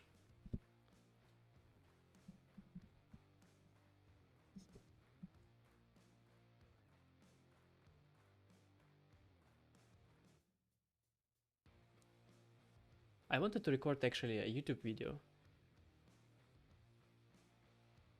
But let's see. First this thing. First work and then fun. Requirements. Here we go. It didn't take too much to start failing. Didn't take too much. Here you have requirements size not matching tests size. Because requirements are basically requirements. Requirements are descriptions. Descriptions of tests. Let's see if it can correct. Okay, we can copy them while it's thinking. Let's see if the task itself is correct. Pre-code, there's no pre-code. Interesting. I think it's one of the problems. I think that's why it failed as well. System.out.println. This is so far away, ChatGPT. Oh god, this is not Apex, this is Java. Come on. That's just when I said that it started failing.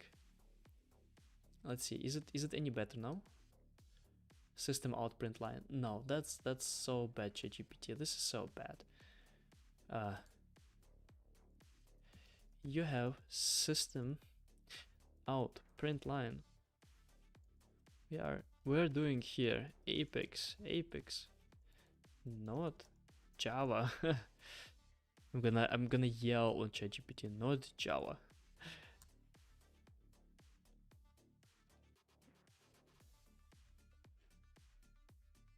You're absolutely right. My apologies for the oversight. In Apex, we use system.debug instead of system.out.println. Let's correct this for task 5. Here's the revisited verb. JSON. Now, of course, I cannot trust it, because if it failed that much in the first place, I cannot trust it. Let's see. I think I need a new chat, because it has already used too many tokens. This one, right? This is the print outline, yeah.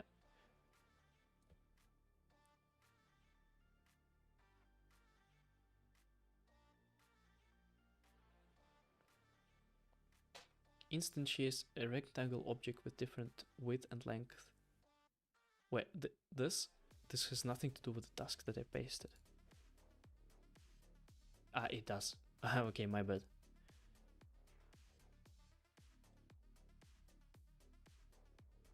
Okay, so it's good. I cannot really test for this task though, because in Salesforce we don't have access to the debug logs, so we cannot really test it.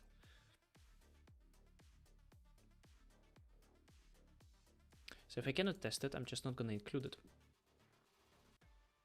Not included.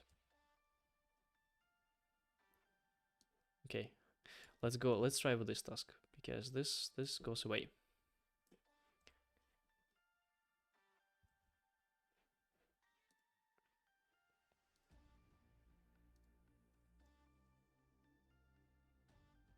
Let me start a new chat. I'm just gonna copy paste from the first prompt that I had.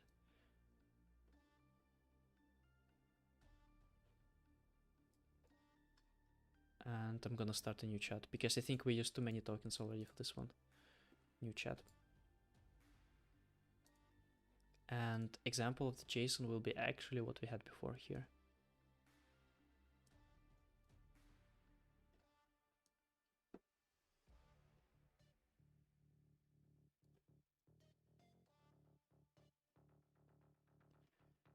Okay, and the task will be this one. And I'm gonna say include given as template. The task to transform.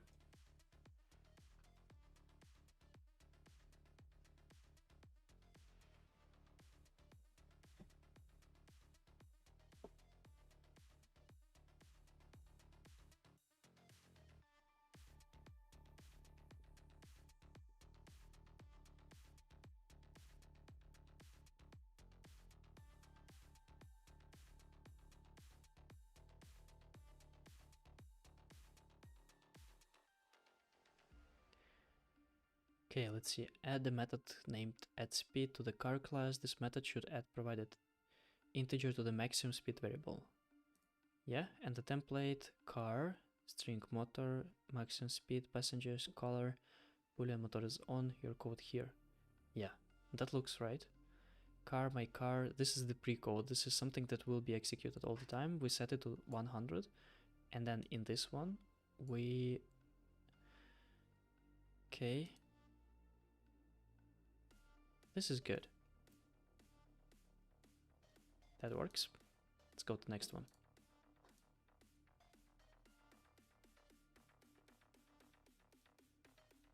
Same car class.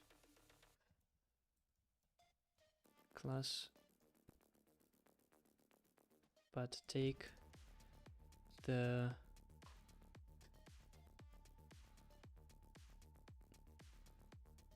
but different method. Make the same transformation.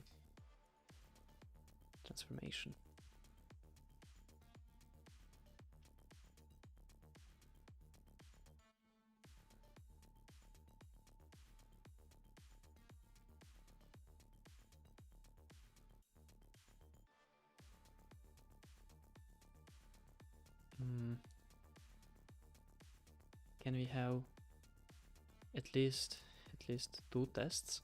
It sticks to 1 test because I gave an example of JSON with 1 test. So can we have at least 2 tests?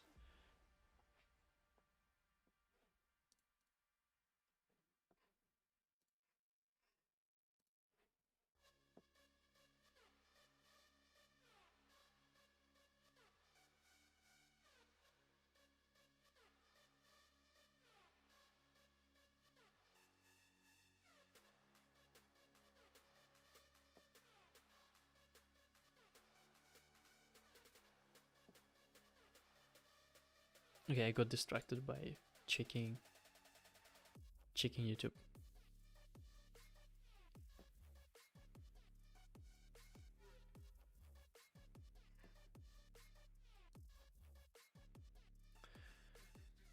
Okay, so what do we have?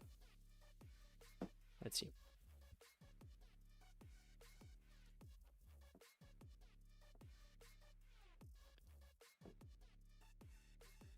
Add a method named repaint to the car class. This method should assign the provided string value to the color variable. Paint.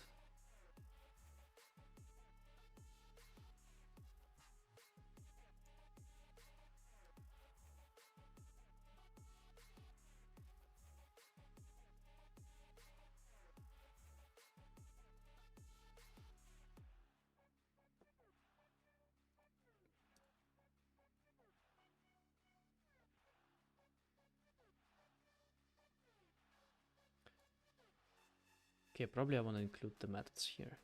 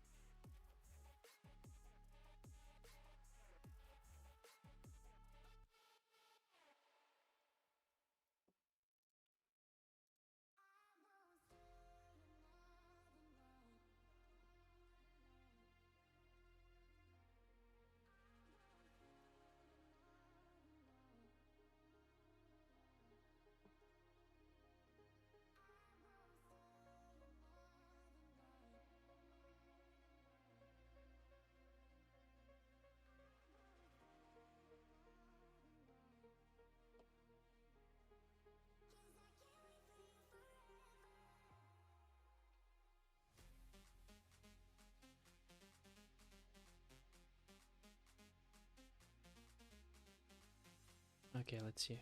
Repaint. Okay, I have those. Okay, yeah, repaint, they look great. Red and then blue and then my color. Yeah, yeah, that looks good. Looks good. Now that's the next one after repaint this one. Given.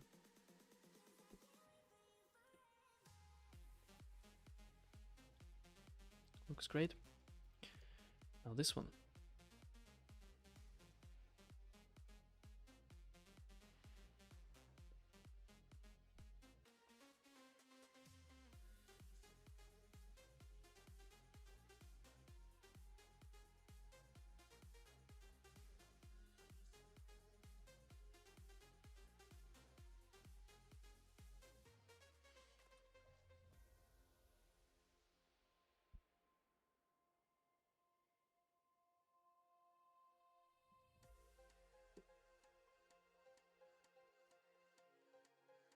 Okay, add the method name increase passengers to the car class.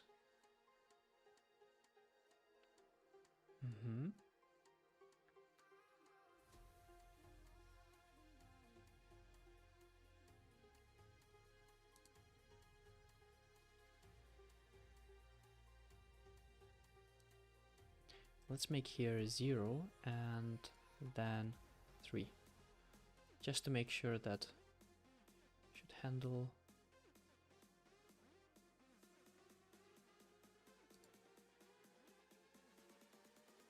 Should handle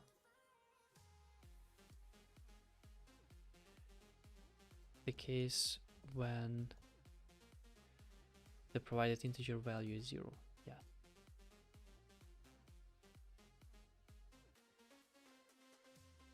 The next one.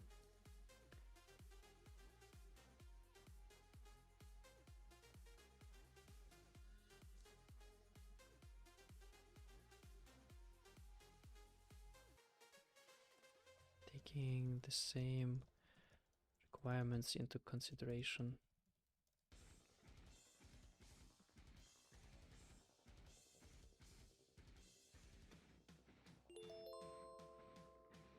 Oh wow. The focus. Okay, I would say I'm gonna make the next, let's say 30 minutes focus.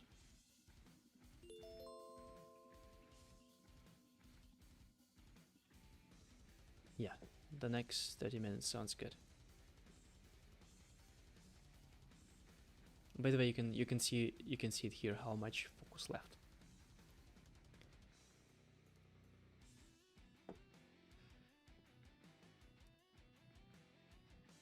Okay, I got distracted by focus. Yeah, this one. So okay, I'm writing the right prompt. Looks good. Taking the same requirements into consideration. Transform this to task into one JSON task.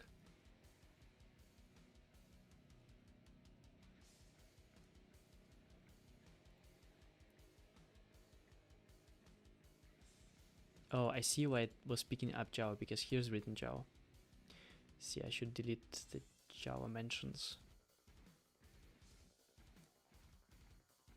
Okay, let's hope it's gonna work.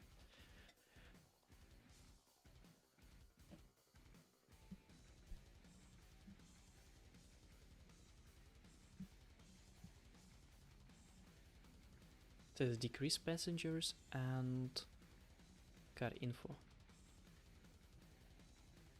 Yeah, that's good.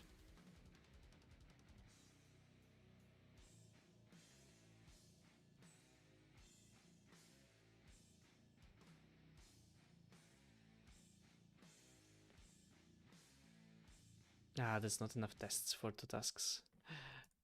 Add more tests, and let's see, it doesn't use anything from Java, right? So it's still fine. Yeah, assert equal. Add more tests. We have 2 tasks. So let's do around 6, let's say 5, 6 tests.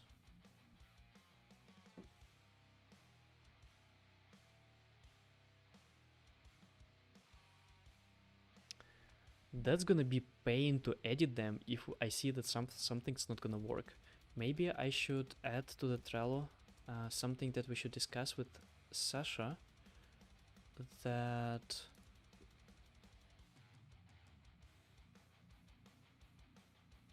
that maybe we should create an admin panel for editing or adding tasks.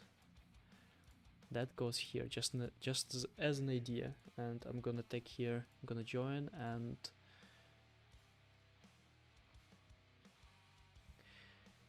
it takes a lot of time to write tasks in JSON format, and when we will debug them, it will take even more time.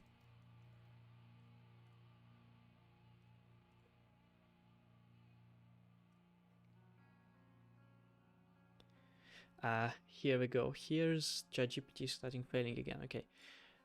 It's important that we have the same amount of requirements and tests, since requirements are test descriptions.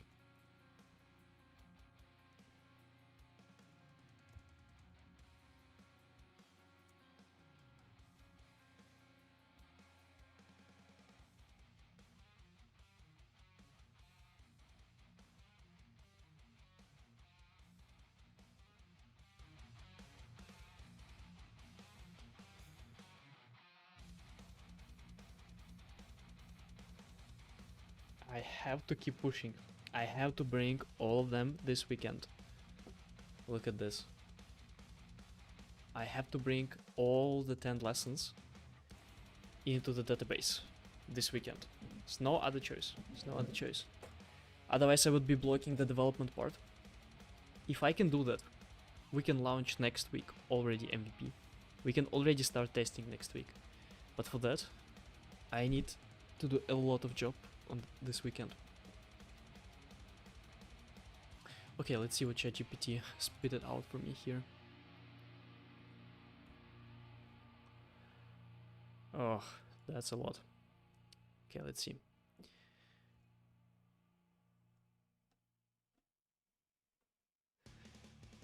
Add two methods. Decrease passenger scan info to the car class. The decrease passenger should subtract the provided integer value from the passenger's variable. The car info should return a string describing the car's characteristics. Yeah, but that's not specific enough. Ugh, ChatGPT. It is failing me. It is failing me.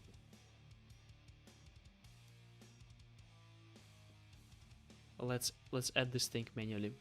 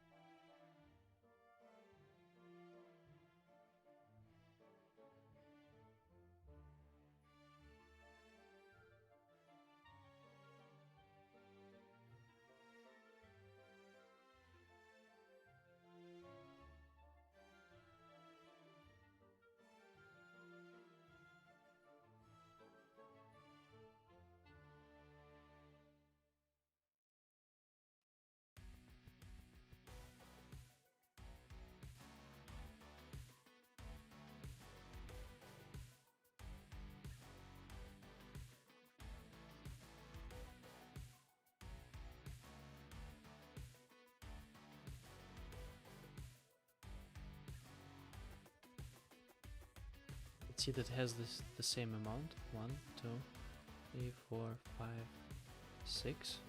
1, 2, 3, 4, 5, 6.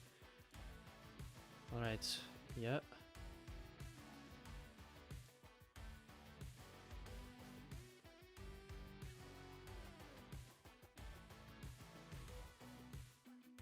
Yeah, I cannot really just check it like just by reading that it's correct.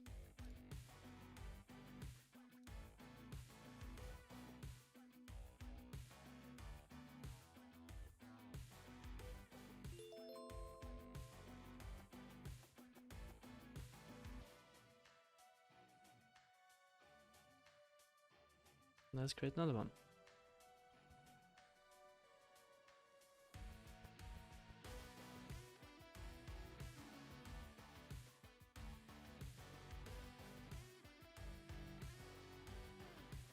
Oh wait a second, I added here, didn't want to add this one, it should go away.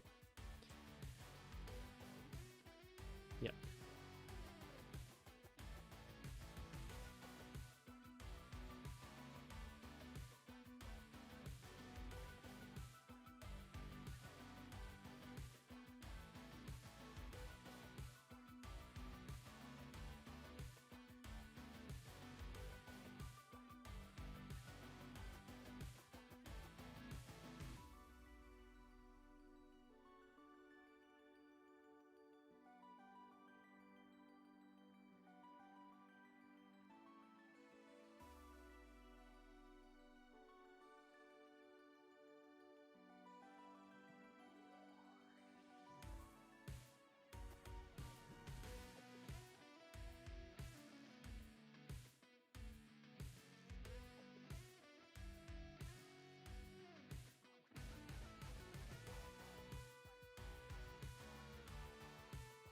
Okay, that is actually mostly correct. That's good. It's better than the previous one.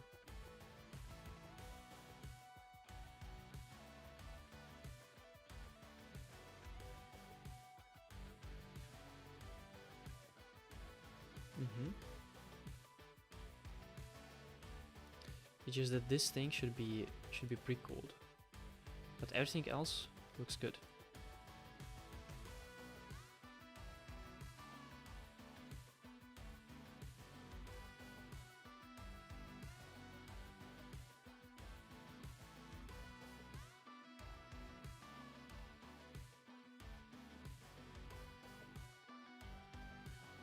Okay, now this one.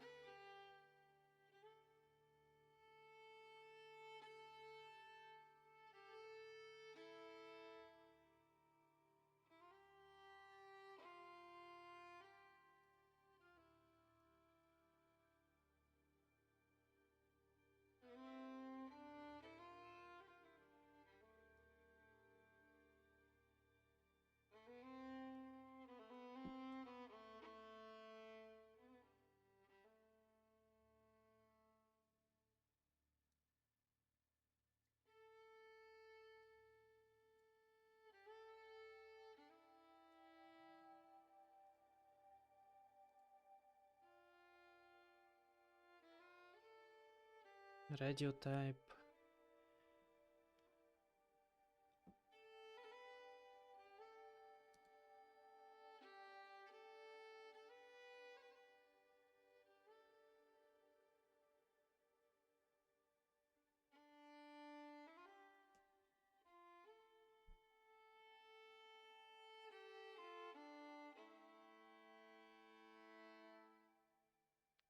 That's actually really good.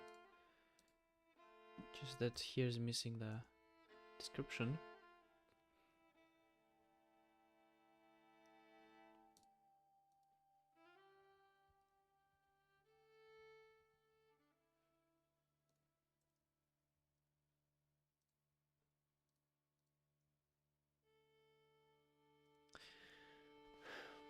What if I just code the way to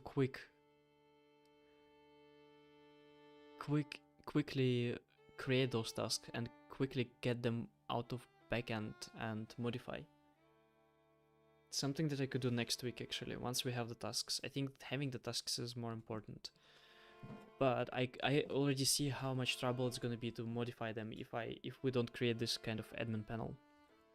It's just gonna be much quicker to basically code the admin panel than modify all of them, because we haven't even we haven't even tested them. Once we test them, we're gonna see so much more trouble, because it's impossible that I'm just getting out of ChatGPT the correct everything. So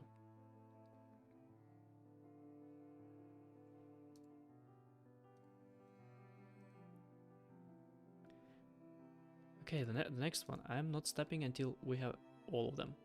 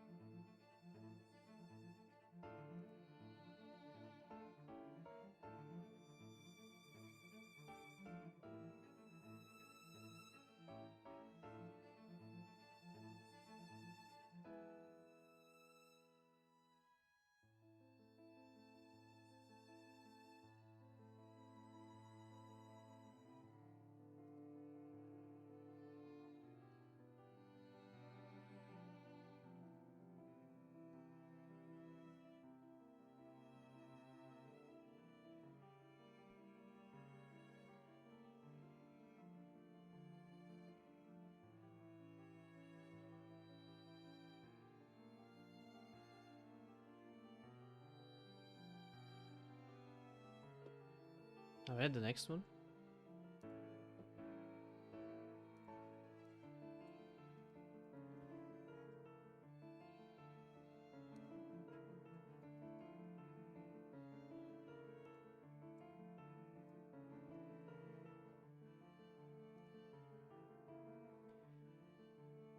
The employee, here's the employee.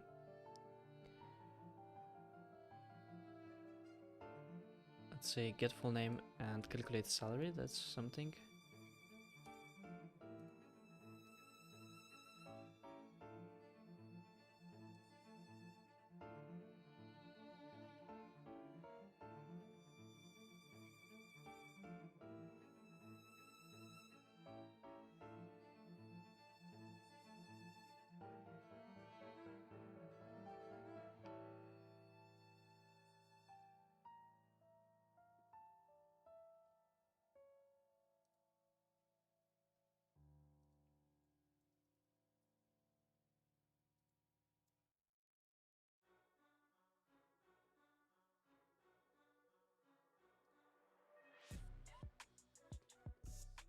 Okay, what about department?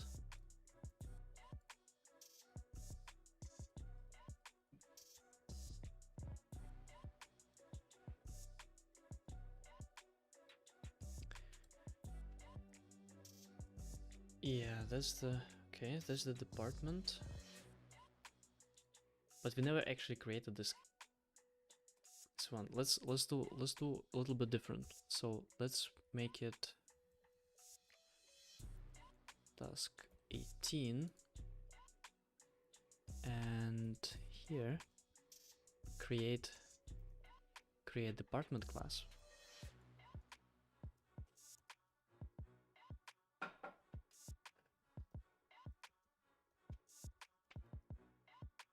That we have following. It's gonna get easier with other modules, because other modules, they have basically just like method creation. Those modules here, they have a lot of relationships between them, so that's why it's gonna get easier.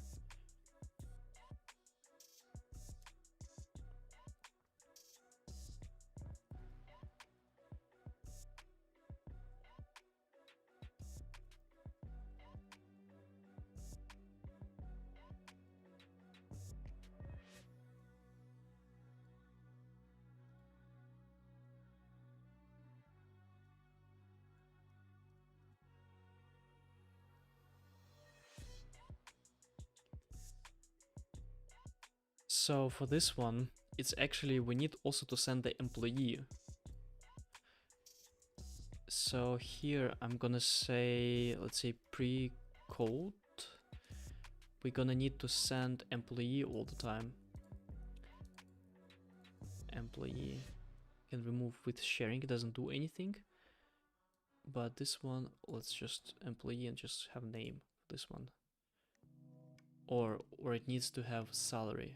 Damn it, needs to have salary. It should be basically employee from the last complete solution. So where's the employee?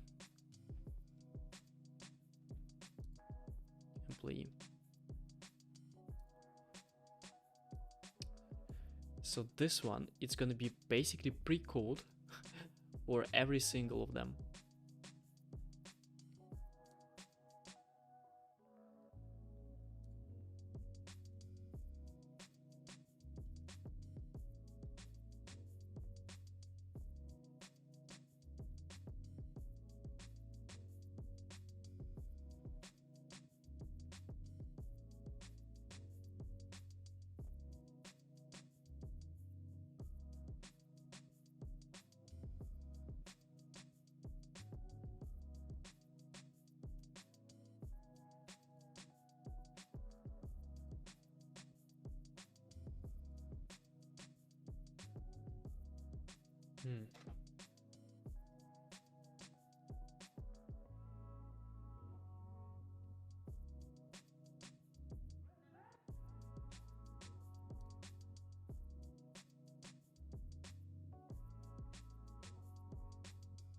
Okay, so this is not the pre-code. This part is not the pre-code anymore, that's template. Template.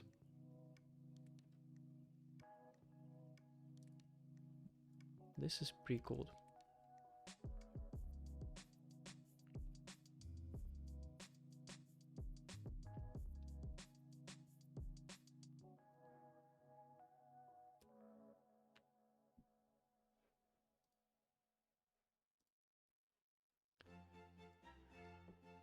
How many times did I hear this song today?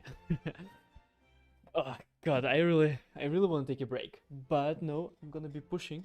I'm gonna be pushing until I have those tasks. It's what, 10 o'clock for me? I started streaming 4 hours ago. Yeah, even more. I need to get those tasks done. I have to.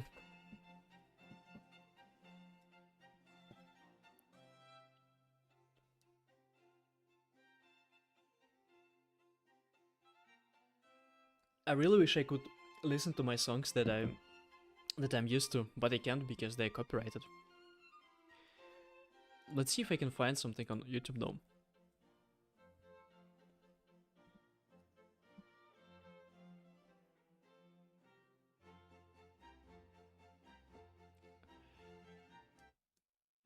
Let's see, building a social platform for devs. That's interesting.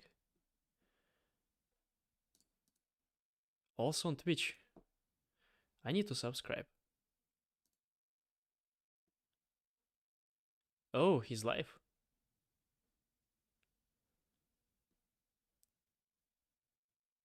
Web Developer Bootcamp.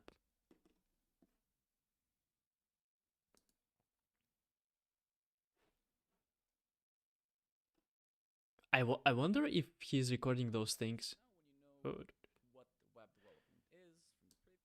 I think he records them on streams. HTML attributes. I also wanted to record the video. Maybe I'm gonna record tomorrow. I will be streaming tomorrow anyway, so. Well, I got distracted because I wanted to search for music, but I'm not sure that I can play this music. I don't know. I'm so afraid to play any music because a lot of music is actually copyrighted. So no idea. Let's see, copyright.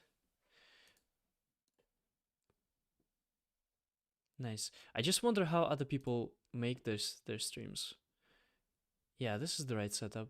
That looks good. Oh yeah. Anyway, so I wanted to let's say lofi music. No copyright. That's right. Let's do this one.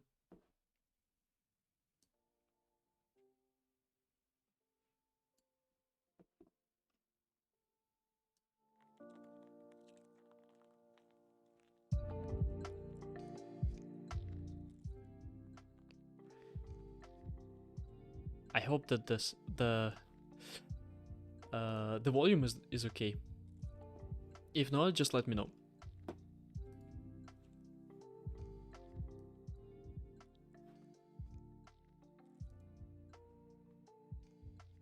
Okay, so no breaks.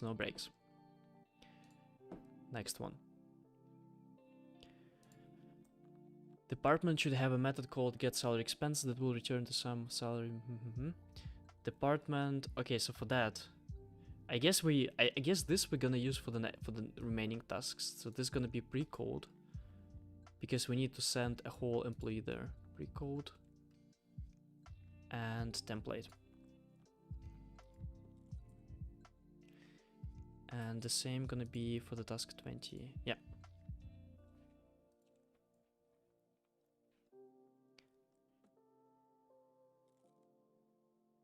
Okay, and then the funny thing, for company, we're gonna have much more stuff.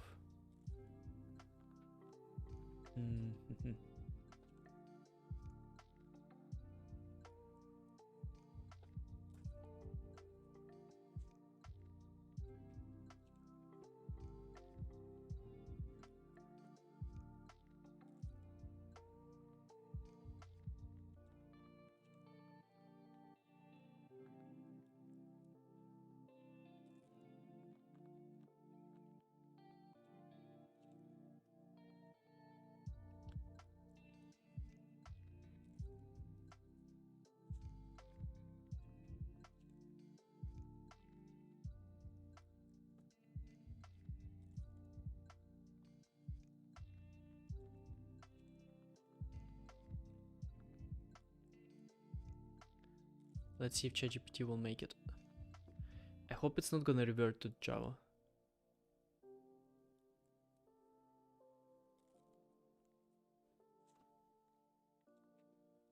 Doesn't look like. Let's create a new chat. I think we already used too much here in this chat.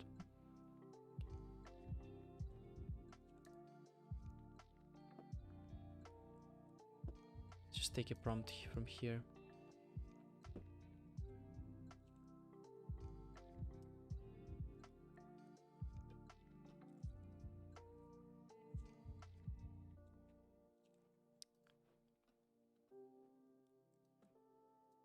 So that's an example.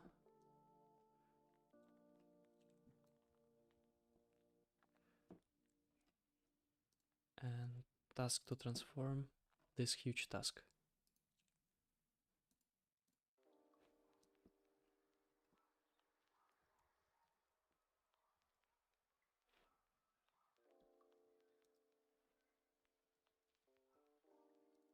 Let's delete those strange characters and let's delete Java.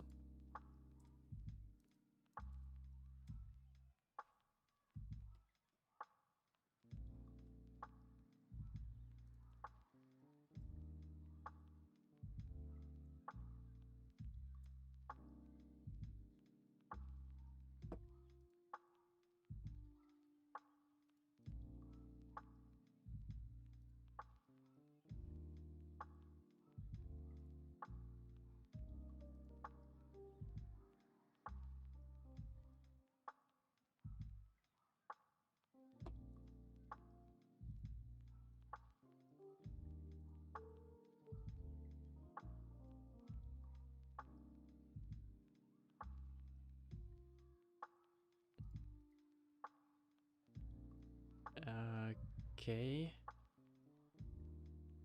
Yeah, the pre-code is not really the pre-code, right? Because the pre-code should be huge for this one.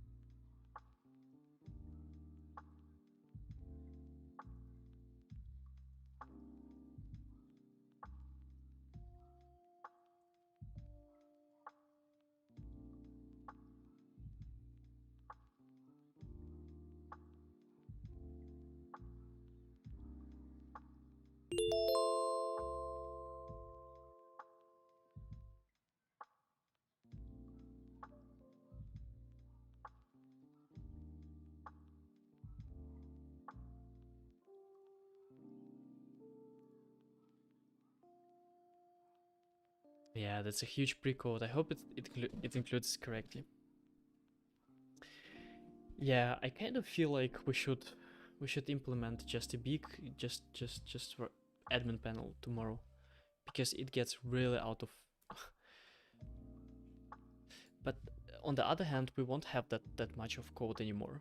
Like that's the craziest part, because it has so much relationships with other classes. So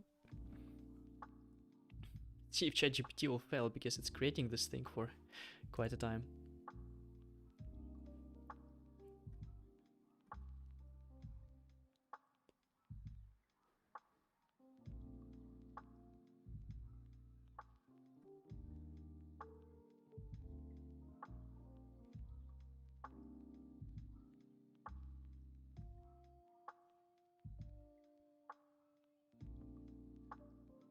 All right, let's see.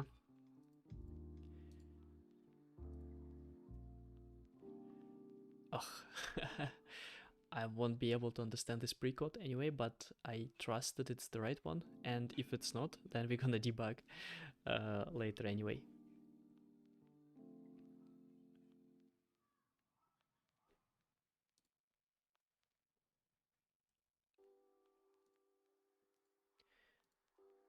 This one, at least 15 points.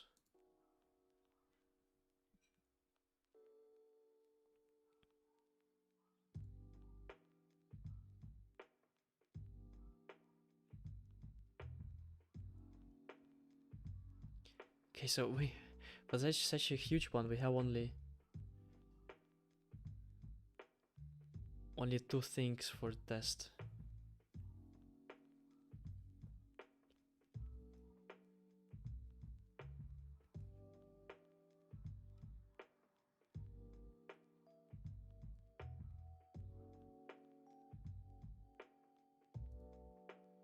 I'm just gonna trust ChatGPT. I don't know. I don't have the brain capacity now to actually verify it by just reading it, and testing it would take so much time.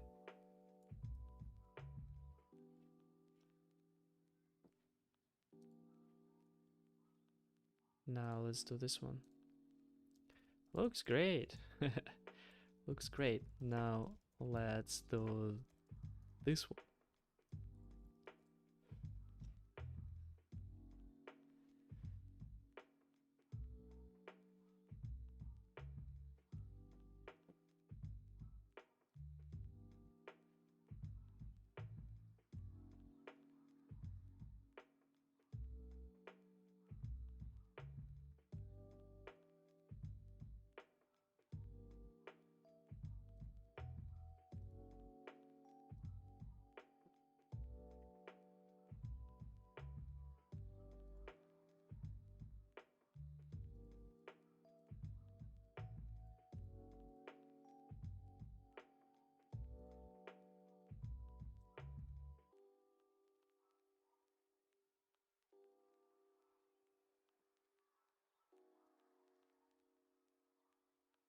Okay, now the next one.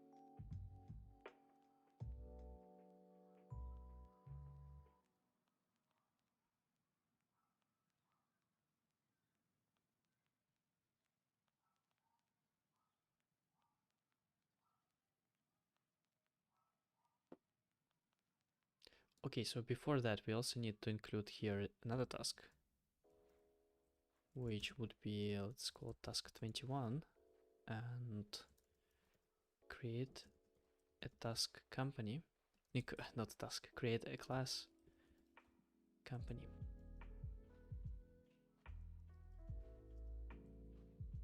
With following data. And before that, I'm gonna take and write here pre-code.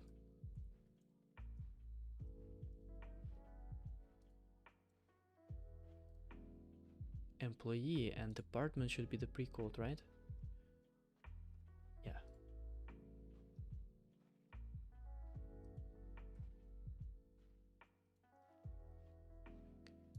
Should be the pre-code and department. Yeah, good, okay. So it's the whole pre-code with the following. Don't go.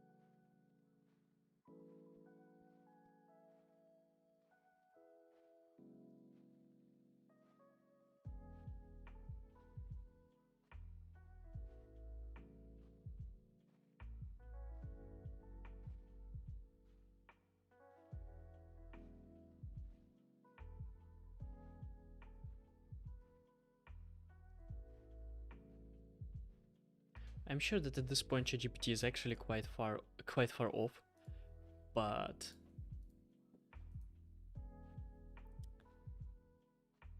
I need some kind of visual representation for checking them. I can just even locally build this thing, right? So I can just locally go and build something that's gonna parse them and gonna just visually represent for me, right? Something that I'm gonna do tomorrow for sure, because that's so hard to to manage them. Now this whole thing will be again the pre-code.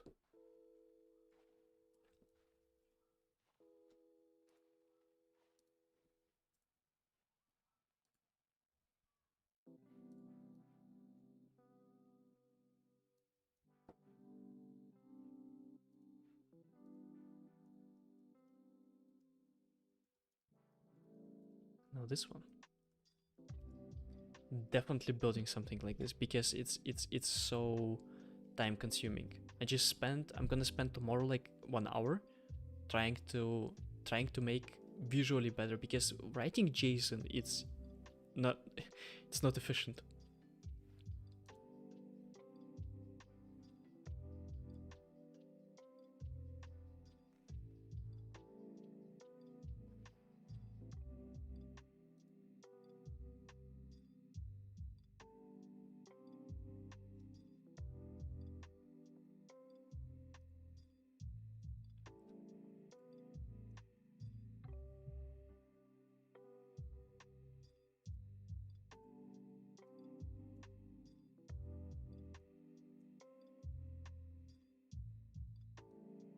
So what's the problem here?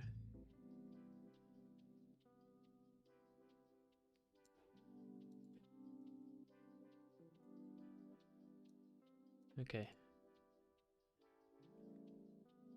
It's just impossible to check this at this point.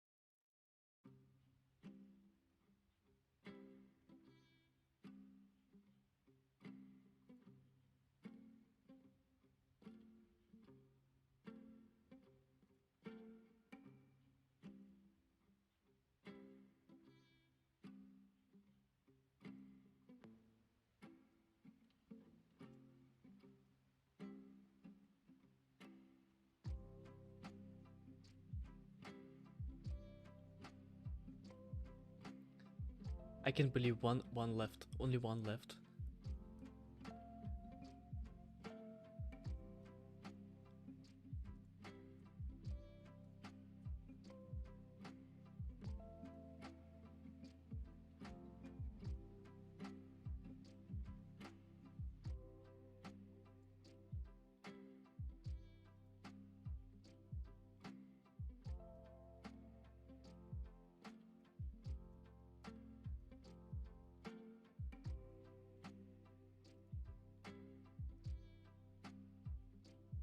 I think I didn't put this one, but let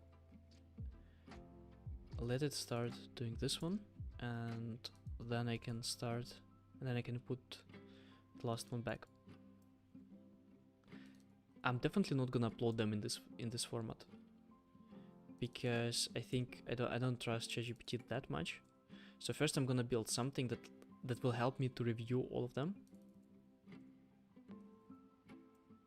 and maybe in general building JSON much more convenient than what I have now. Because just imagine if I need to do it for 10 more modules, I should speed up the process in some way.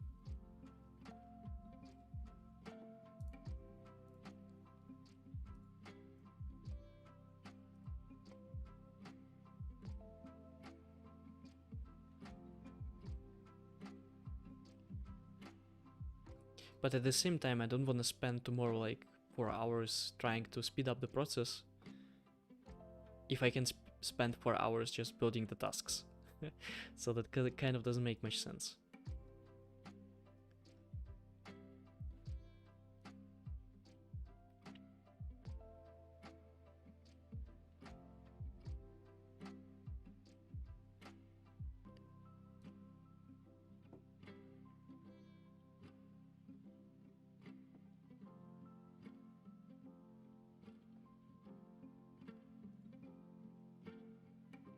Okay, I love your music, no copyright.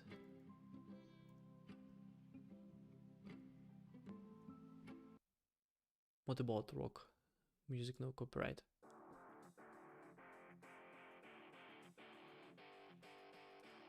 Is it sure no copyright?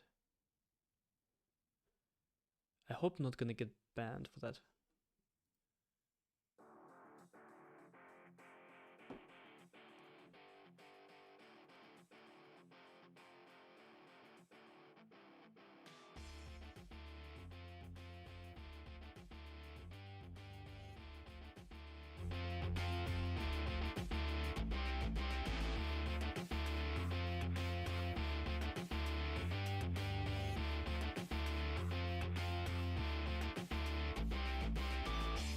Alright.